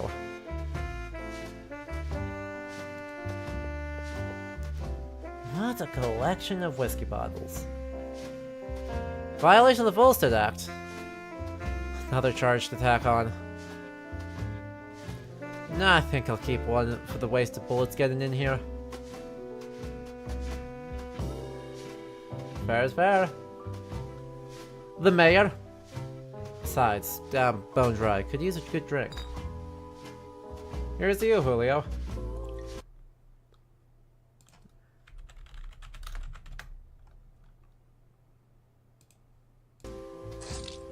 Ah, fuck's sake. This is gasoline.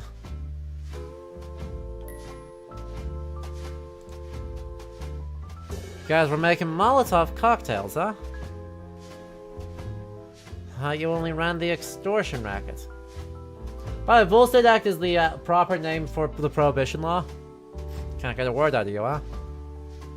Doesn't matter, you'll be singing like a canary when you get back from Wonderland.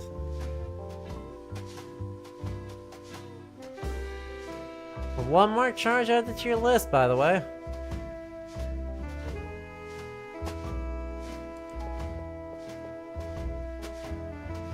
There's a cigarette burning. Can't have been long since Julio set out for Valhalla. How dare you do this to me? How dare you?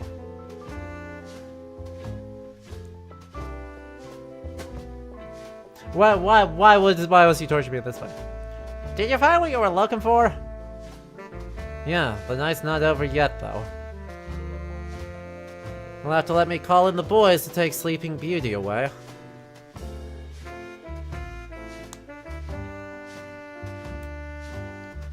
Once that's done, I promise you. That stench. You really don't smell it? I told you, it's probably the sink. No. I know that smell. That's coming from... Oh, shit. What's wrong? Who's staying in room 14? I don't know his name. You don't know? Didn't you check him in? That guy showed up a week ago. Had to be 20 bucks for the room on one condition. But I don't ask questions. Starting with his name. Well, then you should know that the guy in that room is dead. What? That's the smell I'm talking about. The stink of a rotting corpse. What the fuck? Open the door. What a nasty night. Nothing but shit. What the hell?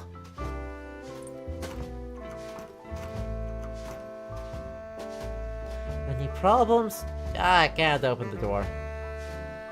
Well, it's like it's been jammed from the inside. Move out of the way, I'm gonna fix this.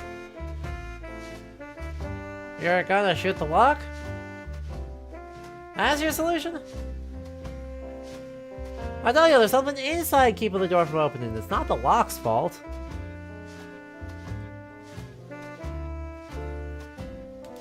It's like they nailed a plank to the frame so it can't be opened from the outside. So we can either do the window or the fire axe. Yeah? I'll see what I can do.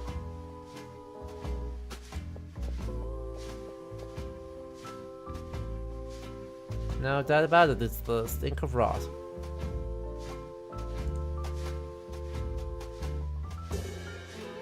Uh-huh.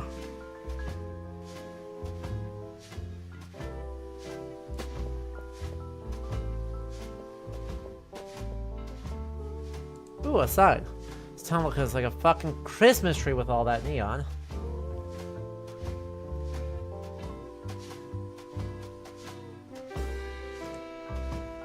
Have some class and take the rubber band off your arm after you shoot up. I like that that's the detective's problem here.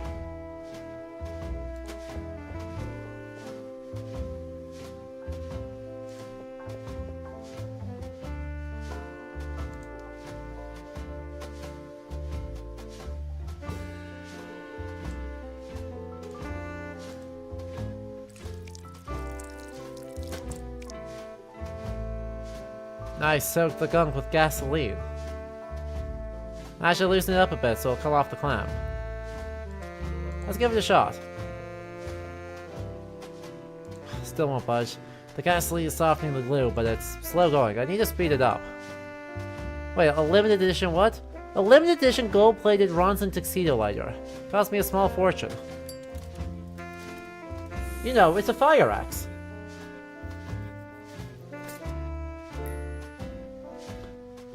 So named because... Don't you smell something burning? No, don't think so.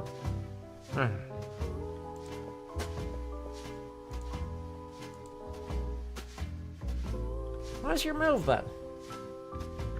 Break it down. Get out of the way. Yeah! Nice work, Sonia. Yeah, so back up. And who's paying for it? Arkham PD? We'll get you a new one for Christmas. For the third time. Move. No crack shot with a gun, but an axe, not so sure. There probably wouldn't be known as Molotov cocktails. I don't know that for sure. We can find out once I'm through. Good lord! Oh shit. Do me a favor, phone the Arkham police station and, God, phone's dead. I stop paying for it. Then get outside and find a cop. Tell him we got a code 345 here. 3, 4... 345! Quick! Yeah. Ah, fuck. I don't know what the fuck's happening in this town.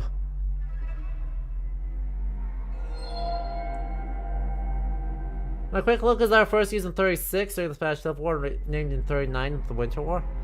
Calm down, Jack. Remember what Dr. Strider told you. Take a deep breath. Well, that's unfortunate.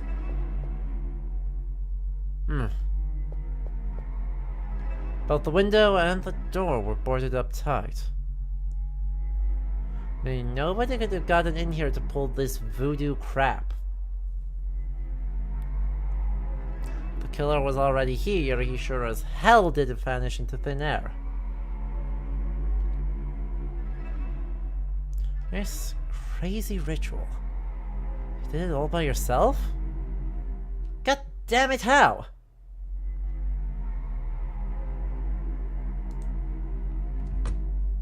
Empty.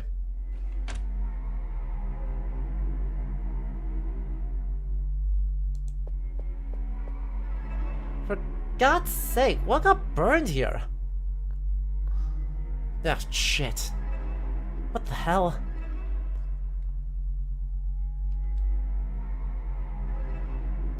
Holy shit, it's a chart hand. What the fuck happened here?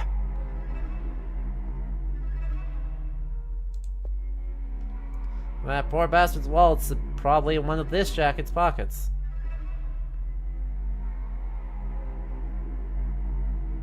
Let's see who this guy is. There's nothing in the pockets. Who are you? The papers are in a language I don't know. Not that I know much more than English. Like 90% of Americans.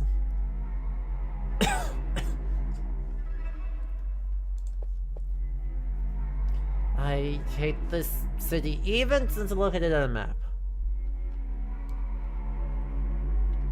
Well, alright. A paint can. This is what they used to paint that circle on the floor. Color isn't much different from blood. No, I do think his arm's just, his hand is like, it looks like there's blood stains there. So, it might be that there's a second person who's now a charred hand. It might also be his hand got chopped off and charred. We'll find out. Okay, no, there's definitely a second person who's now just a charred hand. You were right, I was wrong. My apologies. Tattoo on his back matches the symbol on the floor.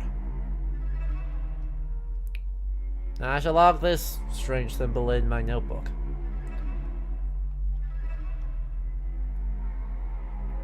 Seems like my only lead to figure out who this poor bastard is. This wouldn't be as true at this time, would it? There would probably be a significantly higher number of bilingual people than only 10%. You're absolutely correct. Except, let's see. One, this guy is a New Englander, where there's, somewhat less, non-English speaking, immigration. Still by no means none. Actually, still quite a lot. German, Polish, Russian,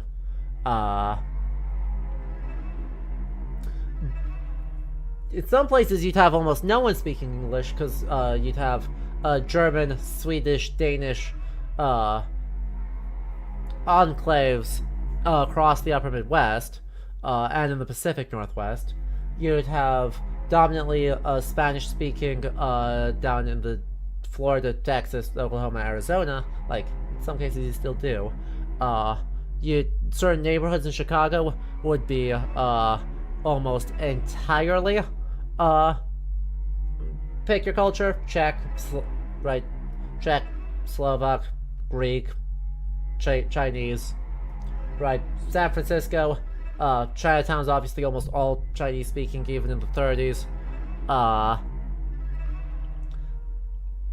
But, one, New England, a little bit closer to that, a little bit closer to dominantly English speaking, because Scots, Irish, English, and of course, you know, American, multi-generational Americans.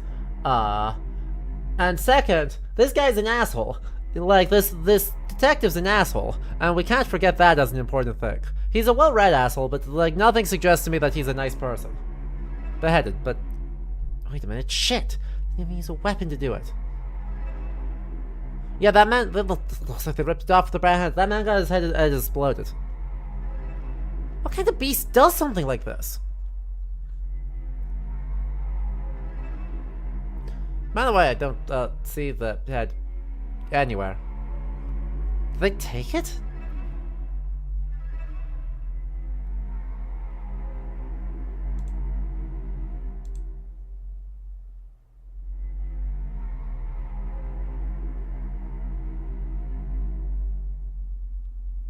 Well, Alright,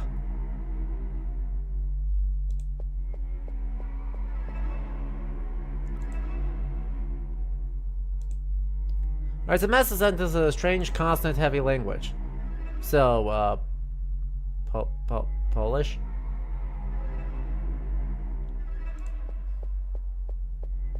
No true Scotsman thing where anyone who isn't English as a first language isn't a real or proper American. Absolutely. Oh, fuck, a locked room case? I'm Jack Foster, not Solar Pawns.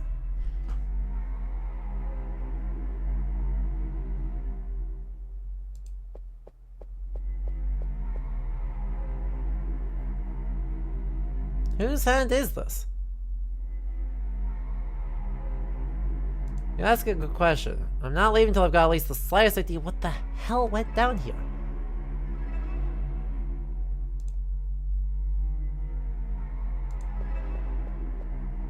They used to play that circle, Anything else in here? Find any ID to this jacket? Okie dokie.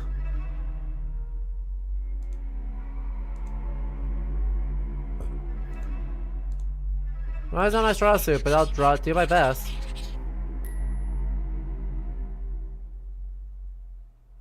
Not a Hooper, but it's a damn good copy of the tattoo. This guy... Or a Hooper? Alright, nothing else to do here. I feel like that might be a typo. For a Hopper. Hope he hasn't come to his senses and skipped town.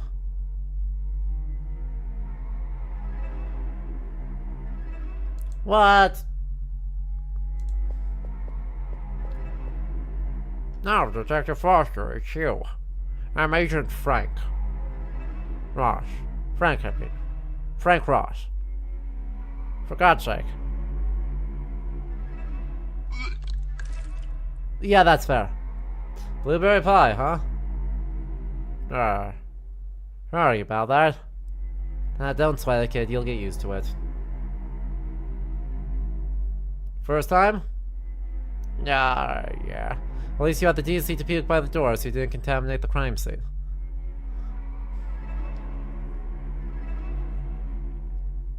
Did you call it in? Yeah, sure, they're on their way. Good. Stay put. Tell the camera guy to snap shots like he's some kind of bored tourist. You leaving, sir?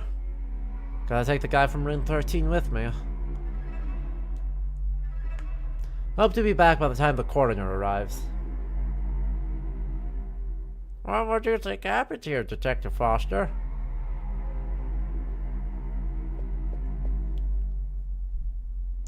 Just another night in Arkham.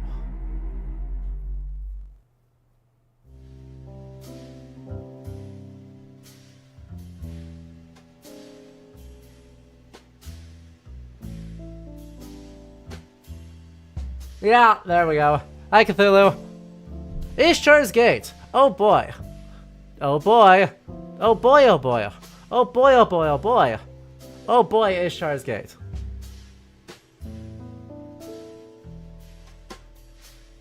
So. Towards having easy access to cameras is that mountain anachronism? Not for 33. Because actually, we can go to, in an alternate events, I can answer this question by going to this screen.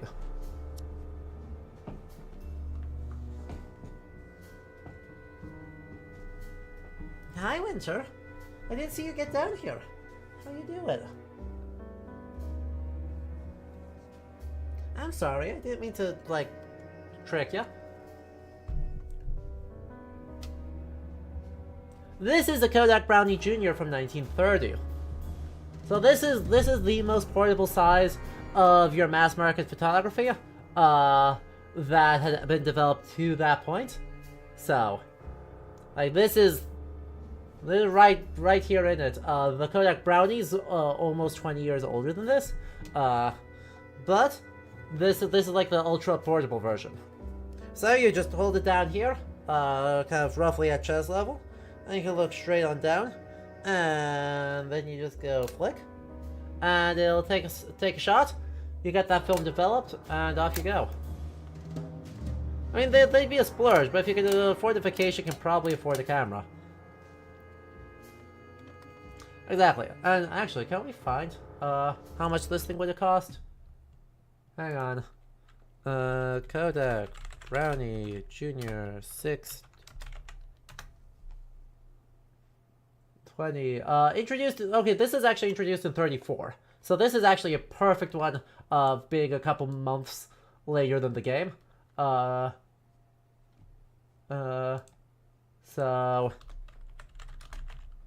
how much did it cost?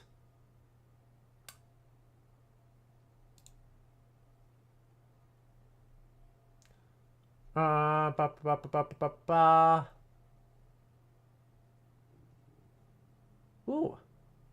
Okay. Well, that's helpful. So I don't know the brownie, for this particular brownie, but a brownie 2, from 1901, $2.75 for, this version. So we go back over to our inflation calculator.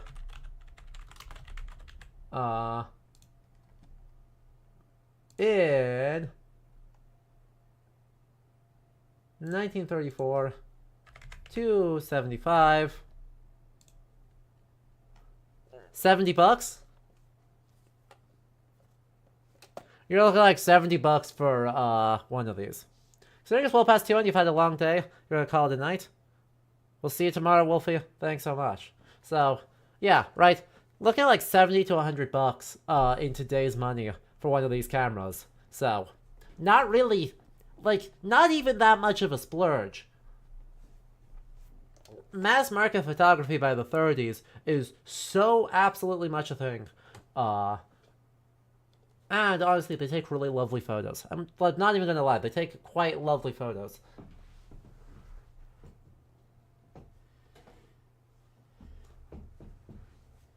Alright. I'm well and truly amazed by how prepared you are for just having this around. I happened to get it for $10 at my local antique store. So yeah, if you got disposable income, you can probably have one. So, plenty of tourists taking photos in the early 20th century. Plenty of guys doing stuff. Alright, well, we're not done. We're not done by a long shot, but I do need to use the restroom. And how am I out of, where am I at in drinks? And I need to make more tea. So we're gonna turn on some tunes and some ad breaks. YouTube, you will not get tunes, but you do get snails. Enjoy the snails, and we will be back in a wee bit.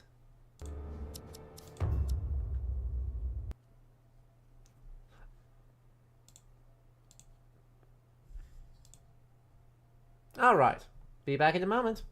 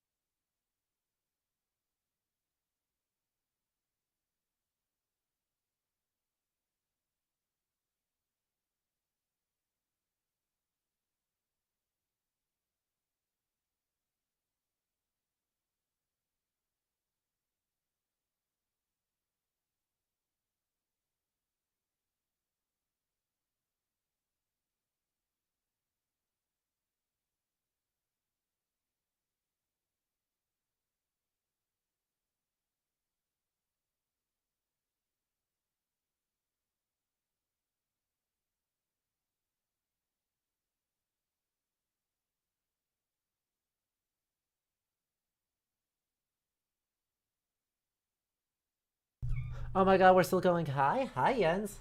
How you doing? Welcome back, everyone. Thanks for your patience. Let me get rid of the snails. I love them dearly, but we don't need them right now. If you are just tuning in, welcome back. We have been checking out historical game demos, and we are continuing to check out historical game demos because there is so many good ones. We've had a couple of really, really fun. The 1930s point-and-click genre, right? 1930s noir-inspired point-and-click games are a feasting. Of the ones we checked out, easily the best two. Both fit into that description technically. So, manifesting that Roulette falls in hell rain tonight, gonna be out of the house for the next few evenings. Well, there's only one way to find out. Spin that wheel!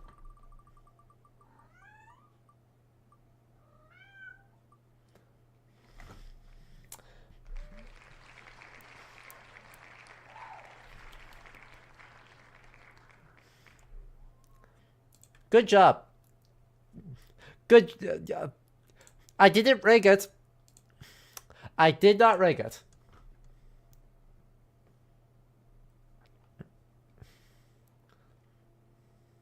But the lesbian yearning can be detected from here, and so Art Deco, not Art Nouveau, but yes, Art Nouveau point and click would be awfully fun. There's some fun stuff to do there. But yeah, the lesbian yearning wins again.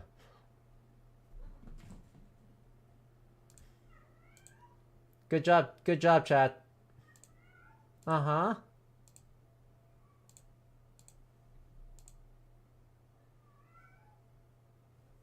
Disclaimer! Hellmaiden is an upcoming early access game developed by yada yada. So, the pitch for this game is what if the Divine Comedy, but lesbian anime girls?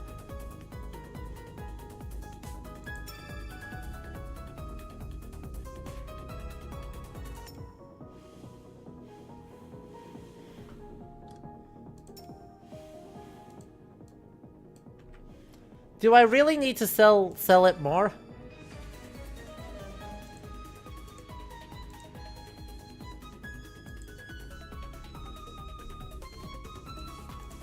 You're so normal about Astral Shift? Let me have a new game, thank you. Anyway, chat. I've updated from tea to apple cider, so, yippee. Inferno, but Yuri is a hell of a pitch and I'm down for it. Cider or cider? Cider. I would mix amaretto into it, but I don't have any. So, I need to fix that. Dante?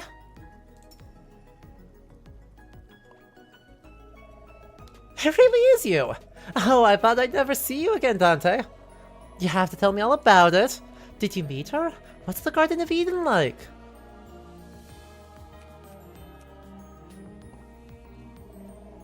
Is everything alright, Dante?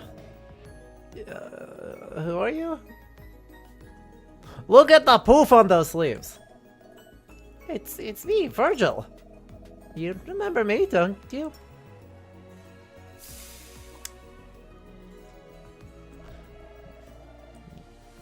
Come, beloved, don't be afraid. I assume this is Beatrice based off the angel wings in the character design?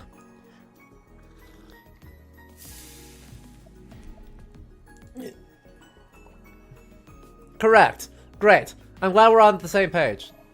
Wait, Dante! Where are you going?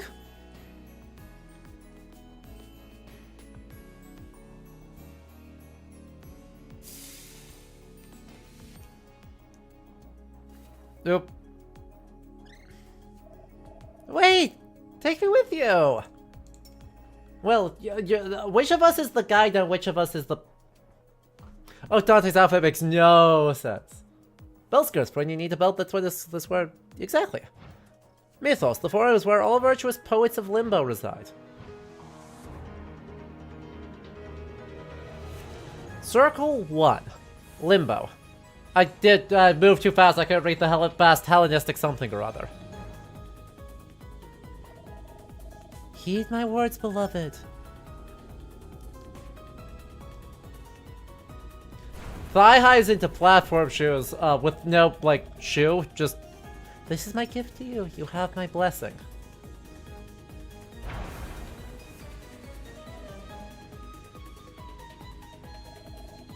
You must live, Dante, come meet me in Paradiso. In Paradiso. Hi, Virgil. You have to be careful, Dante. No, look out! Uh-oh. Spell, dash charges, health and experience, player level. Minimap. Player hand.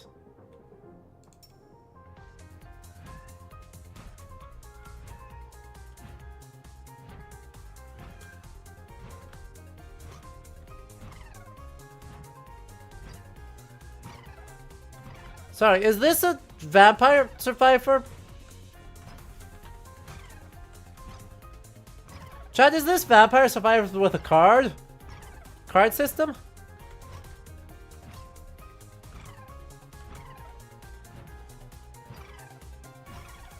Incredible. Iconic. With some Hades to it. Mod cards. Mod cards modify and enhance weapon cards during the run. Explore different combinations and refine your playstyle. How dare you do this to me? Chat. Chat. Does anyone know what made me say how dare you? There are various types of mod cards. Each type is indicated by the card's background color. There are 5 different types of mod cards. Boost, effect, spread, miracle, and curse. Effect cards apply extra effects to your weapon. Spread cards spread boosts and or effects across multiple weapon cards. Positioning them in your hand is key. The runes! The fact that we have Divine Comedy, but with goofy black letter Norse runes. Miracle cards. Rare cards that grant multiple effects and are powerful bonuses. Curse. Rare cards that give you extraordinary advantage at a significant cost. On hit, 30% chance to apply poison attack, increase attack speed, increases crit damage. Well, Swift Strikes right now, which is well, I say it's Hermes, but it also looks like that's just a really long braid, so it's like not Hermes, but it's gender swapped Hermes, and Artemis, and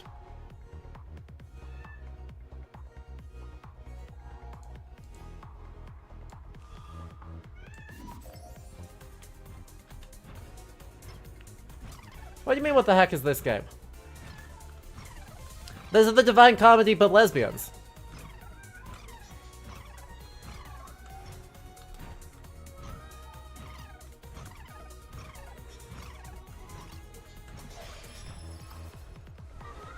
Hermes!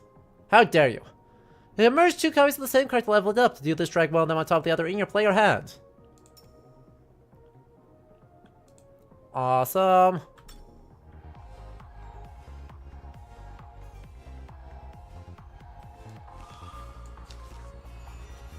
So does that increase it by 50? That's a lot of attack speed.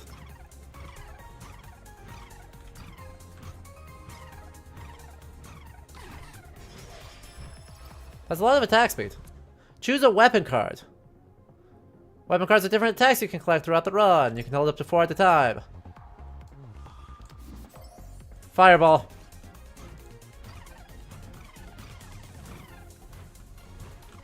Oh, well, this is getting spicier. It's getting a lot spicier. Oh, this could get full ridiculous bullet hell. If I'm not careful here, huh?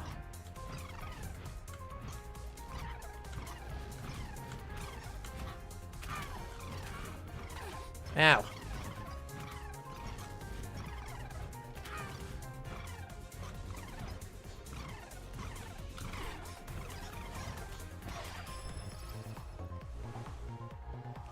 Between the spell cards, character design, and the Yuri, you're getting some Toho projects.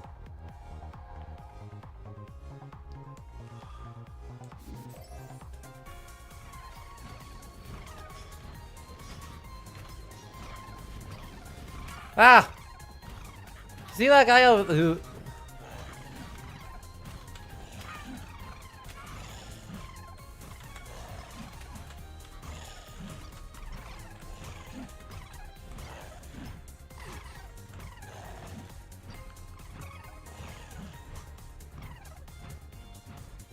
What's this shrine?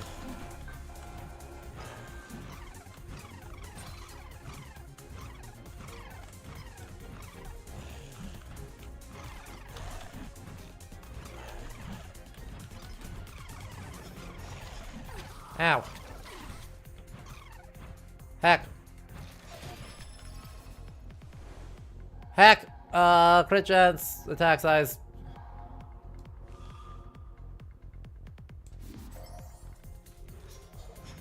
There's a lot of level out here, that I need to pay attention to.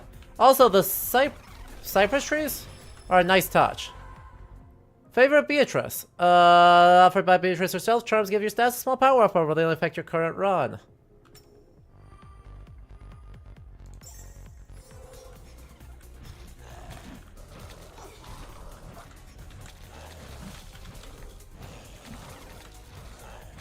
Ow. Crap.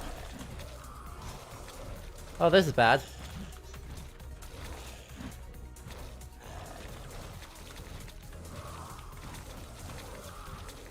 Give it to me. Flare up on kill.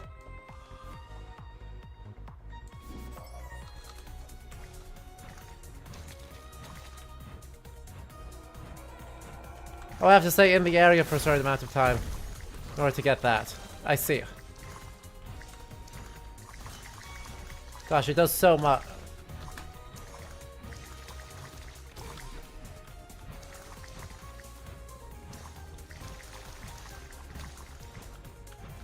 There's so much level up there. This is so super fun. I'm enjoying this immensely.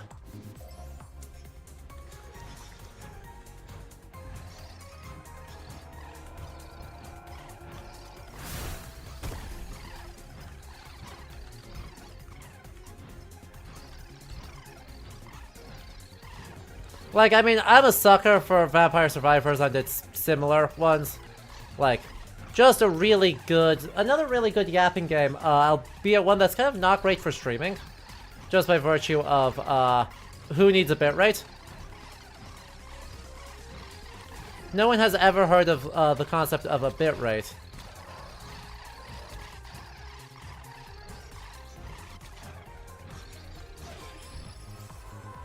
Another favorite Beatrice. I don't know that I really wanted that. I don't know that that's actually all that helpful.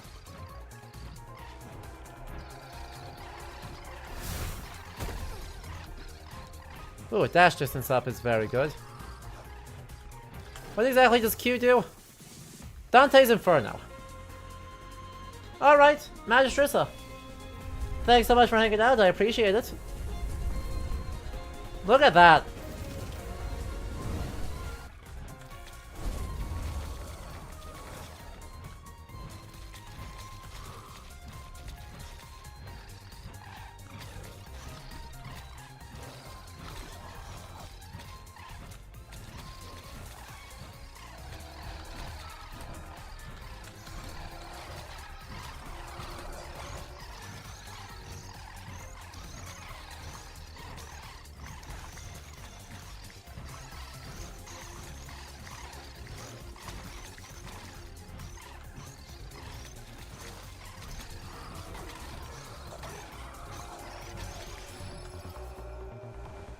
Another mod card. Ugh.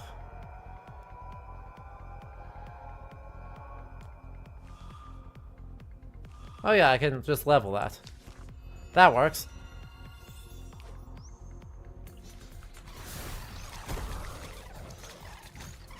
That should mitigate some of the worst of it. Overall crit rate,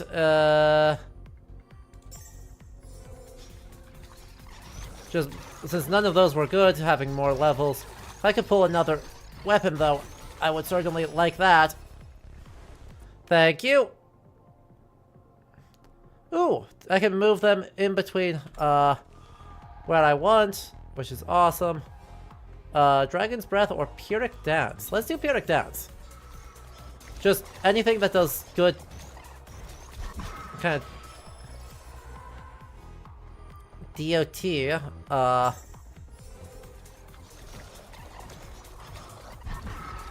gonna be very helpful. Shit. Attack size, attack speed. Let me just magnify that again. Huh? Oh, that's not good.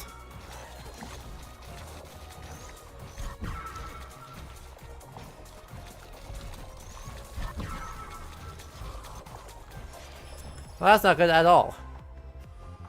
Increases overall attack size by 14.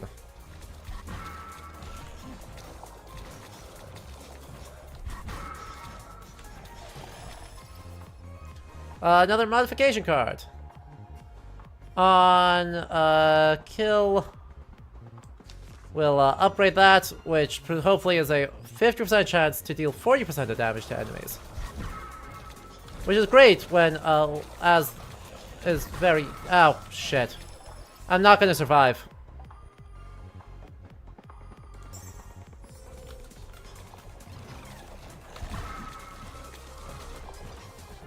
It's gonna be real tough to make it through here. Not when I'm this low on health. Choose another weapon. Dragon's Breath. Yeah, that helps. If it's just some of the time. That frickin' melts. That frickin' evaporates them. Like holy mackerel.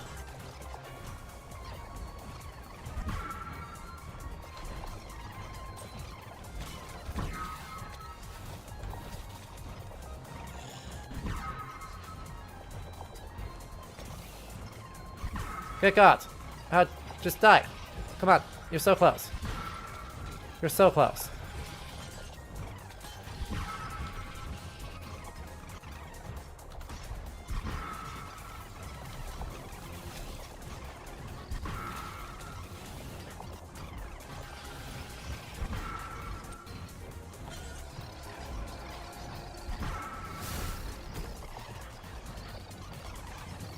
Now I just have to get to where any of these things were. There we go.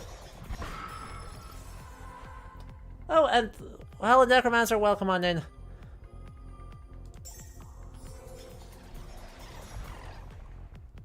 Ooh, another mod card. Increase attack size of adjacent weapons. Increases attack size by 20%. Let's do it on this. Like... Hi, since this hits everybody and pierces, that just slows down everything. Ah! What the hell? That's so spicy!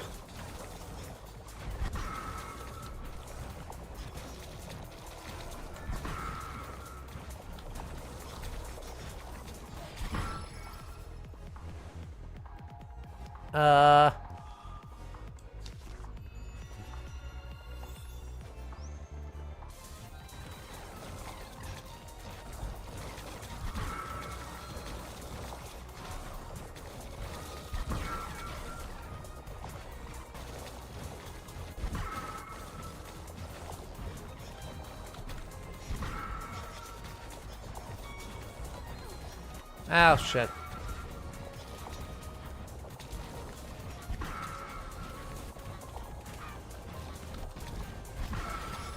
There we go. Another favor of Beatrice. Ugh. Ugh.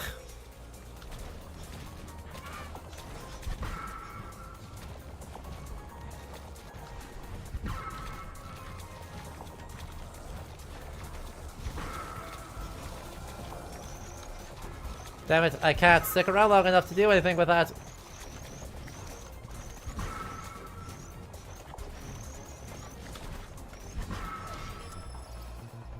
As also, I will say this is one that's actually quite difficult to focus on.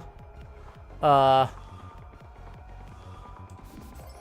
another flare-up, because that's just hitting everyone, so the more explosions I can do, the better off we are.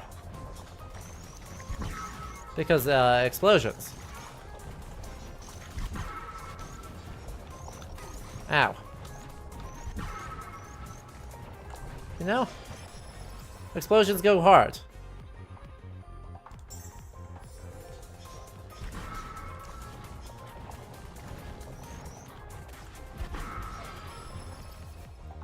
And another modification, another Swift Strikes.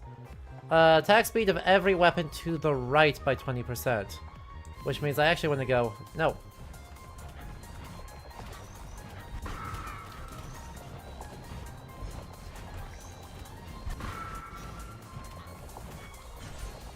Since the Dragon's Breath is my primary, I actually wanted to, Oh, I botched that completely.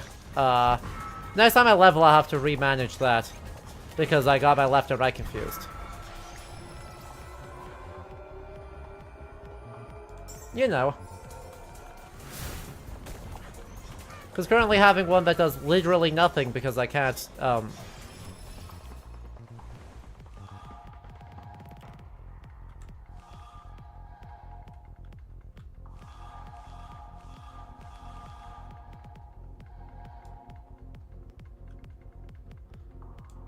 can I? There we go.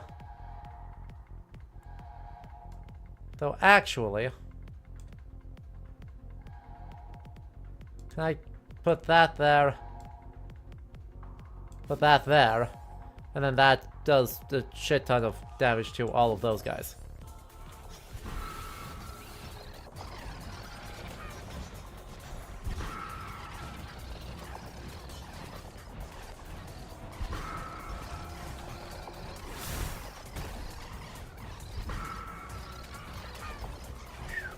This is very fun.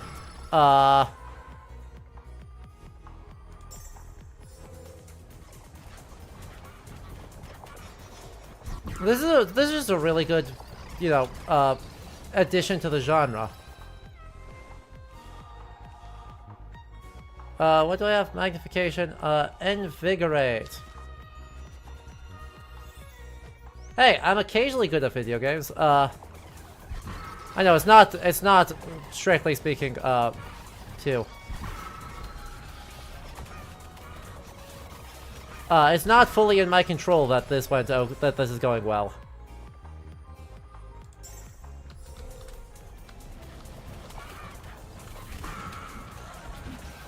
Guess I'm going this way now. Oh, shit.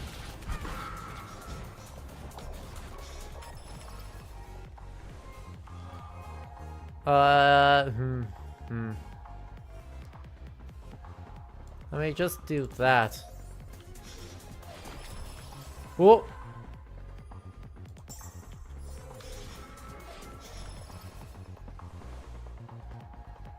We do a level 3 Mighty Strike increases crit damage by 60%, or I do this.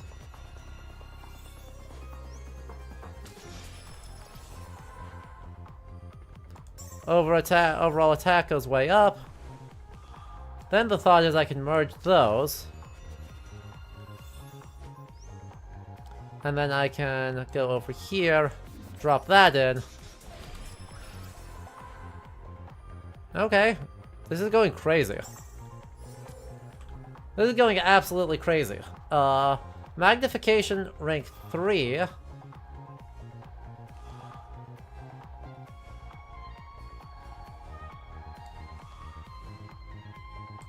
Hang on, I need to do some management. I want to just drop that there so I can drop that there. Because this makes something just really comically enormous. Why am I doing so much?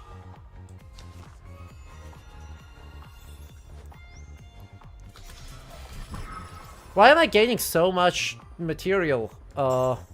so fast. Like, holy crap. Increases crit. What? Isn't it? Don't they have like a same rank flare up? Blazing Quill has a rank 2 flare up, which becomes a rank 3 flare up there. Then we'll drop a Flaming Demise on you.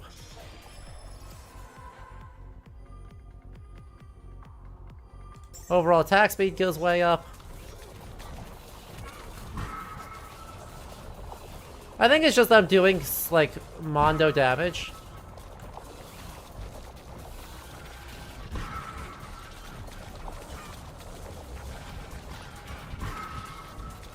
That's kind of helping me. Even though I'm still in a very bad situation, all things considered. All things considered, I'm actually still in a very bad shape. But that's okay.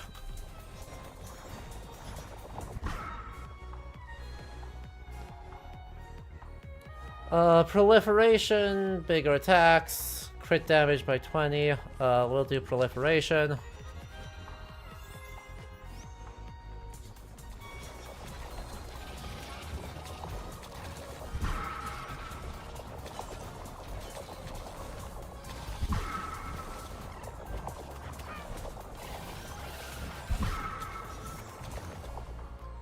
And we got Cronus' Inertia, rank 2. We'll do that.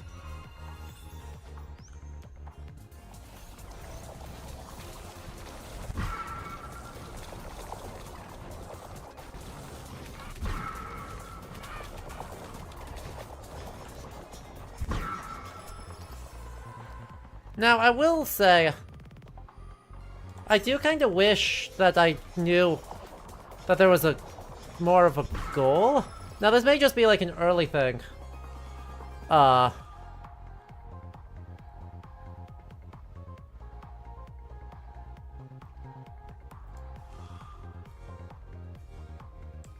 Right?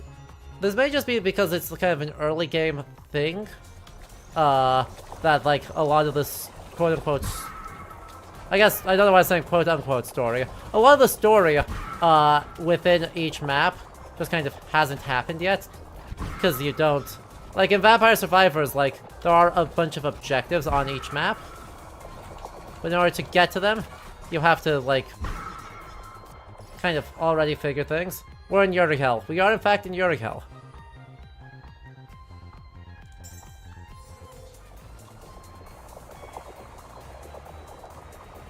Maybe I just spoke too soon.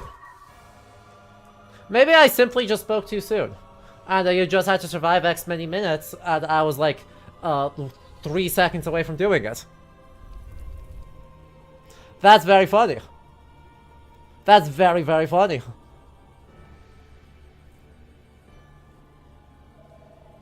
To think you'd be at my mercy a second time, poets. Oh. Dante, quick, we have to run! Minos of the Labyrinth. Why is Minos... Why is Minos the main enemy of the final boss of the Minish Cap? Ha, the blessed day we're having in Hell. Minos, of course, is one of the judges of Hell in the Divine Comedy. Or actually, in, well, I guess, in the Greek mythology, King Minos is one of the folks who judges whether souls go to Elysium. Don't provoke her, she's the queen of the underworld, Minos herself. You meet again, Dante? I don't recall. Feigning ignorance, are we? Alright, Sonia, thanks so much. About that, actually. More importantly, Queen Minos, we're looking for the Poets of Limbo. Have you seen them? Dante? Doesn't think you can fool me again, do you? No such thing, I'm dead serious. Dead you are, Dante, but none the wiser, it seems. Please let us through. Passage willed above. One can only do what she has willed and ask no more.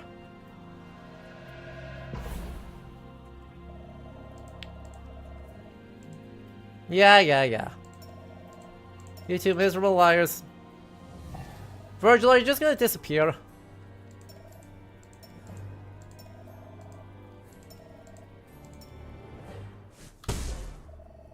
Confess to me, Dante Alighieri. Just actually Dante. Actually historical Dante.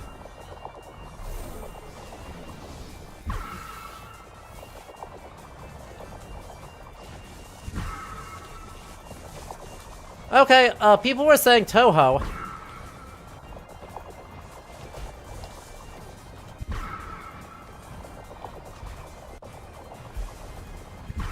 If you laser beams me like this, ow. Ow. I'm not gonna beat her this time.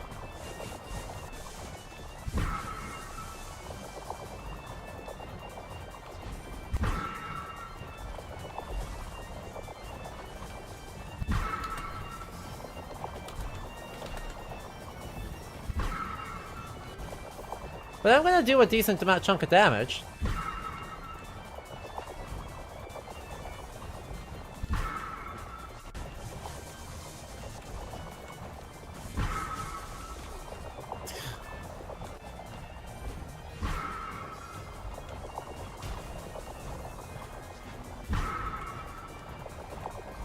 So.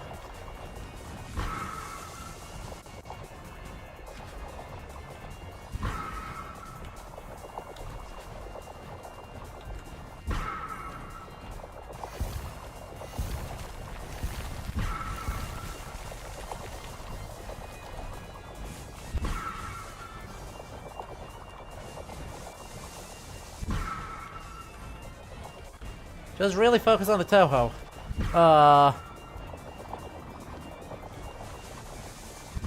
It's a good thing, she just got to let me do that. Like, holy moly.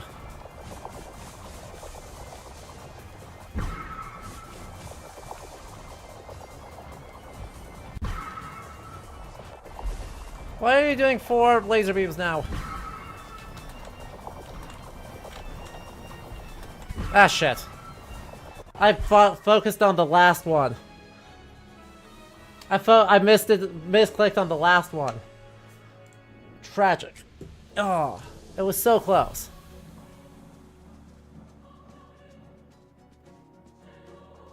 So close. Oh well. I mean, I think they showcased the game super well. I suspect this is one of those games that will continue to be extremely fun, but will also take a lot of runs, to, I guess, get through the sort of historical content in a super useful way. So, Dante! Thank goodness you're alright. Minos said we've met before, Virgil. Yeah, you did. I'm sorry, Dante. I managed to avoid a fight last time, but it seems she's adamant on fighting us. More importantly, Virgil, I saw someone. I heard her voice. She beckoned me to meet her in Paradiso. Dante, do you really not remember me? I don't, but you seem to know who I am. Where am I? What were those beasts? We're in hell, Dante. In Limbo, to be precise. Hell, you say? You and I, we traveled through the 9 circles and up the mountain of Purgatory. I left you at the gates of the Garden of Eden just 2 days ago, but you're somehow back in Limbo and you're... different. How do I know you're telling the truth, Virgil? I know who you were talking to, Dante, but I won't tell you unless you help me. I don't see how it could be any help, Virgil. You see, this forum where we stand, this is where all virtuous pagans end up after death.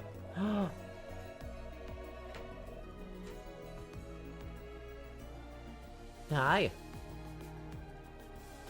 That's my cider, you can't have it.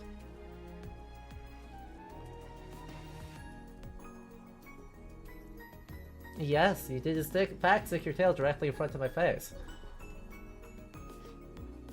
Poets, great thinkers, and artists from ages gone by have all lived here for millennia. I too am one of them. There's nobody else here. Everyone's gone. They were all gone when I made it back. Something's amiss, Dante. No one of us has ever left this place, and yet I need you to help me find them. And in exchange, you'll take me to Paradiso. Oh, Dante, I knew you'd understand. Tell me then, who was it that gave you that quill? Her name is Beatrice.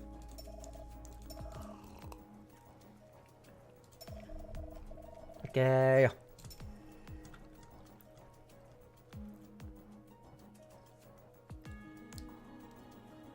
Yeah, this game's gonna be very fun.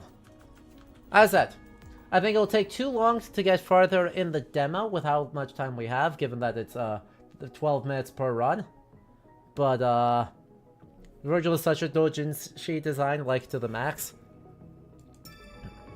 Seems like yeah, no, the gay is happening. Hi, Elin. How are you doing?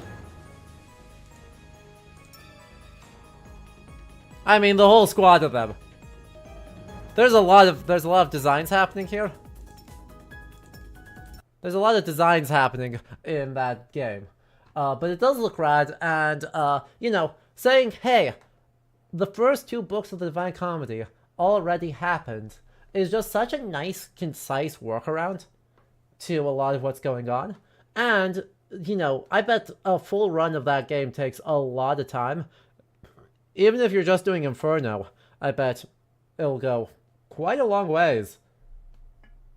To work your way down from Limbo down to the bottom and then climb Purgatorio. And there's a lot of room for some really creative designs. In Purgatorio, especially. You should actually, like, use Purgatorio. There's more to the poem than just Inferno. Hey everyone, there's more to the poem than just Inferno. You can use other ones too. Yes, they're more philosophical. Yes, there's less watching the various popes and people Dante doesn't like burning in hell for eternity. But that's a really robust demo. That's a really robust demo. So that's good fun. That's good fun. I'm glad I added that. But now it's time to spin the wheel again!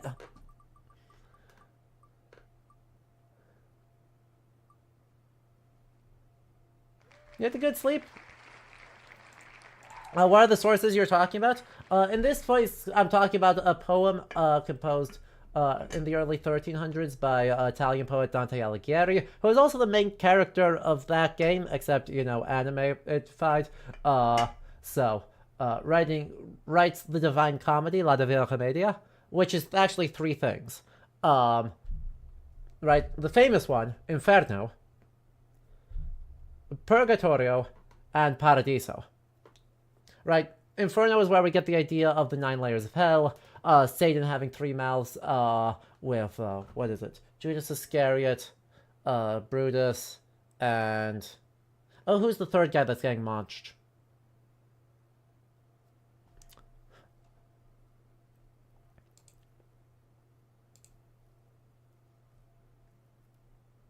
I don't remember who the 3rd guy getting launched is. But, you know, Satan munching on 3 people and looking very sad about it. Nero? It might be Nero.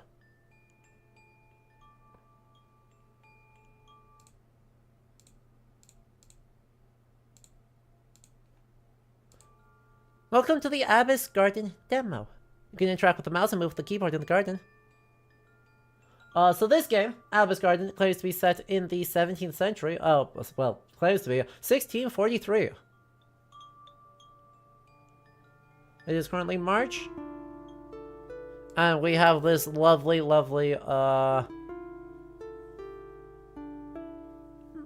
monastery complex. Agnes arrived in an empty abbey shortly after Matins. The dawn haze gave way to mossy walls turned bright green by the morning sun. As she entered the open gatehouse framed by ivy, the bees and many insects making it their home buzzed welcomely. Looks like Mère Angelique is not here yet. The grounds at Port Royal de Champs were serenely quiet. No soul in sight.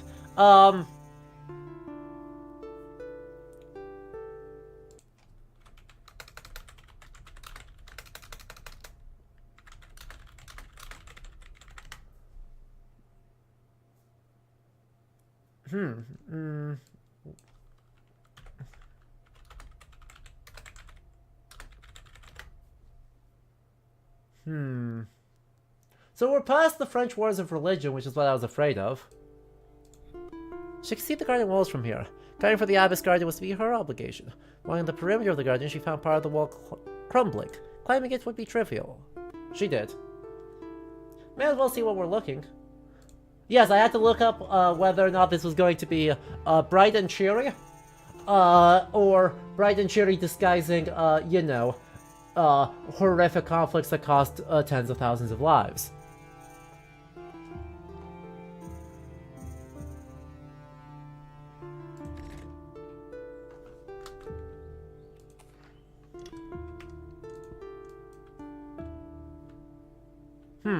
I kind of wish it had stuck more stylized. Kind of very much wish it had stayed more stylized. Examine. A groundsel.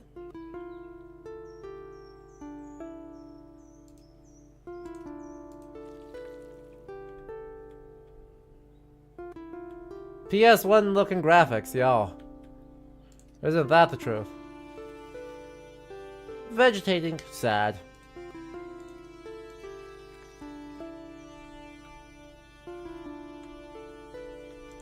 Examine, there's our irises.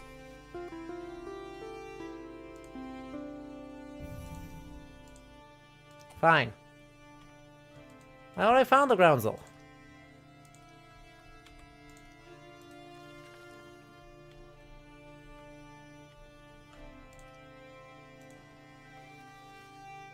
Another iris, still budding, still sad.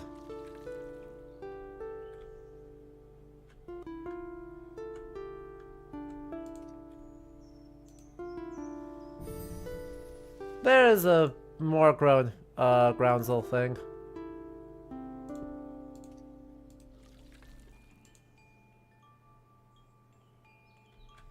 There's a really tiny groundsel.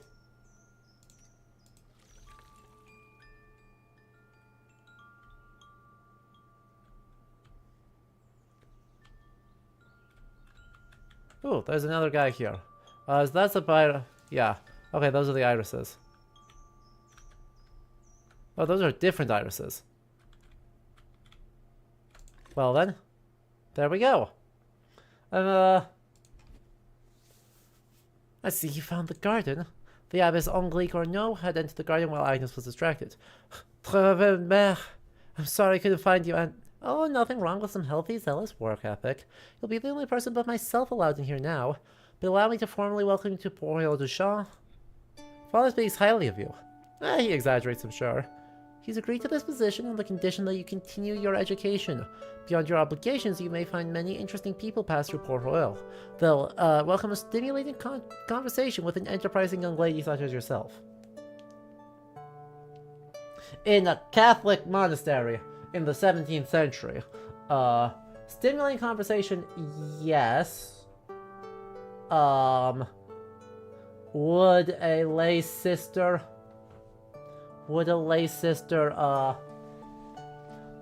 be allowed, or I guess a lay employee of the monastery be allowed to socialize? No. What a remarkably progressive institution we are at. But anyway, the thing I was afraid of is that this will be set during the French Wars of Religion. Which occurred just 50 years earlier. Which would be...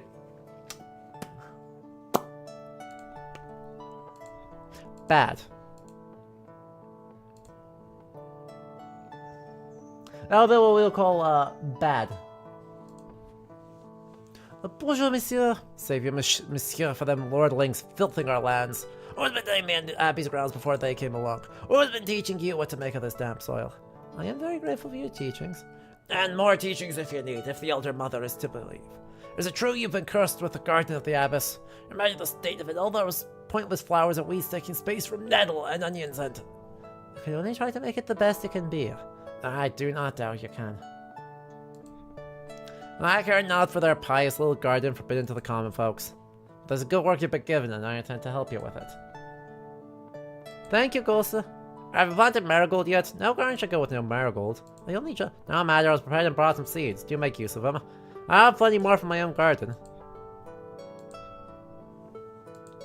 Actually, rare good advice. Low-key good advice.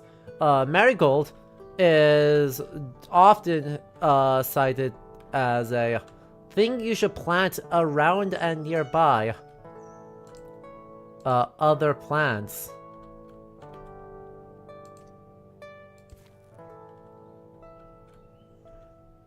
Because it helps drive away insects.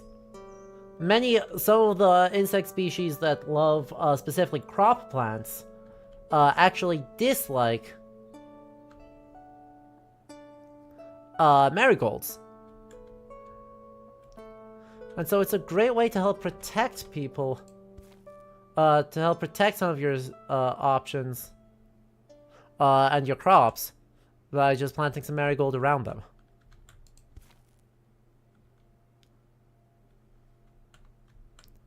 Though one will observe that this is hardly what I would consider a robust or, frankly, even all that pleasant garden.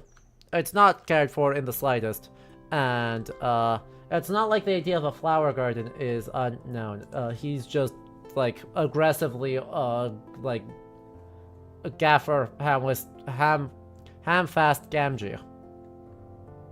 Bonjour, mes filles. You must be she who's so honored to go for Abbey's garden. À toi le maître, at your service. I guess you shouldn't mean. It is indeed my honor. Have you been royal for long, my lord? You could say so. I pride myself on being one of the original members of the Solitaire. But alas, I am no lord, just a humble lawyer. One who's had little chance to practice of late, I fear. His life as a solitaire not provided the fulfillment you had hoped. Oh, it most definitely has. More discipline in the peace community, all that a good Christian might need. I wonder if my humble garden work will provide me with but a portion of such enlightenment. I will pray for it, Theoctus. It really is something is make me appreciate the little things. In fact, say, perhaps you could satisfy a small curiosity of mine? I couldn't help but peek into the garden last time I passed by the gate, and noticed a beautiful yellowish flower that seems quite omnipresent. No, you have an interest in flowering plants? You made me think of irises. The abbess' garden is truly filled with them. I shall bring you one next time. Yes, iris, you say, is it spelled with an I? I believe so. But yes, should you bring me a flower? Sure, they are lovely flowers.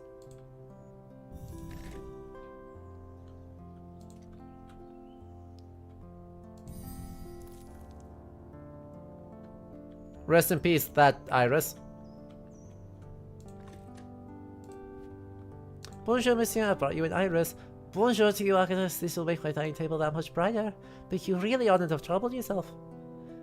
It might actually be good to pick the garden's offering sooner rather than later. I know some of the flower beds were damaged.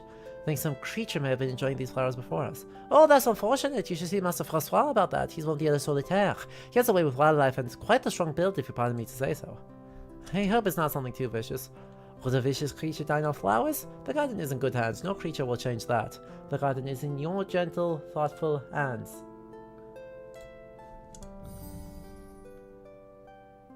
End month. I just arrived at the abbey. Birds chirping, trees dancing in the wind. Mère Angélique approached at a steady pace. Hello, my child. I hope to find you on your way in. Salutations à vous, mother. I trust you're finding the work agreeable? Yes, the garden is beautiful. I'd hope to possibly ask about planting. Of course, my child. As long as the precepts of our Lord are followed, you may do as you wish. This does mean ensuring that everything already in the garden is well cared for. Do you understand? Bien sûr, mother. I will take good care of it. Antoine tells me you helped him with a personal matter. Be careful with that one. He's quite the orator, but he has a tendency to drag you into his affairs. Funnily enough, this might be right around when nasturtiums were introduced to France. I don't know for sure. It's hard to get a necessary, like, I wouldn't actually even know where to start for when were certain cultivars of flowers introduced into specific regions. That, I genuinely don't know where I'd look for that. But certainly the idea that, like, there are peasantry that wouldn't have no flowers is absurd.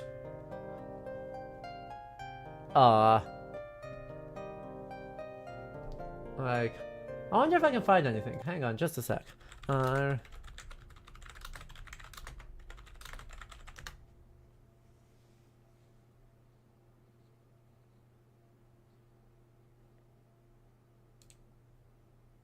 Yeah. I mean, yes, the fluidity. Yes. But I would like to instead see it as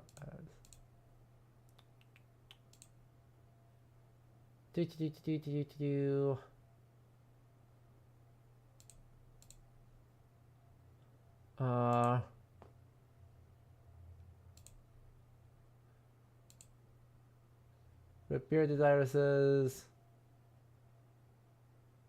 Okay, well, okay, according to the Met, they get popular in the 16th century as a garden plant. But of course, the formal garden and the peasant garden are not the same thing.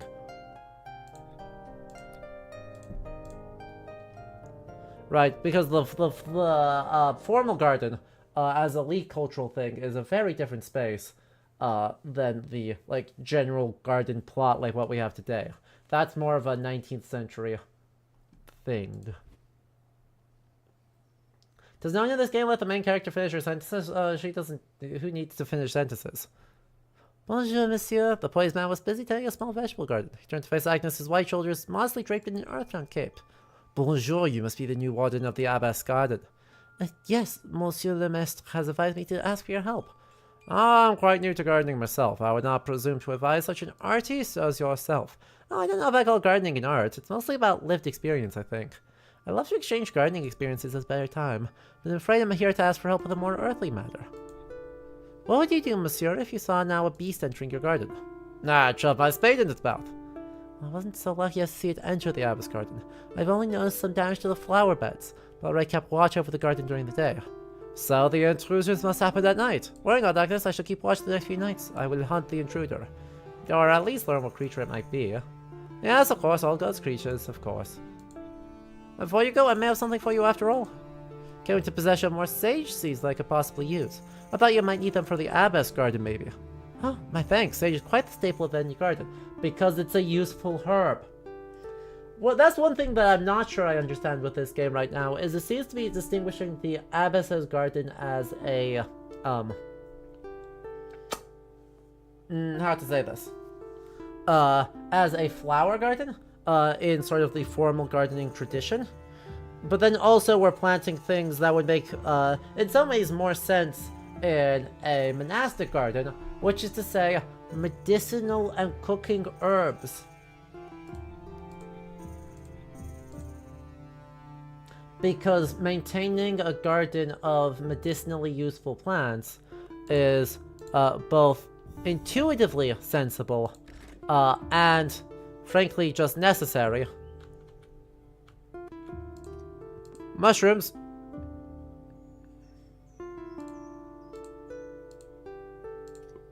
Yes, I wish.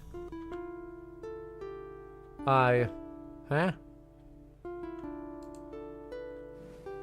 A rosary cross?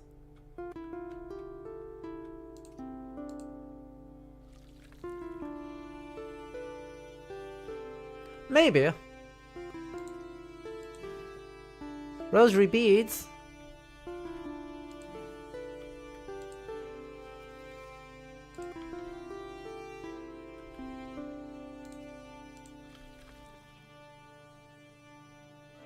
Oh good, the irises are doing well for themselves.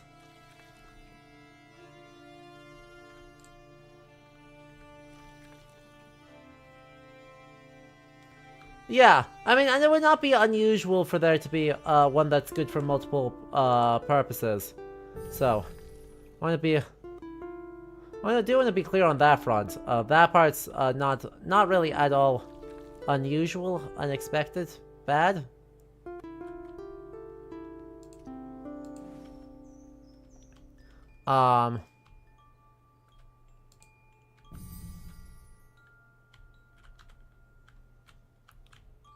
But yeah. Nasturtiums are edible and delicious. But yeah, I imagine thyme and rosemary. Basil would also be another one that is pretty common in these.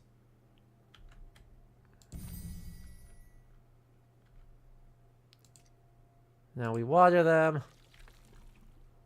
And then we can go here. As Agnes made her way to the garden, enveloped in a slow dreary morning, she noticed Antoine immersed in a bundle of papers sitting on a bench. Salutations, Monsieur le Maître.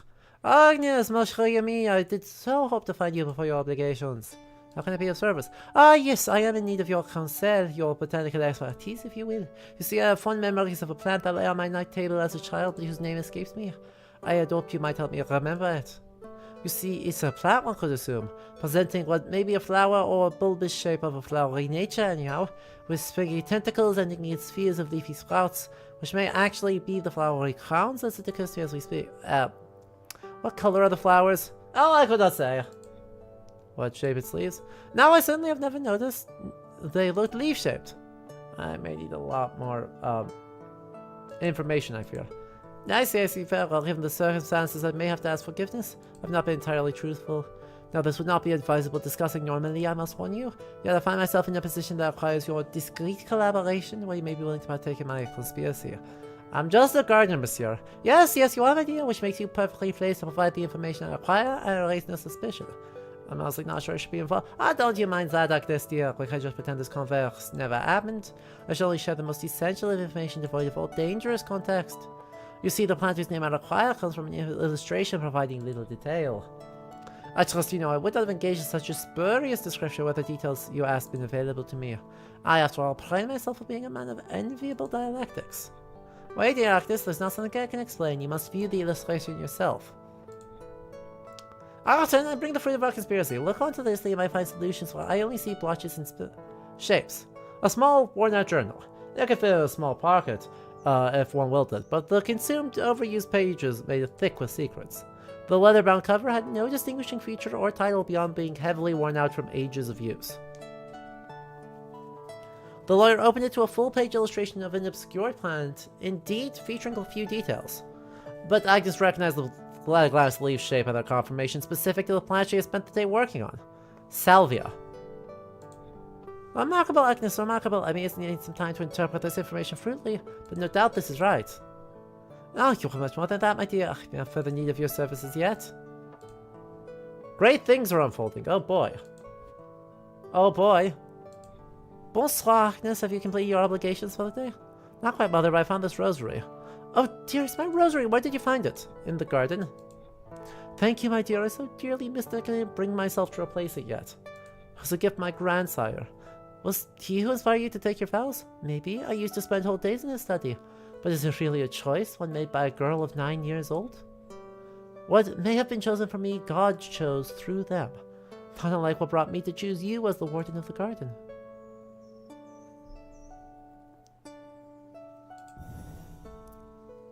Oh, good. Not the musketeers. Good morning, mademoiselle. Oh, Monsieur the Mousquetaire, good morning. This is the Abbess garden. No one is permitted here but the caretaker and the Abbess herself. You are the caretaker? Yes. Pardon for the intrusion. We are here cardinalatial business. That remains you are not permitted here, messieurs. I am sure the Abbess would not object to the word of Cardinal Mazarin. It would be presumptuous of me to speculate on the Abbess' judgment. I saw myself a gatekeeper of some sort. I can only ensure the gate is closed with no one in it when I leave. She speaks the truth. Let us go.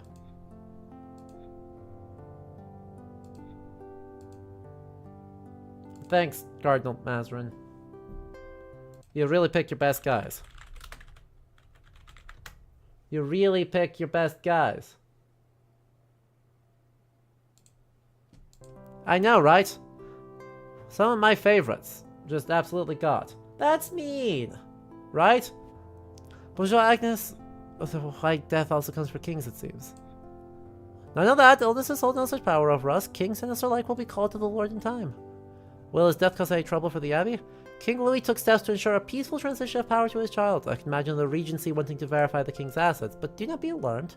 Any functionary, or God help us, musketeer may come, has nothing of interest to find beyond our subservience. I fear I already had the pleasure. Oh dear, what fate befalls us? What happened? 2 musketeers came trying to enter the garden. Since you didn't know, I assume they never came looking for your permission like they said. I fear they care little for my authority. You are right to maintain the sanctity of the garden, but do not endanger yourself, my child. With the king's passing, many will take the chance to pursue their interest. Plants grow and die as is the will of the Lord. They will grow again. Conversely, there is but one Agnes du Chemin. Well. Bonjour, may compliment you on the garden. So Valerian. Another very helpful one. The musketeers seemed wise not to interfere. So, exactly. Let's pull up the history here.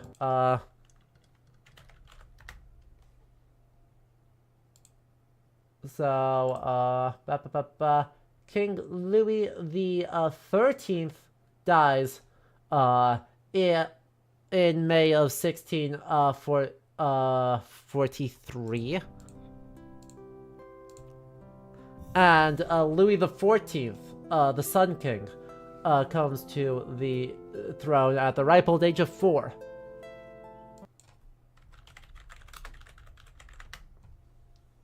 So, whoops.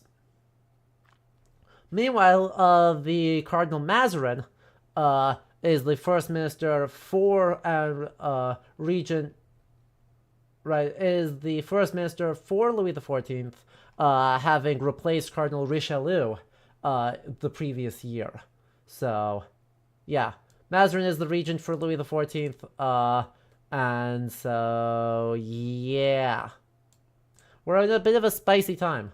Not right. The head of government for Anne of Austria, regent for Louis XIV, and then he's also responsible for the Peace of Westphalia, sort of.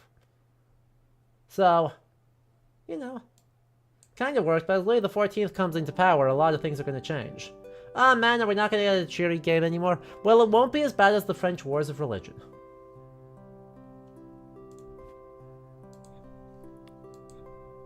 Babe, when Henri Pascus Rossa, the king that died is Louis. Uh-huh. Dirt.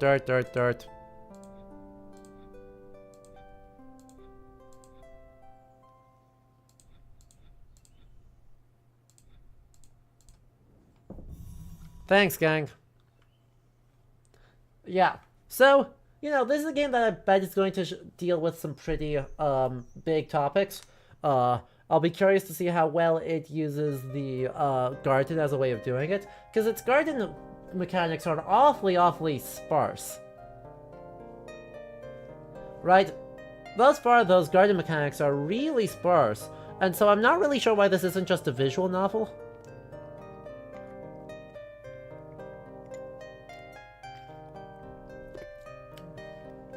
Like, is that the mean way to say it? Like, I just don't know why this isn't a visual novel. And we just focus in on the writing, and we don't worry about the garden mechanics. Or we maintain the 2D stylization and we just subtract those completely and thoroughly. Instead of trying to have any of something like this.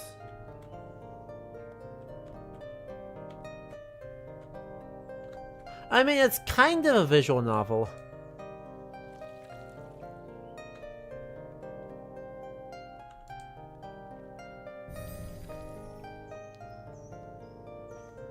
These are tall marigolds.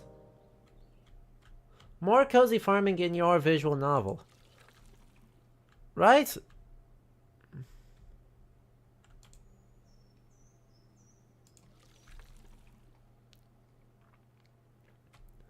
But it's not that much cozy farming. Like these aren't robust enough mechanics to have cozy gardening. I mean, there's clearly some research going on here. into when do certain flowers bloom, what do certain flowers take. But like I'm not actually able to clean up. I'm not really in a position to do a lot of cleaning up some of the hedgerows and the less intact materials.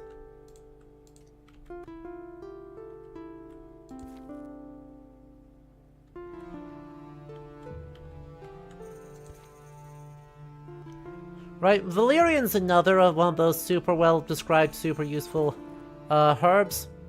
It's good for sleep.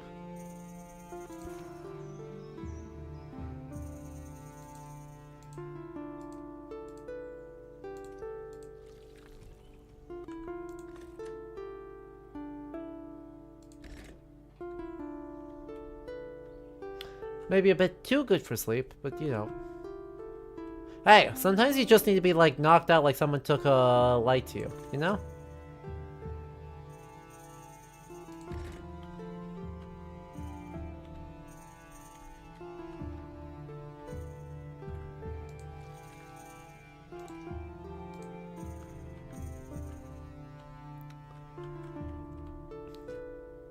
I don't have more,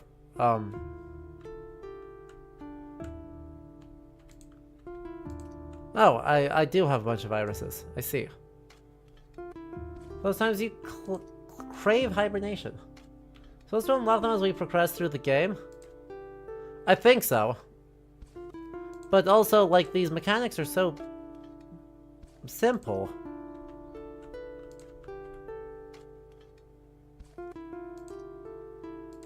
Like, I don't have to actually worry. It's not crunchy enough for a real, like, big gardening sim. I don't have to worry about spacing things out correctly. I don't have to worry about whether or not, where our dedicated rows are. We don't seem to be worried about weeding in the slightest.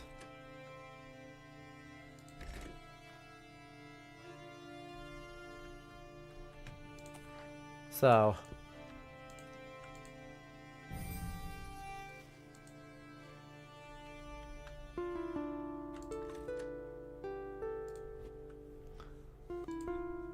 she grew entranced on the longer shadow of the greenery, when Monsieur Francois... Agnes, forgive me, I had nowhere left to turn.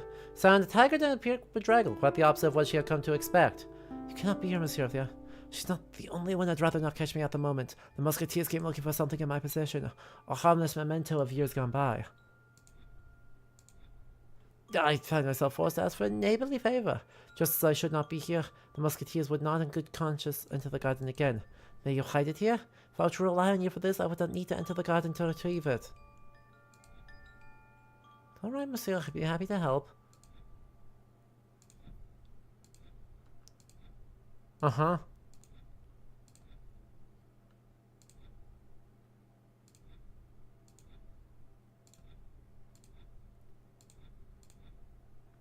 Yeah.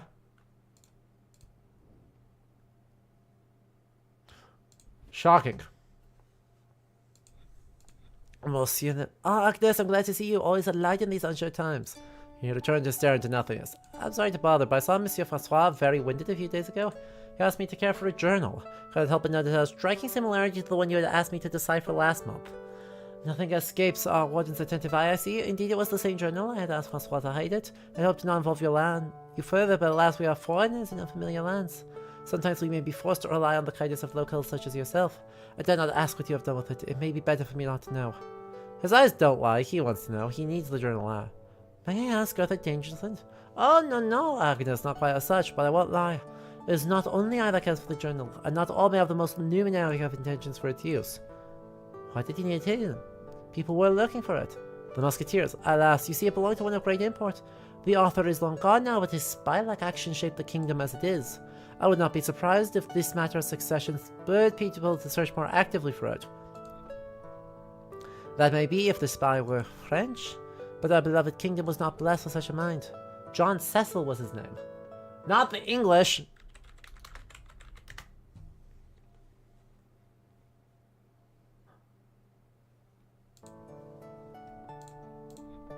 Poor unassuming place Père Cécile. Is that an English name? He was English like Monsieur Francois? With a name like Francois, this man is English? Now, whoever told you Francois is English, that is of course untrue. I already spoke too much, Monarchness. All this is said in confidence and I risk endangering you.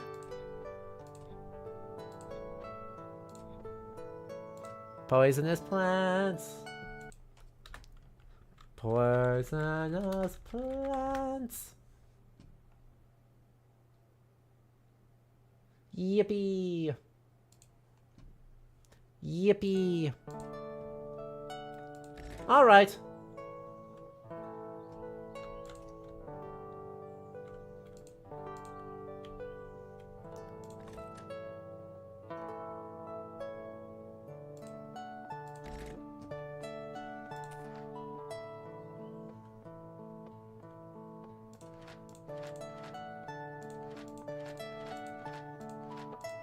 Sage, Salvia, Iris,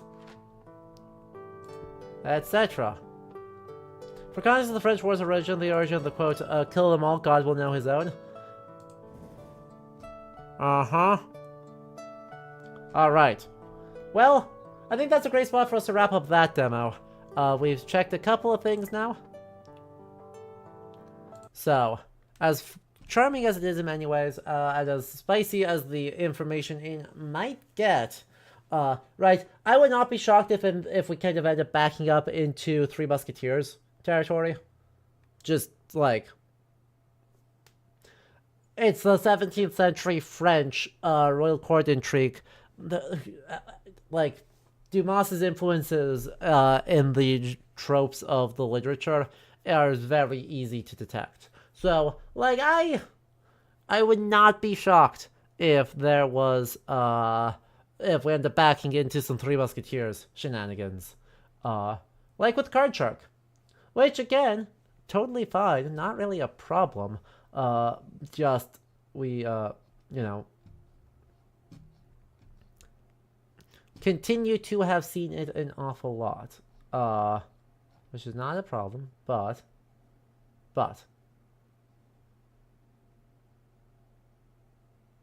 Okie doke. I think we have time for just one more here. We're at 6 hours already. So, but that is, one more is one more. And so, let's hop back over. And spin that wheel.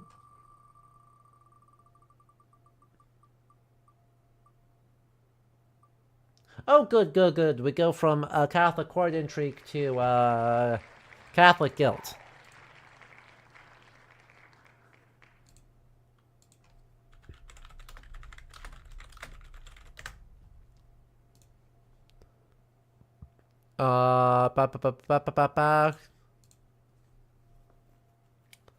Oh boy, Catholic guilt. Right? What an interesting experience. Although isn't Three Musketeers still set in English soil? They have a short detour in England in the first book. Most of the story actually takes place in Paris. And then there. Ooh.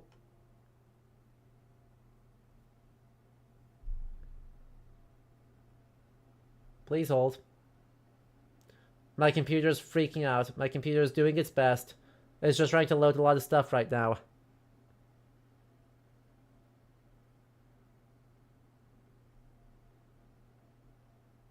Thinking.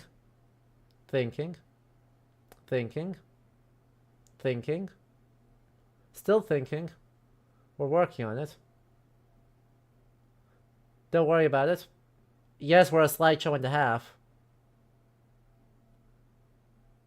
But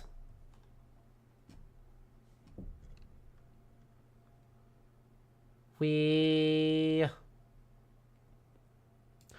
are going to turn it down. We're going to turn down the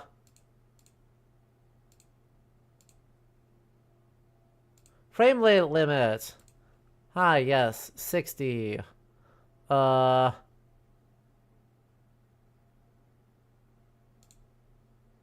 And we'll just lock all that to medium.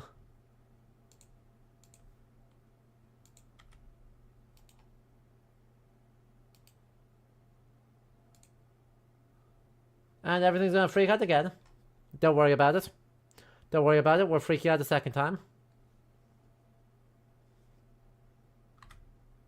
Alright. Having freaked out the second time, we are so back.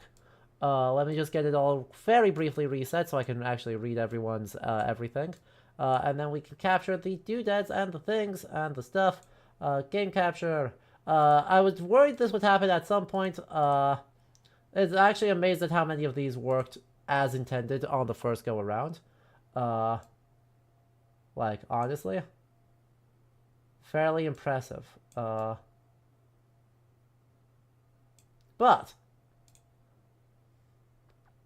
that is okay. This is Creasel Theater of Idols, which is published by Blumhouse Games. Which is neat. Good for it. Let's rock out. Thanks for playing the demo. It's currently in development. So therefore stuff. Bugs and crashes may occur. Pistols. Sacrifice your blood. Hold space to reload.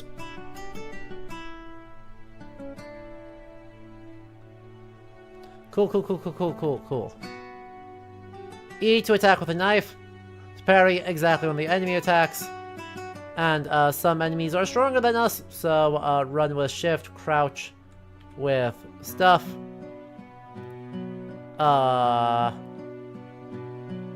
Cool. Wish me luck. So anyway, struggling. The struggle bus continues.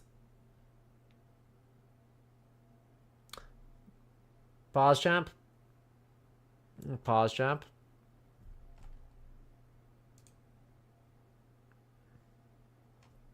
Maybe? How are we looking? How are we looking? Point of fact, we're looking bad. Oh boy. Oh boy.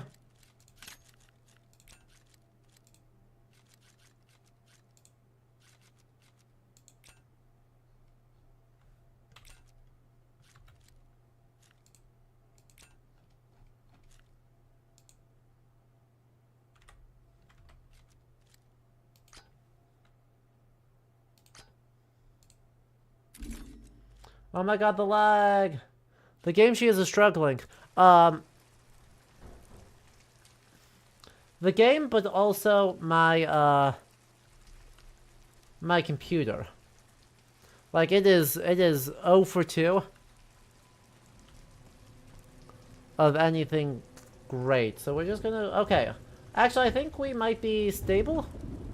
It looks like we're still seeing a little bit of stuttering, a little bit of, instability. But the frames are framing, and OBS pretends it's working. Why are there mermaids in? Premio! Then compite la Martyrosy. Come try your aim at la Martyrosy sawed-off shotgun.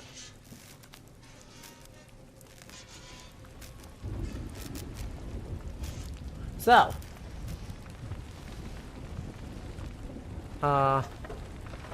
Padre.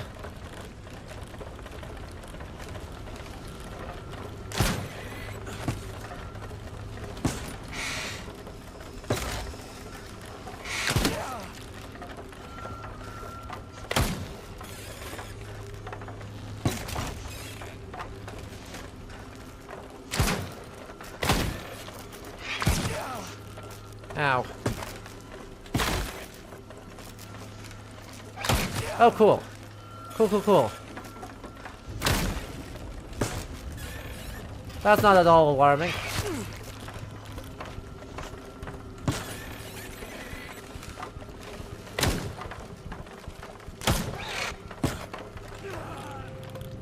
That's not at all a problem. Totally not.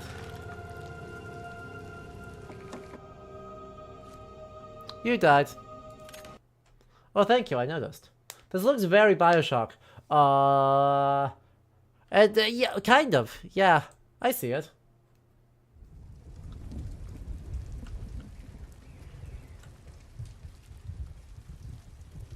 Back to the city. Are those Where would those mermaids be hiding? wooden mannequins? They did seem to be. They did seem to be.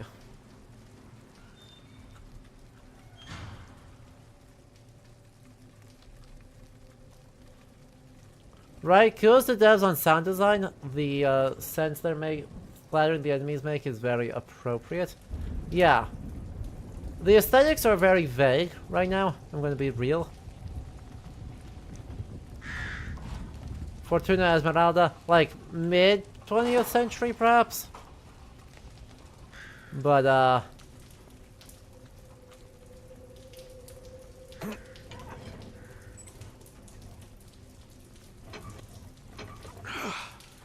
Path is clear. Who the blazes do you think you are? You can't just barge into my shop and expect me to hand over my weapons. We are the redeemers of the sea, chosen to save Tormentosa from the wrath of our lord. That's right, old man. Let's stay out of our way. uh-huh. When you were still suckling at your mother's teat, I was already hunting Ophiutos under the storm. Yeah. High quality silver coins. One shows a mythological beast, the other says, Hail Tormentoso by the grace of the sea. Cool. Yoink.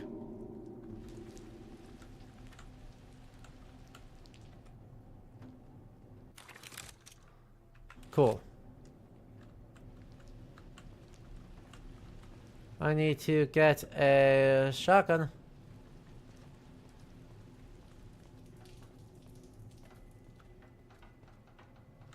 Or perhaps more accurately, I want to get a shotgun.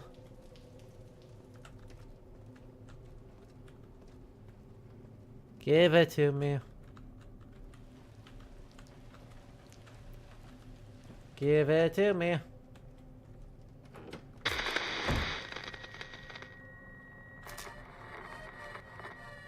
Cool.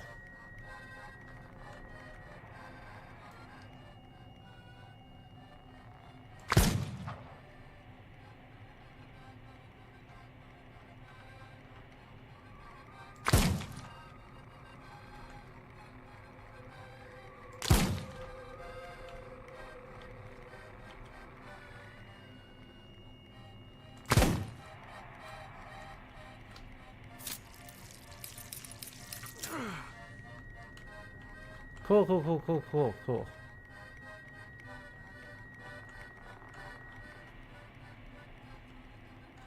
I'm not spooked, you're spooked.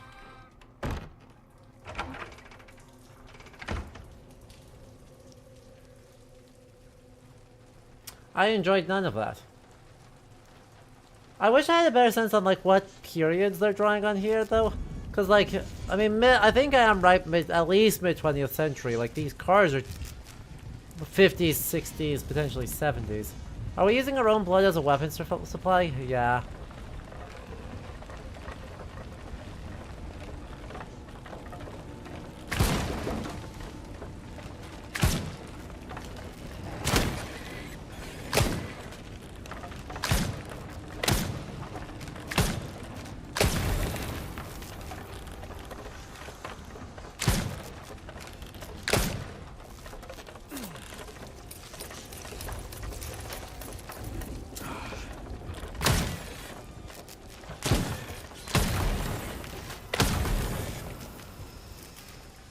Burn in the name of the sun. Yeah, we are. Oh, good. Oh, good. Just what I wanted. Press C to use a plasmarine syringe. So, you were saying Bioshock. Yeah, correct. Flamenco dance. Gran Balada Flamenga by Verdes 23, Ana Espina as La Medusa, and Pepe as La Canallita. At 8 o'clock at the Blau Zafiro.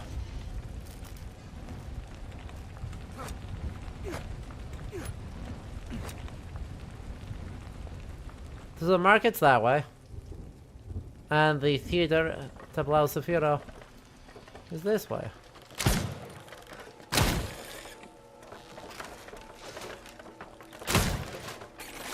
Ow! That was a long way to go.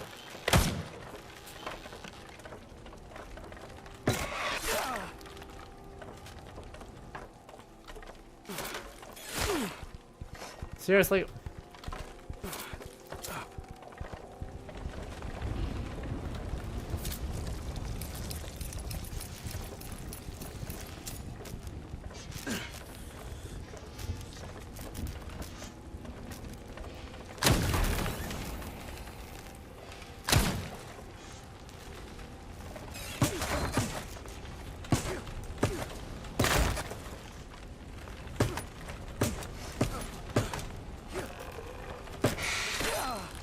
I don't agree.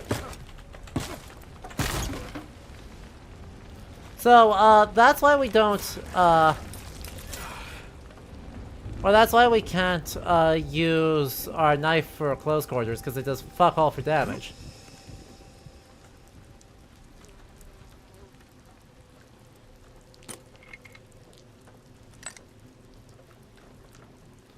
Well, I'm at low enough health, I think I just have to commit to that, because I'm still not at full.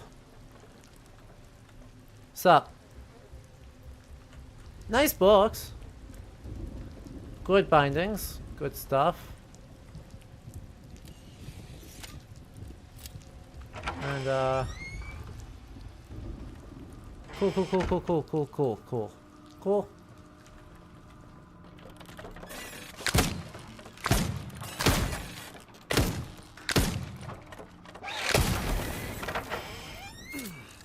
It is done.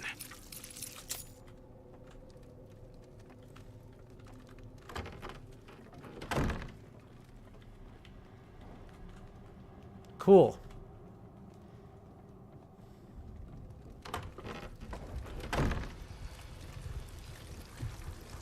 Absorb blood! Oh good! Instead of wall check.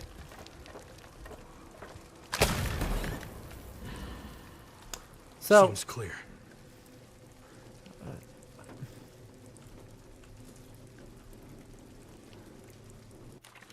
This reminds you of Lies of P, except Lies of P pulls off the themes better. And as the freedom of being based on fairy tales. No more syringes. I don't know that it's necessarily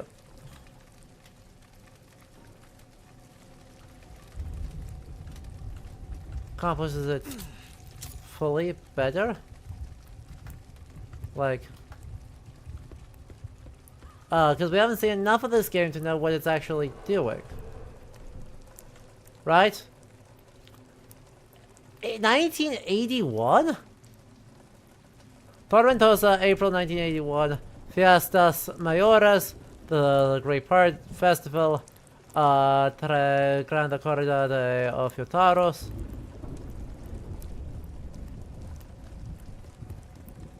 Right, certainly this game is a very, very Spanish. A crow skull with strange symbols carved into it that reeks of dark magic. Something tells me it might hold value for a merchant witch. But I think you are fair. It is fair to say, even if we can't necessarily say that this pulls it off better, I think it is very reasonable to say that this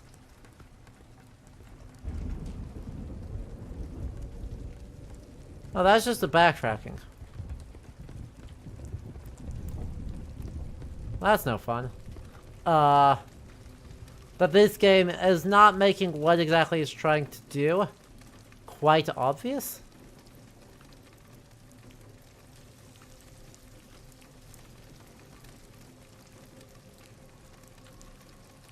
Oh, that's awful.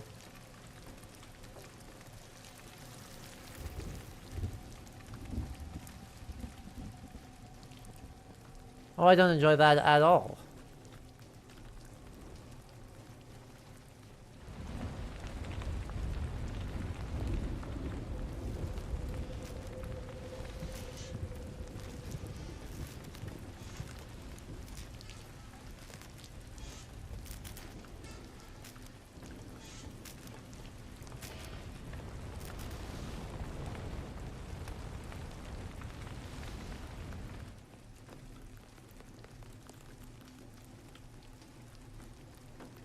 Something must be blocking it. Okay, maybe I do need to do that. Doesn't help that's a demo. True. Like, we really don't know, what, if anything, they are going to be doing. Well, alright, down I go. Yippee. Just what I wanted.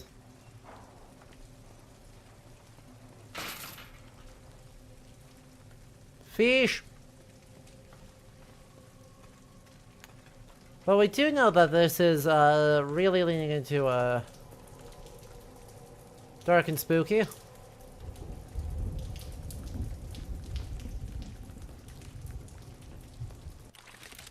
I still don't have the thing I need. Must be in here.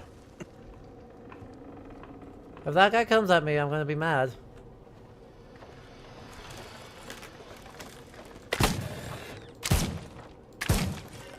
Heck.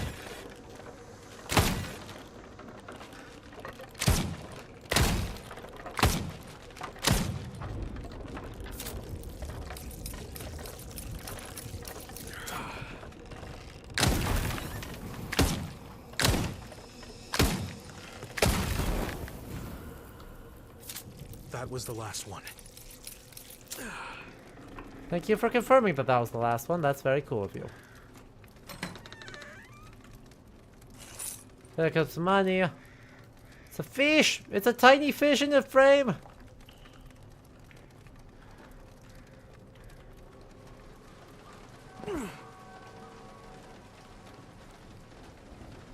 A hardware store. There might be something useful inside. Right thing for October and Halloween.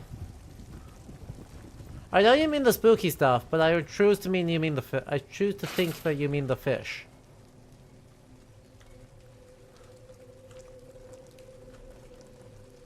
Hardware store, utensils, tools, keys.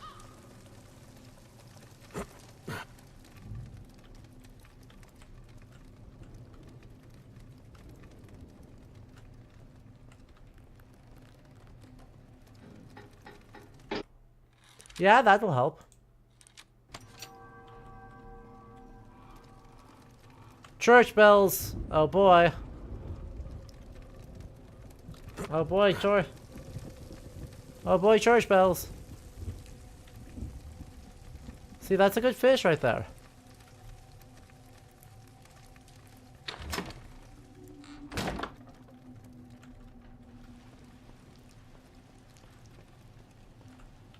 The fish reminds you of someone else you watch? Good. Fish. Okay, there was nothing in there. Well, sucks to be you. I have a feeling there's one more fight coming up here real soon. So I won't absorb him yet.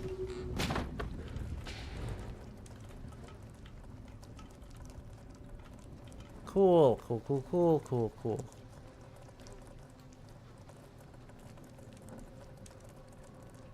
Uh-huh. Uh-huh.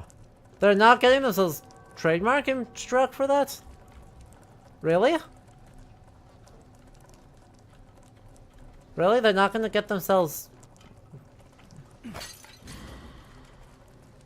Yeah, you know, correct. Good. Get wrecked. Why are there spooky dolls everywhere? I don't know. But there's a fish cow person with a branding for off-brand Coca-Cola, except they uses Coca-Cola's font. So I'm not persuaded that actually counts as off-brand. Oh, I can't absorb the octopus. This is so sad.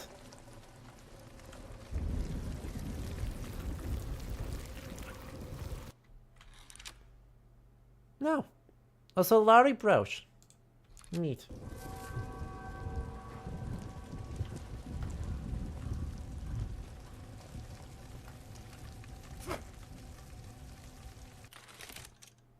Full cutters. Goodbye.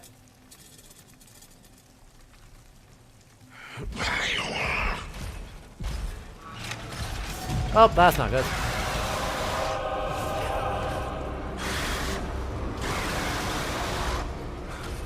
There's no point in fighting.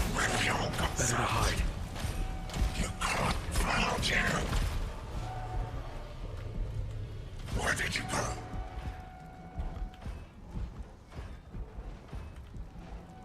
Nowhere to be seen. Yup.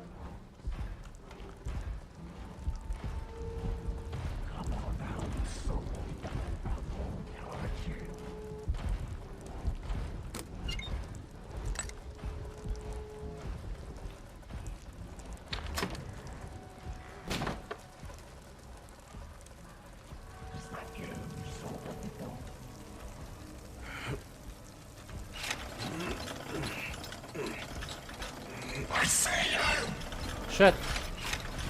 Come on, commit to it. There we go. Why this obsession? Come here, you worm. It worked. I guess, sort of, technically. Ah! This is fine. Everything's fine. You saw nothing.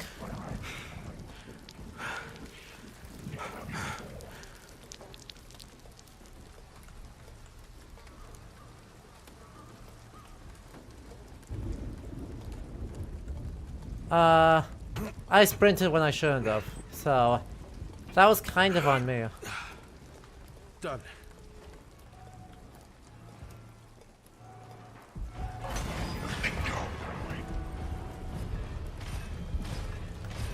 Right here. What's up?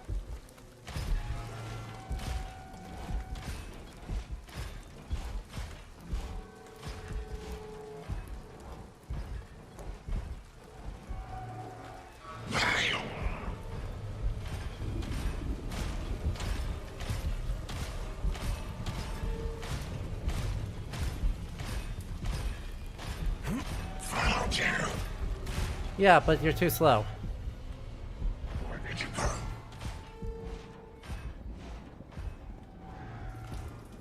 We're sneaky like that. How sneaky and stealthy we are. I don't need to actually drop down here.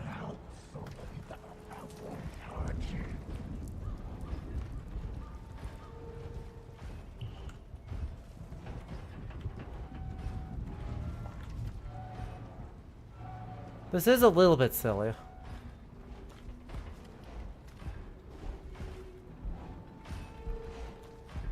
course he's walking straight towards me right now.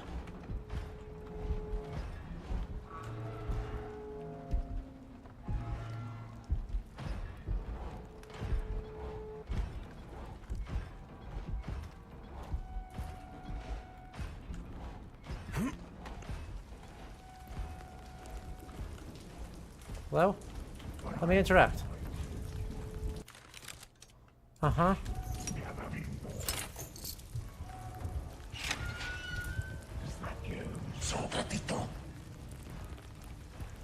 Yeah, but it's me. No idea what you're talking about, though.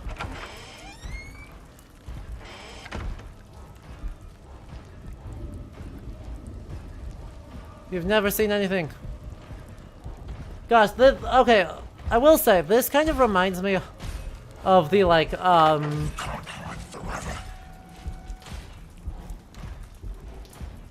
this kind of reminds me of the, oh, what's his name? The Snap Cube? The Snap Cube real-time fan dub of Resident Evil 3.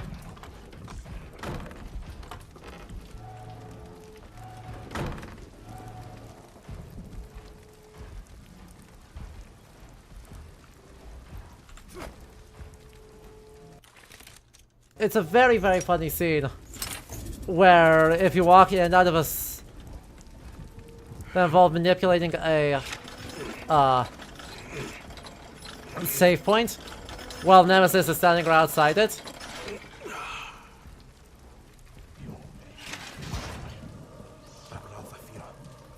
That looks like a mermaid. Uh-huh. Where did you go? Hey, did you return your library books? Well, guess I'll go back to my room. Oh, there you are. Where did she go? Just from walking in and out very slowly. Right, very slight in and out and in and out. Ooh, a vinyl record. And some flavor. Okay, that print is way too old-timey. Like, that is very old-fashioned set print. That doesn't make sense for the 80s.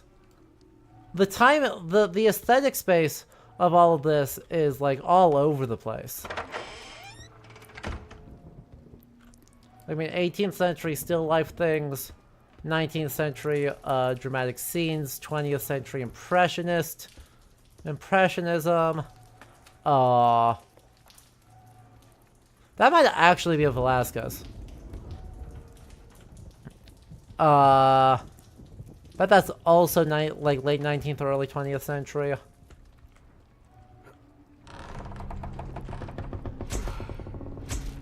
The overall club vibe is like vaguely 1930s, and it remains a question mark. So there's clearly stuff going on there, and certainly a long tradition of base like automata based on Spanish reliquaries and the sort of hyper elaborated tradition. But this looks like it's just kind of, you know, blasphemous Bioshock. If I had to sum it up, it's blasphemous Bioshock. Right?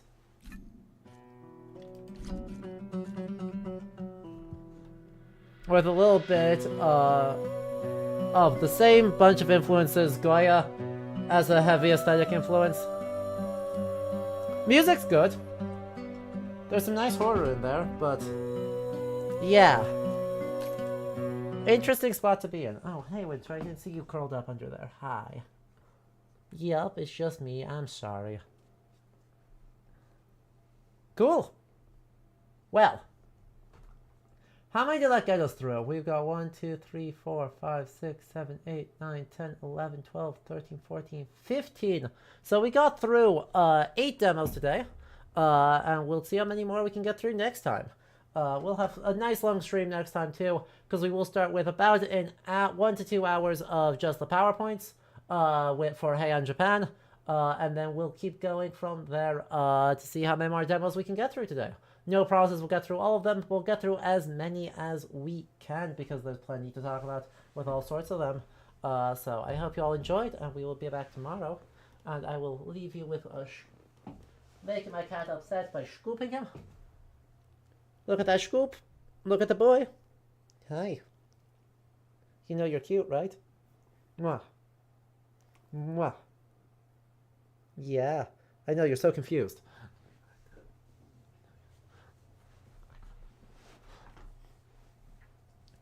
Alright. See you next time. Was very lovely to have all of you. I am a fool. I forgot to load up the what's-his-faces. The end credits, so we're gonna do that real quick. Yeah, I know. I did all sorts of stuff to you, didn't I? I know. I did. I was so mean to you. I was so mean to you. Alright. That took... As I vamped for cat noises, we'll roll the credits. We'll get on out of here. See you all again next time. Okay? Bye. He's so fluffy. You're so right. Let's try that again. Thank you, of course, to all of our patrons on the side of the screen who make this possible. Also, thank you to Math7077, Parisian13, KJ Max, Wolfie1066, Sonia Silliman, Dragonwolf, 80,080, Caffeine My Veins, Unstable Deus, Blue Artemis 125, Kesta, Howled Necromancer, Ivan 855 for the subscriptions, and of course thank you to Wolfie, this dude, and KJ for helping gift those subs. It is super duper appreciated. That does it for us here, so until next time, have a good rest of your night. Ciao.